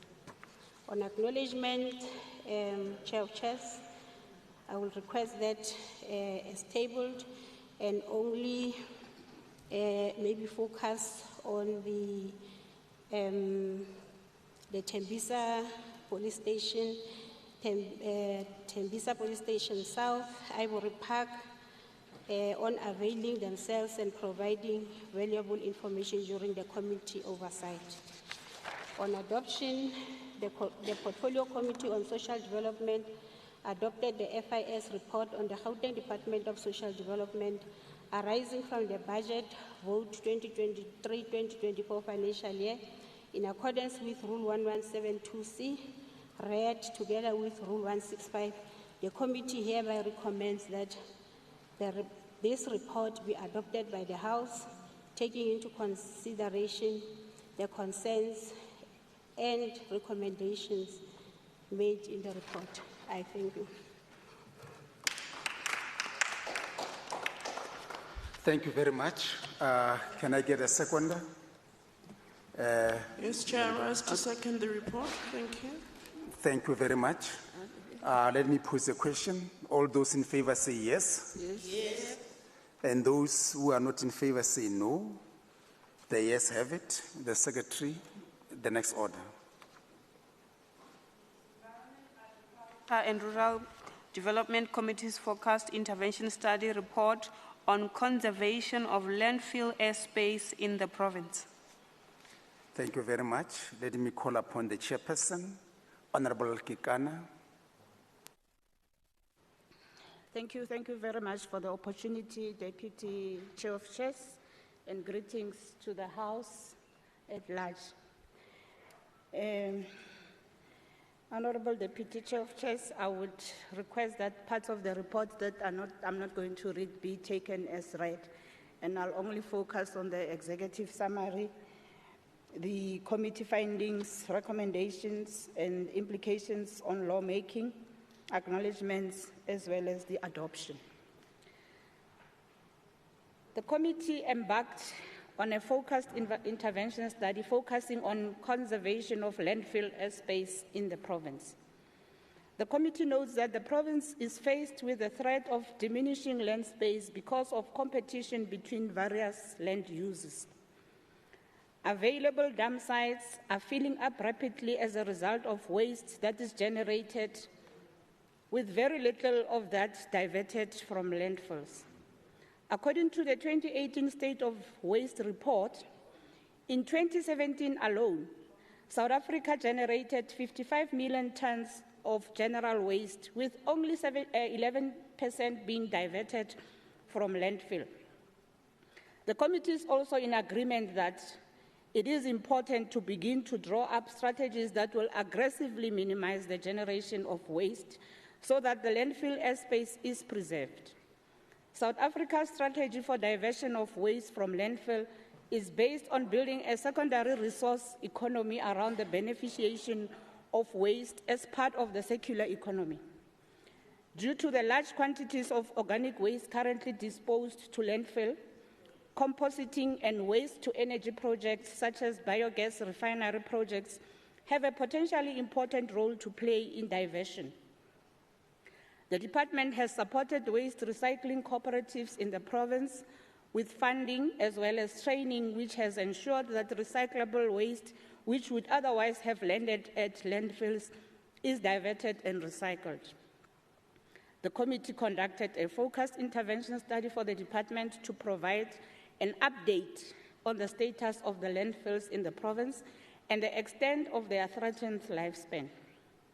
The committee further wanted to understand the various strategies meant to intervene in the management and disposal of waste in the province, with waste generated expected to increase in line with the expected increase in population. The study is further meant to afford the department the opportunity to communicate its strategies to the portfolio committee, as well as address any concerns that might be raised by the portfolio committee. It was furthermore important that the department explain what plans have been put in place for the management of plastics and other waste streams, as well as how they aim to keep the recycling cooperatives operational when reports on cooperatives across various sectors in the country suggest that these generally struggle to survive. Gauteng further aims to increase job opportunities to ensure economic transformation and creating opportunities for new entrants in the processing sector, and particularly for young black entrepreneurs, as well as those entrepreneurs in peri-urban and rural areas of Gauteng. On the committee findings, recommendations, and implication on lawmaking, the quarterly report on existing IGR interfaces, the progress report or update should be submitted to the committee by the 30th of November. 1, the quarterly report on existing IGR interfaces with municipalities aimed at ensuring effective waste management. 2, the province is currently developing the Gauteng waste minimization regulations that will, amongst other things, mandate waste separation at source in the province. The National Minister of Environment has recently given the Gauteng province concurrence to develop the regulations and the development process is underway. The department will provide progress report on the development. In terms of the extended producer responsibility regulations, the producers and PROs are mandated to pay stipends to the waste pickers as well as establish infrastructure for waste recovery. The department is in discussion with the PRO Alliance, which is an alliance of the biggest PROs in the country, to enter into an MOU with the province for collaboration on, amongst other things, the formalization program. The department to provide a progress report in this regard. And on acknowledgements, the Portfolio Committee on Environment, Agriculture and Rural Development wishes to thank the MEC for Social Development and Agriculture and Rural Development, Ms. Mbali Hlope, and the head of department, Ms. Matilda Gasela, and her team of officials. And I, as the chairperson, further wishes to acknowledge and express my gratitude to all members of the Portfolio Committee, including to further appreciate the work that the hard-working team is putting together in terms of supporting the committee. In terms of adoption, after due consideration, the Environment, Agriculture and Rural Development Portfolio Committee unanimously adopted the FIS report, which report is themed Conservation of Landfill Airspace in the province. And in terms of Rule 165, the committee presents to this House and recommends the adoption of the committee's Oversight FIS report on the conservation of landfill airspace in the province. I thank you, Deputy Chair. Thank you very much. Let me get a seconder to the report. Mendlovan. I rise to second. I second. Thank you, Honorable Mngube. Let me pose a question. All those in favor say yes. Yes. And those who are not in favor say no. The yes have it. Secretary, the next order. Human Settlements Portfolio Committee's Focused Intervention Study Report emanating from the budget report of the Gauteng Department of Human Settlements for the 2023-2024 financial year on an assessment of the plans in place to upgrade informal settlements and the implementation of hostel redevelopment program with specific reference to the 6 Johannesburg inner city hostels. Let me call upon the chairperson, Honorable Ndlovana. Thank you, Deputy Chair of Chair.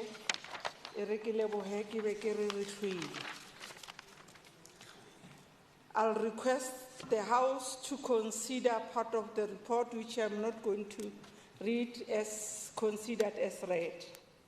I, Alfina Ndlovana, the chairperson of Human Settlement Portfolio Committee, tables the Portfolio Committee FIS report emanating from the budget report of the Gauteng Department of Housing, Department of Human Settlement for the 2023-2024 financial year on assessment of the plans in place to upgrade informal settlement and the implementation of the hostel redevelopment program with specific reference to the 6 Johannesburg inner city hostels. The committee embarked on a focused intervention study focusing on an assessment of the plans in place to upgrade informal settlement by the Gauteng Department of Housing, Human Settlement, and the implementation of the hostel redevelopment program with specific reference to the 6 Johannesburg inner city hostel. The upgrading of the informal settlement program offers a grants to accredited municipality to undertake sustainable housing development project aimed at improving the condition of the slum communities. The main idea of the program is to facilitate a phased in situ upgrading of informal settlement as against the relocation of slum dwellers to greenfield, except the situation where a situ cannot be applied for various legitimate reasons, such as due to unsuitability of the land. The committee commends MEC of Finance, Honorable Jacob Mamabolo, speech held on the 9th of March 2023, where he mentioned that the financing of the Human Settlement Development Project regarding informal settlement will improve the basic infrastructure services within the amount of 3.8 billion, which has been allocated to upgrade Kwa Brown, Mamello, Peace Farm, Tabong, Pangoville, Mansoville, Berks Informal Settlement, and Ratanda.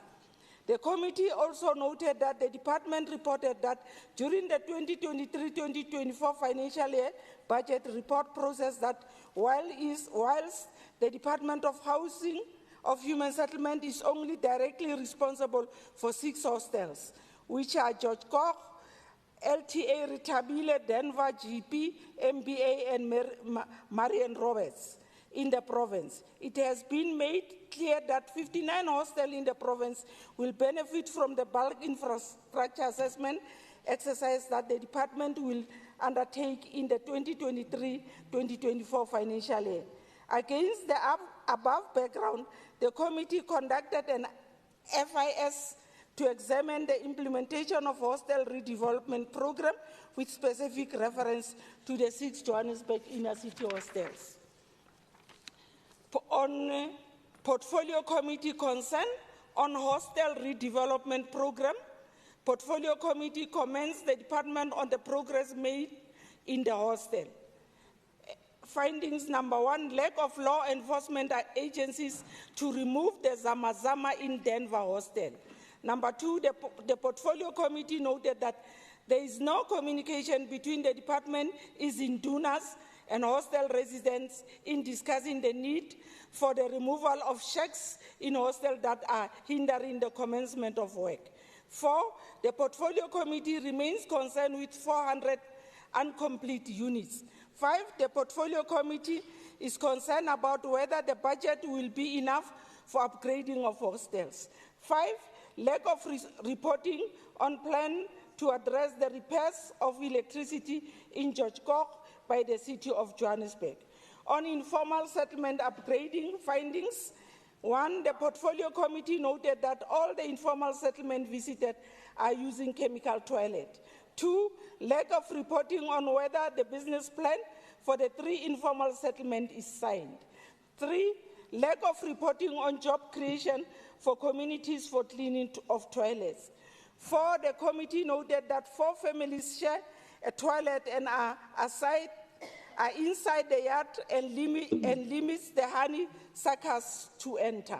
5, lack of maintenance of grass cutting, grading of roads, and illegal dumping. 6, lack of reporting on how Kwa Brown got to be categorized as an informal settlement. 7, lack of reporting on when the department will be relocating people from Bill's Farm. On committee recommendations, all the department should submit the report by the 31st of October 2023. On hostel development program, the department should involve law enforcement agency to remove the Zamazama in Denver hostel. 2, the department should communicate with its indunas and hostel residents to discuss the agency of removing the shacks to enable work to commence. 3, the department should provide the report on when the 400 uncompleted units will be completed. 4, the department should provide a detailed report on the budget allocation towards upgrading of hostels. 5, the department should ensure that the City of Joburg submit a report on measures that will put in place to address the repair of the electricity in George Koch, as well as the plan to ensure that residents do pay for services. On informal settlement upgrading program recommendation number 1, the department and GPF should submit a breakdown of how much is spent on chemical toilets and water tanks in the 2 informal settlements. 2, the department should submit a signed business plan on the 3 informal settlements. 3, the department should provide a report stipulating the number of people hired for this project. 4, the department should ensure that toilets are outside the yards to allow access to other people sharing and the cleaning of the honeysuckers. 5, the department should indicate how they intend to assist the community with maintenance of grass cutting, grading of road, and illegal dumping. 6, the department should submit reasons on how Kwa Brown got to be categorized as an informal settlement. 7, the department should provide a clear plan on when people from Pills Farm will be relocated.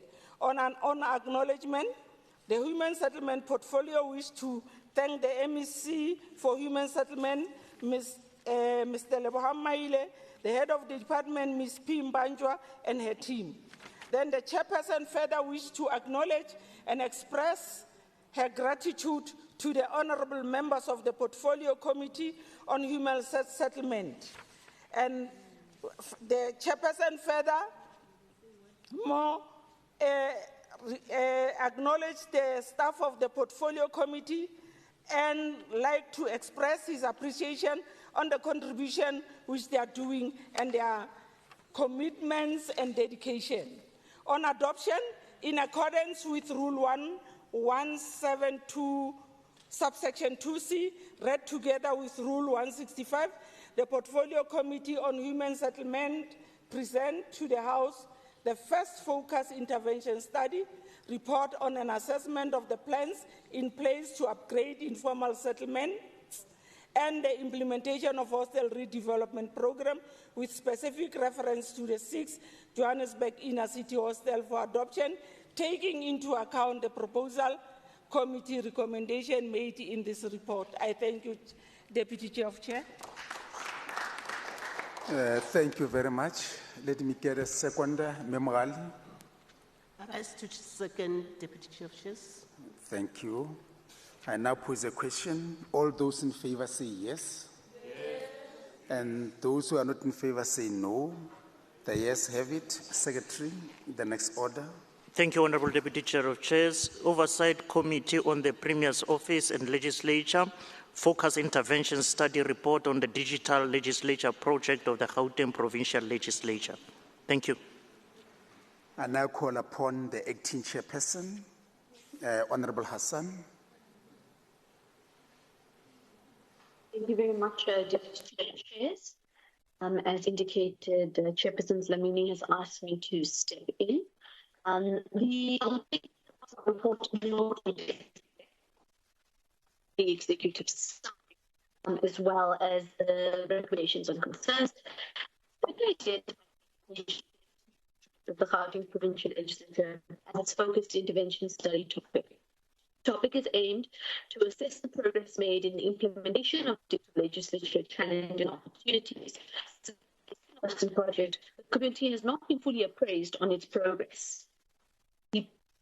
The COVID-19 pandemic forced the country to go into a total lockdown, and the GPL had to resort to a digital platform in which all members, staff, and the public could participate, thus avoiding suspension of the constitutional mandate of the legislature. The project was initiated in April 2020, following the dawn of the COVID-19 pandemic, and sought to explore key technological, procedural, and legal options for the GPL based on international experiences and the capabilities within the institution. The digitalization journey is about how the GPL, member staff, and the public can take advantage of the ICT process and is an ongoing process of using technology to carry out the constitutional mandates. The committee notes that phase 1 of the project was completed in the 2020-2021 financial year, wherein a concept document, project proposal, and plan were developed. Literature reviewed, benchmark and best practices was also conducted. Review of standing rules and drafting of virtual house sitting rules was conducted, and there was repurposing of the chamber to enable hybrid sittings. Phase 2 planned the 22-23 financial years, with the hybrid remote interpreting services, reverse billing for public participation successfully completed. It is noted that the digitalization, in terms of the project costs, the committee notes that an amount of 7.5 million rand was reported to have been carried over in the 22-23 financial year. And the key cost drivers were on the repurposing of the chamber and committee rooms to host hybrid house sittings and meetings. It is noted that the digitalization project has implications on human resources as well as human resource policies applicable.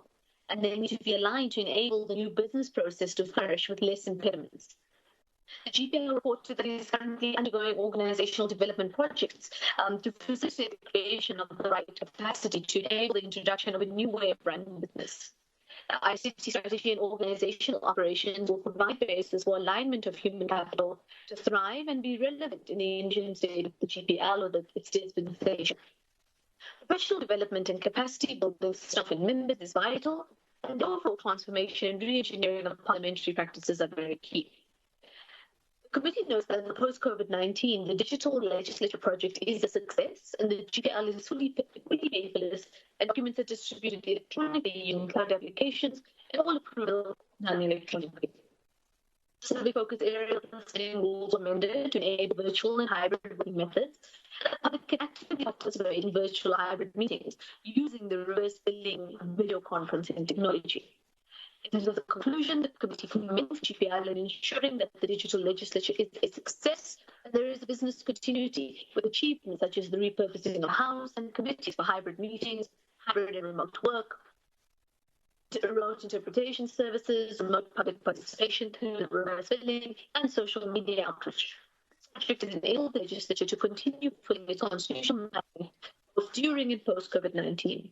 The committee wishes to thank the Honourable Speaker, Mehwe, the Secretary to the Legislature and Senior Management for the presentation on details and information regarding its focus intervention study on digital legislature project of the Gauteng Provincial Legislature. I'd like to thank the following members, the Chairperson, Member Flamini, Member Makubela, Member Mjeke, Member Luava, Malema, Member Zimanga, Member Bloom, Member Fuchs, Member Makwala, Member Masilela, Member Albert, and Member Adams. We would also like to thank the staff team who put together this report and were fundamental in the creation of this process. And of course, in terms of Rule 165, I hereby recommend the report on the FIS committee report be adopted by the House. Thank you very much.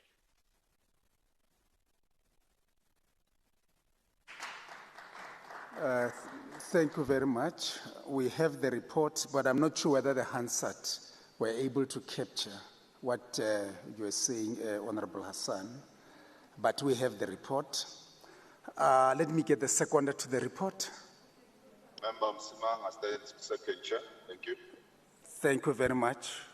Let me pose a question. All those in favor say yes. And those who are not in favor say no. The yes have it. Secretary, the next order. Thank you, Honourable Deputy Chair of Chairs. Infrastructure Development Portfolio Committee second quarter focus intervention study report on the investigation of government-owned vacant illegal occupied land and building in Gauteng for the 2021-2022 financial year. Thank you. I now call upon the Chairperson, Honourable Magagula. Oh yeah, Honourable Mnubi. No, thank you, Honourable Chairperson. Allow me to indicate that all the parts of the reports that would not be able to read to be considered to have been read.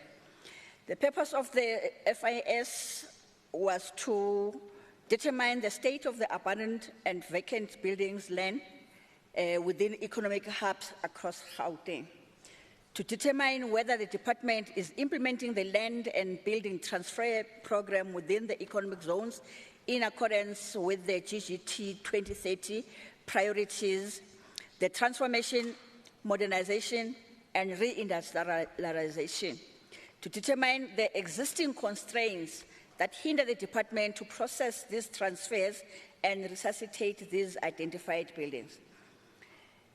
The committee decision was to conduct this FIS on the investigation of the government-owned vacant, illegal occupied land and buildings in Gauteng. It was necessitated by the interrogation of the programs of the department in the annual report of 2021-22 financial year and the resolutions in the quarterly reports.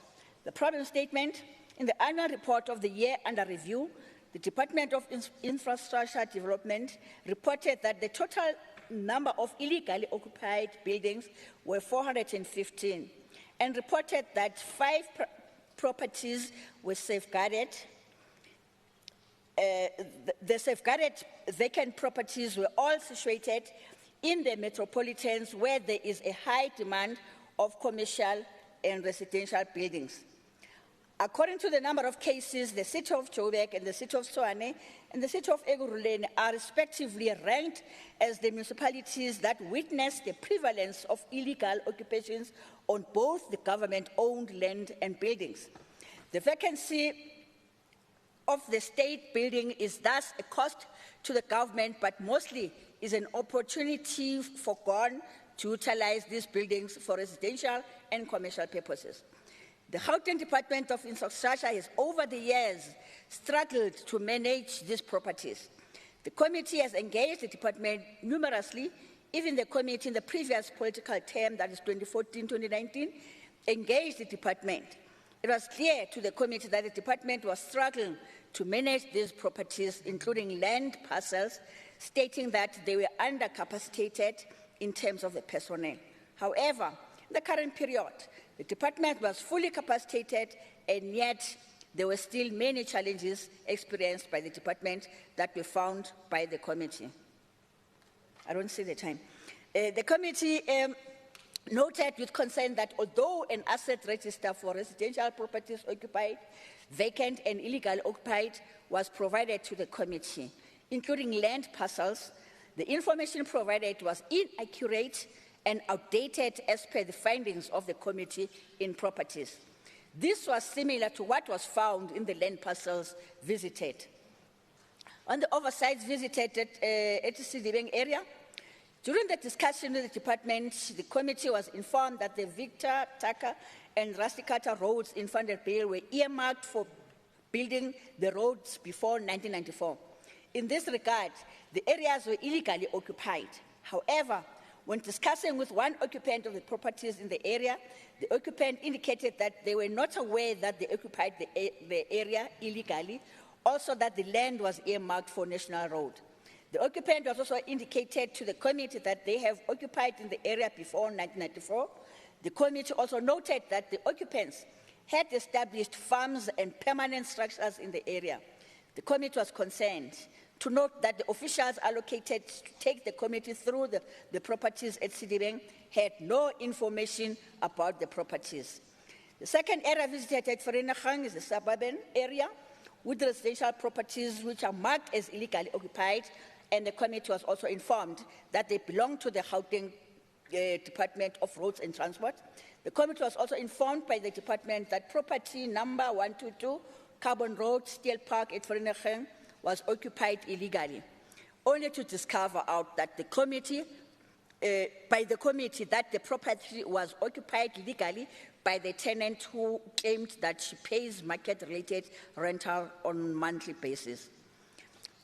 The visit at Ekurhuleni in Boksburg, the department reported that the residential buildings were appropriated for an intention to build PWV 16 Road pre-1994, where the Department of Roads and Transport is holding 71 properties till they are transferred as per Section 42 of the Constitution of the Republic of South Africa. The committee noted that some properties were safeguarded, while some were reported as illegally occupied, and supposedly the tenants have been paying rentals, rates, and taxes. The committee also found that in 2015, the Department of Infrastructure Development had resolved that rentals will be written off and a new system will be put in place, which has led to occupants occupying the properties without them paying rent.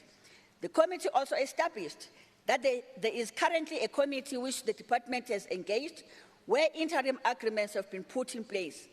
Concerning to the committee was that the department had only established this committee during the current financial year, when the issues have been there for over 10 years. The committee will continue monitoring the progress.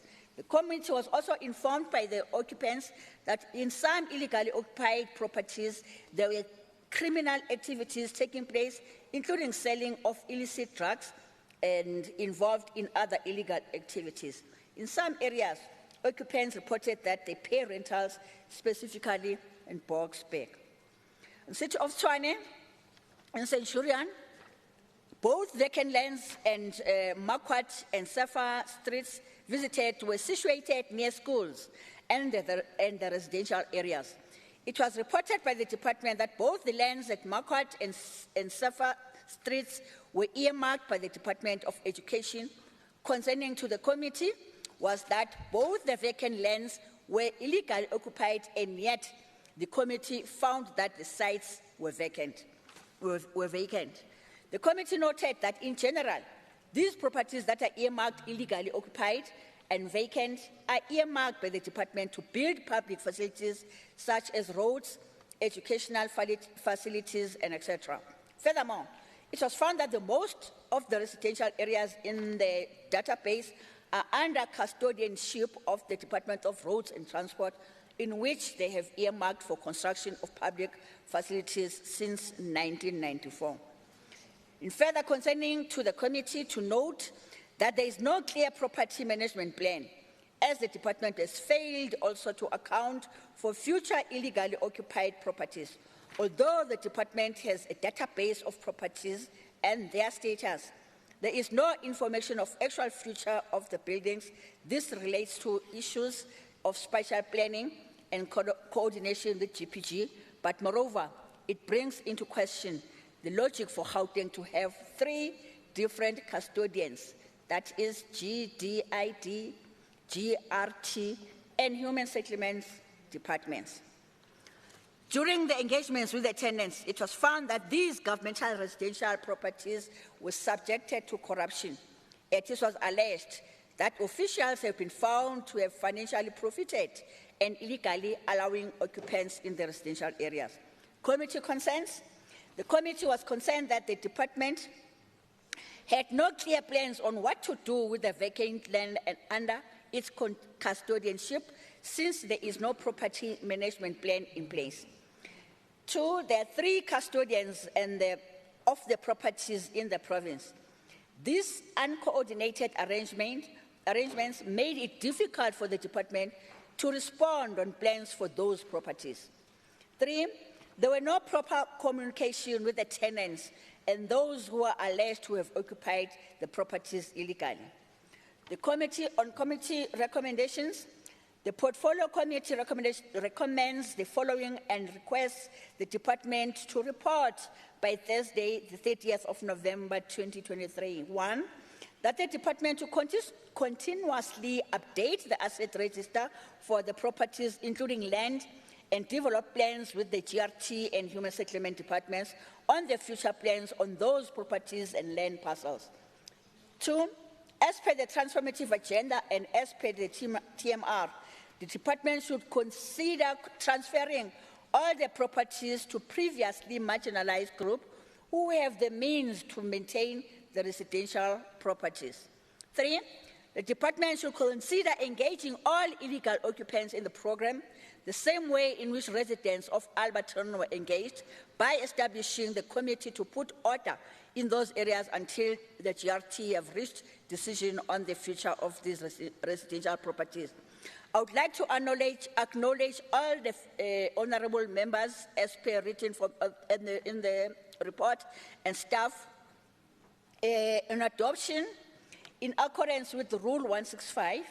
The Portfolio Committee on Infrastructure Development and Property Management presents before this House the Gauteng Department of Infrastructure Development second FIS report on investigation of government-owned, vacant, illegal occupied land and buildings in Gauteng for the 2021-22 financial year for consideration and adoption.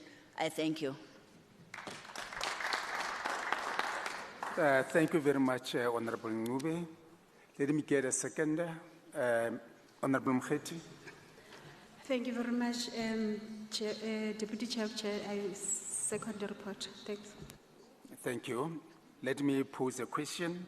All those in favor say yes. And those who are not in favor say no. The yes have it.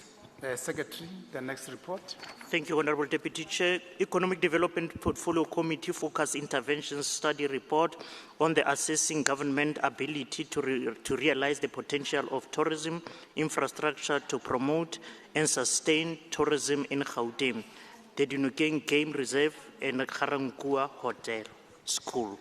Thank you. Yeah, let me call upon the chairperson, Honorable Macheke.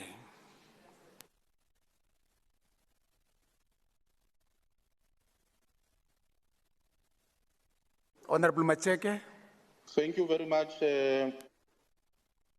Deputy Chair of Chairs.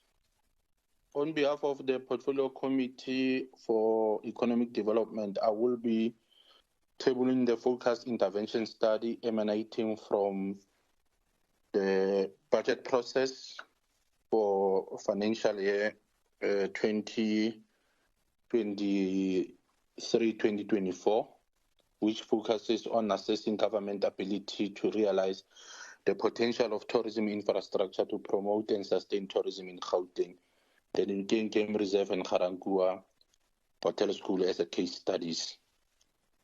Deputy Chair of Chairs, I must highlight that as part of the sector oversight model, the committee needs to undertake two focused intervention study upon completion of the budget process and the annual report. Therefore, this report focuses on the budget.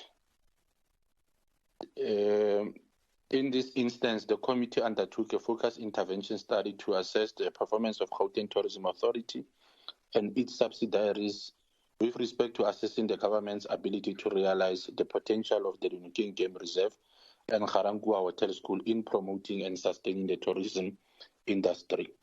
The committee has continuously raised concerns on whether the department and its agencies, including the Gauteng Tourism Authority and the Dinokeng and Cradle of Humankind, are doing enough to promote and sustain the tourism industry. Despite some of the progress made to date with the Dinokeng Game Reserve, some of the projects are yet to function optimally, such as the Garangua Hotel School. The committee remains concerned with the operations at the school as well as the state of the deliberated buildings, including the budget allocated for this project. However, the committee is pleased with the progress made at the Dinokeng Game Reserve. However, implores on the department to be more vigorous with the manner in which marketing is undertaken for the promotion of this game reserve. The committee further implores the department to ensure that the budget allocated to these projects is utilized in line with the milestones planned for the completion of the projects. In particular, the Garangua Hotel School will require additional funding to obtain its objectives. This is because the view of the committee is that these are public funds and should be utilized in a prudent manner to ensure that services are rendered and ensure that the required jobs are created through our tourism projects. The committee therefore recommends the following as part and parcel of the findings of the study. The committee is concerned about the following: lack of promoting of the Dinokeng Game Reserve as a tourist destination, lack of qualified educators that can educate students at the Garangua Hotel School, and as such, attention ought to be given to that aspect. The dilapidated state of the Garangua Hotel School. The school is non-operational and poses a health and safety risk for both the employees and students. The employees within the Garangua Hotel School do not have direct access to funding allocated to address minor issues within the school, such as issues related to maintenance. Game that is endangered by road users utilizing the provincial roads whilst traveling through the Dinokeng Game Reserve. Deputy Chair of Chair, may I please request that the part of the report that I'm not going to read be considered by the House as read and tabled. Therefore, I'm going to then read the recommendations, and all these recommendations should be responded by the 30th of November 2023, unless stated otherwise. The department should effectively market the Dinokeng Game Reserve, and this should be done through the GTA, including various mainstream media platforms and in all airports in the country, so as to ensure that the reserve is promoted and made into a destination of choice for tourists. The department should engage with the Department of Higher Education and training in order to solicit qualified educators to lecture students within the school. The department should submit a comprehensive turnaround strategy for the management, funding model, revenue streaming, and operationalization of the Garangua Hotel School for the 2024-2025 financial year. The department should provide the committee with the rationale on the initial intended plans and vision of the department upon accepting the transfer of the Garangua Hotel School from the Northwest to Gauteng, whilst noting and in possession of information indicating that the lifespan of the building housing the hotel school was only made for 10 years and had reached its peak at the time of the transfer. In addition to this, the department should highlight the costs associated with the running of the school from the time it was transferred to date. This report should be submitted to the committee. The department should provide a detailed report on how game within the Dunking Game Reserve will be protected from road users that utilize the provincial road is going through the game reserve. In addition, the department should look into the feasibility of engaging all relevant authorities in tolling all key provincial roads going through the Dunking Game Reserve. This will also serve as a source of revenue generating. On general recommendations, the department should look into sourcing additional funding through the Dunking Game Reserve Management Association, having its own publicly owned lodge with a legal outlet and other supplementary outlets supporting the lodge. Thus, the department should look at the feasibility of having such a reserve and submit the report to the committee. On acknowledgement, allow me to acknowledge all the members of the committee as well as the MEC and the CEO of Dinukeng, and together with the staff of the Dinukeng and the staff of the Garangua Hotel School. Allow me also, Deputy Chair, to really appreciate the diligent work of our committee support staff, and noting that the Leboneke Batho, one day we hope that their outcries will be attended to because of they continuously support the committee on everything that we do. On adoption, Deputy Chair, after due consideration, the Economic Development Portfolio Committee unanimously adopted the FIS report themed assessing government ability to realize the potential of tourism infrastructure to promote and sustain tourism in Gauteng, the Dinukeng Game Reserve and Garangua Hotel School as a case study. In terms of Rule 117, subsection 2, C, read together with Rule 165, the committee presents to this House and recommends the adoption of the Committee Oversight FIS report on assessing government's ability to realize the potential of tourism infrastructure and promote sustainable tourism in Gauteng. Ke a leboga go menagane modimo le badimo ba go itse hantle Deputy Chair of Chairs ba etse le staff sa rona hantle. Pula. Thank you very much. Can I get a seconder? I rise to second the report. Thank you very much. Those in favor say yes.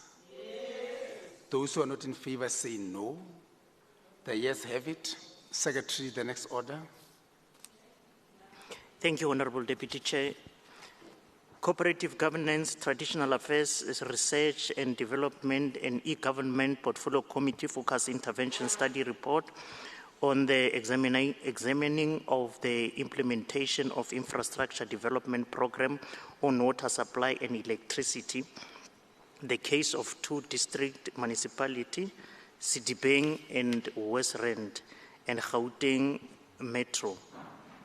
Thank you.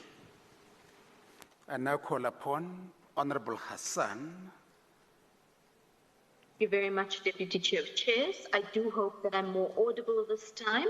And if not, please feel free to interrupt me while I'm presenting the report. Deputy Chair, I'm going to take the pieces of the report that are not read as read, and therefore I present the committee's focused intervention study report for the Department of COGTA. The objectives of the study deal with how to fully subsidize the capital costs of providing basic services to poor households. This means that priority must be given to the meeting of basic infrastructure needs of poor households through the provision of appropriate bulk, connector, and internal infrastructure in municipal services. The second was to distribute funding for municipal infrastructure in an equitable, transparent, and efficient manner, which supports a coordinated approach to local development and maximizes developmental outcomes. To assist enhancing the developmental capacity of municipalities through supporting multi-year planning and budgeting systems. To provide a mechanism for the coordinated pursuit of national policy priorities with regard to basic municipal infrastructure programs while avoiding the duplication and inefficiency associated with sectoral fragmented grants. In terms of the concerns and recommendations, first, the Portfolio Committee is concerned with the insufficient budget allocated for the maintenance of water infrastructure in Gauteng municipalities. Number two, the Portfolio Committee is noted with concern the ineffectiveness of water conservation and water demand management strategies that have been implemented by Gauteng municipalities. Three, the municipal debt of electricity to Eskom has spiraled out of control in municipalities such as Tshwane and Empuleni. Four, expenditure of the MIG has a direct and adverse implication on water and electricity in infrastructure in Gauteng district municipalities. Number five, the lack of capacity in technical areas such as finance, engineering, and supply chain management remains a deterrent to realize full implementation of water and electricity infrastructure across the province. Six, on the achievement of water in the sanitation program in the Rooival wastewater treatment plant, that's WWTW, in the city of Tshwane, terminated the construction, which was at 68%. Seven, the city of Tshwane only reported that the Temba wastewater treatment plant was at the approval specification stage and did not report on the progress of the construction. Number eight, the Ekangala wastewater treatment facility, their construction was at a design stage and no progress was reported. The Midvaal municipality reported on the budget expenditure on the MIG funding for 2017-18, however did not report on the completeness of all projects. In terms of the committee recommendations, the following emanate from the FIS, from the annual report, and the department must respond by the 31st of October 2023. Number one, Gauteng municipalities should allocate sufficient budget for the maintenance of water infrastructure. Two, Gauteng municipalities should also implement water conservation and water demand management strategies to address revenue losses. Three, municipalities should put measures in place to resolve municipal debt in order to keep up with Eskom payments. Four, district municipalities, including smaller ones, should improve in terms of the MIG expenditure to ensure that new and existing municipal infrastructure is realized. Five, municipalities should address capacity challenges in areas of finance, engineering, and supply chain management to witness full implementation of basic and municipal infrastructure. Six, the department should provide the Portfolio Committee with reasons the City of Tshwane has terminated the construction that was the Rooival WWTW, which could have improved water and sanitation, and as we know, that was also a topic in the news quite recently. Number seven, the department should provide the Portfolio Committee with a report on the progress of the construction made by the City of Tshwane in the Temba wastewater treatment facility. Number eight, the department should provide the Portfolio Committee with a report on the progress of the construction made at the Ekangala wastewater treatment facility. And number nine, the department should provide the Portfolio Committee with a status report on the following projects in the Midvaal municipality, which they failed to report on. Number one, the Mamelo water supply project. Two, the fire station at the Vaal Marina project. Number three, Stelo Sports Complex Additions project. Five, the Lakeside Sports Complex project. Six, the provision of gravity sewerage reticulation project in Daleside. And lastly, the Mamelo sewerage augmentation project. In terms of acknowledgements, the Portfolio Committee wishes to acknowledge and thank the MEC for cooperative governance, as well as the HOD, Dr. Barclay, and the team. I further wish to appreciate the diligence, dedication, and commitment shown by the members of this committee on this oversight report of the FIS, titled Examining the Implementation of Infrastructure Development Programs on Water Supply and Electricity, specifically within those various municipalities and metros mentioned, and of course to the members of the Portfolio Committee. We also want to give our gratitude to our support staff, committee coordinators, our researchers, our support staff, and therefore in terms of Rule 1172C, read together with Rule 164, the Portfolio Committee on Cooperative Governance, that's COGTA, R&D and eGov, tables this oversight report and recommends to the House for its adoption. Thank you very much, Chair. I hope I was audible. Thank you very much, Honorable Hassan. Let me get a seconder to the report. Honorable Kekana. Thank you very much. I rise to second the report. Thank you very much. Thank you. And now pose a question. All those in favor say yes. And those who are not in favor say no. The yes have it. Maybe before, let me welcome the stakeholders that have just arrived. You are welcomed. Now, Secretary, the next order. Thank you, Honorable Deputy Chair. Sports, Recreation, Arts and Culture Portfolio Committee Focus Intervention Study Report, Oversight Report on the an assessment on the efficacy of the Department's sports and recreation hubs in the delivery of the active recreation project across the Gauteng province. Thank you. I now call upon the acting chairperson, Honorable Letswalo. Thank you very much, Chair. Once more, on behalf of the chairperson of Sports, Recreation, Arts and Culture, Honorable Tulani Ndlovu, I hereby wish to table the Portfolio Committee's Focused Intervention Study report as read out. Kindly note that I would be reading this report in summary, and that where the spoken version may prevail, we would want the House to take that into consideration. On purpose, the purpose of the FIS was to establish how far the sport and recreation hubs programs have been implemented by independently verifying what has been reported by the department and found out successes and challenges with the hubs across Gauteng. The committee wanted to assess whether the department monitors the expenditure of the funds granted to the hubs and whether to ascertain if they are utilized for their intended purposes. The objectives of the study were as follows: to find out who is implementing the program in all of the hubs, that is the staff complement, to determine the availability and quality of the attire and equipment provided on the basis that they are procured through a transversal contract. Number 3, to find out where the programs are being implemented in each of the hubs, that is in all of the corridors, essentially assessing all the facilities. Number 4, to establish the uptake of recreational activities in each of the hubs, so the content of the hubs themselves. Number 5, to explore the challenges, if any, in the implementation of the program and how they can be addressed. And then as we go to some of the findings of the study revealed that there are some challenges in the implementation of the programs in most of the sports and recreation hubs. It seems as if the department did not plan properly for the implementation of this program, resulting in the challenges experienced, as will have been stated earlier on. At the beginning of the 2019-2020 financial year, the department planned to build 22 regional offices for the implementation of the corridor model, because they have removed staff from the head office to the corridors. The project was never implemented.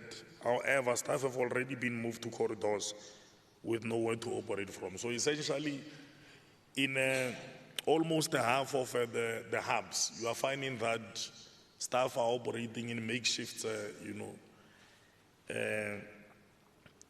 places. So it's quite unpalatable.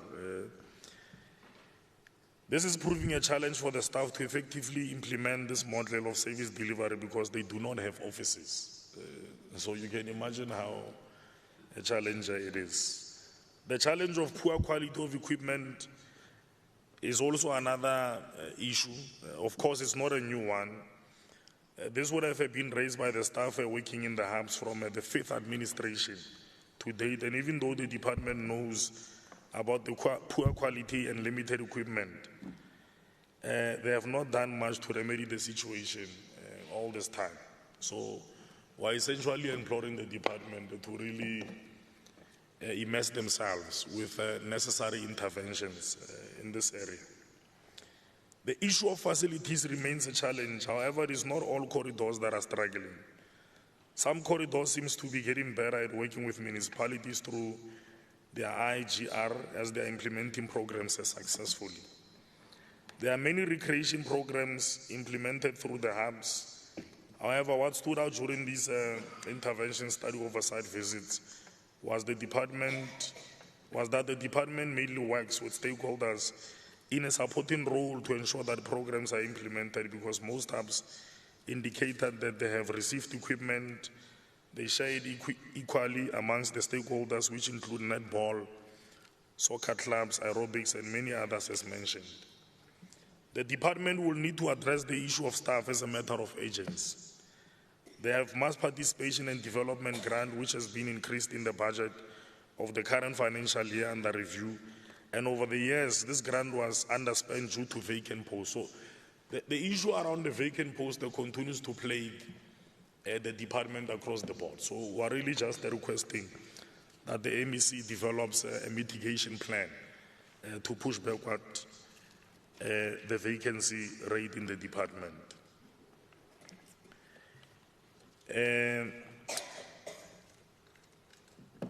It is important that this gets addressed so that service delivery as far as recreation in the corridors could be realized. On committee concerns, the committee concerns are as follows. The state of security in the sports and recreation hubs is compromising the safety of the staff and equipment meant for the use and to assist the community. So there's a repetitive break-ins in some of the facilities. So the department procures equipment. A month later, it gets stolen. The department must replenish. So we really need to look into issues of security there. Number two, there's no norms and standards. So you need a policy harmonization, but also a standardization of norms and standards in reference, to the functionality of the facilities, including the implementation of programs across the province.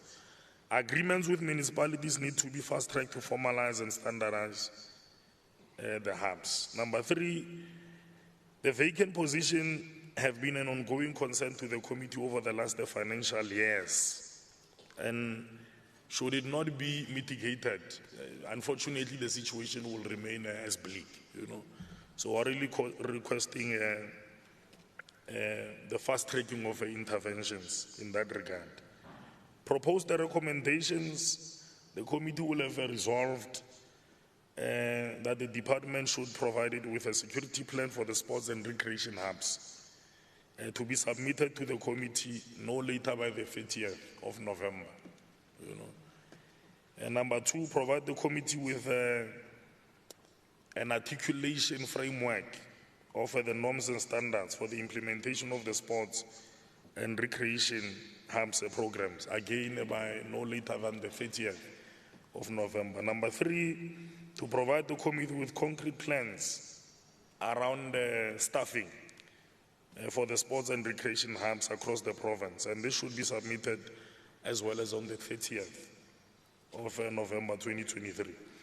Number four, to engage the Gauteng Department of Cooperative Governance, Traditional Affairs, Research and Development, as well as AidGov on issues of collaboration between the department and municipalities in the implementation of the recreational hubs program.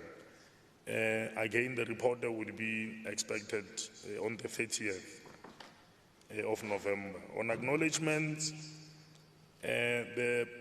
I wish Sharon to thank the Honorable MEC as well as the acting HOD, including the entirety of the political as well as administrative membership of the committee. On adoption of the report, in accordance with Rule 117, subsection 2, Provincial C, read together with Rule 164, the Portfolio Committee on Sports, Recreation, Arts and Culture recommends that the focused intervention study emanating from Budget Vote 12 report of the Department for the 2023-2024 financial year be adopted. Thank you very much. Thank you very much. Any seconder to the report? Mufio. Thanks, Chair. I rise to second the report. Thank you. Thank you very much. I now pose a question. All those in favor say yes. And those who are not in favor say no. The yes have it. The report is adopted. Now, this concludes the business of the day. Now, the next sitting will be on Tuesday, the 17th of October this year, and the House is now adjourned.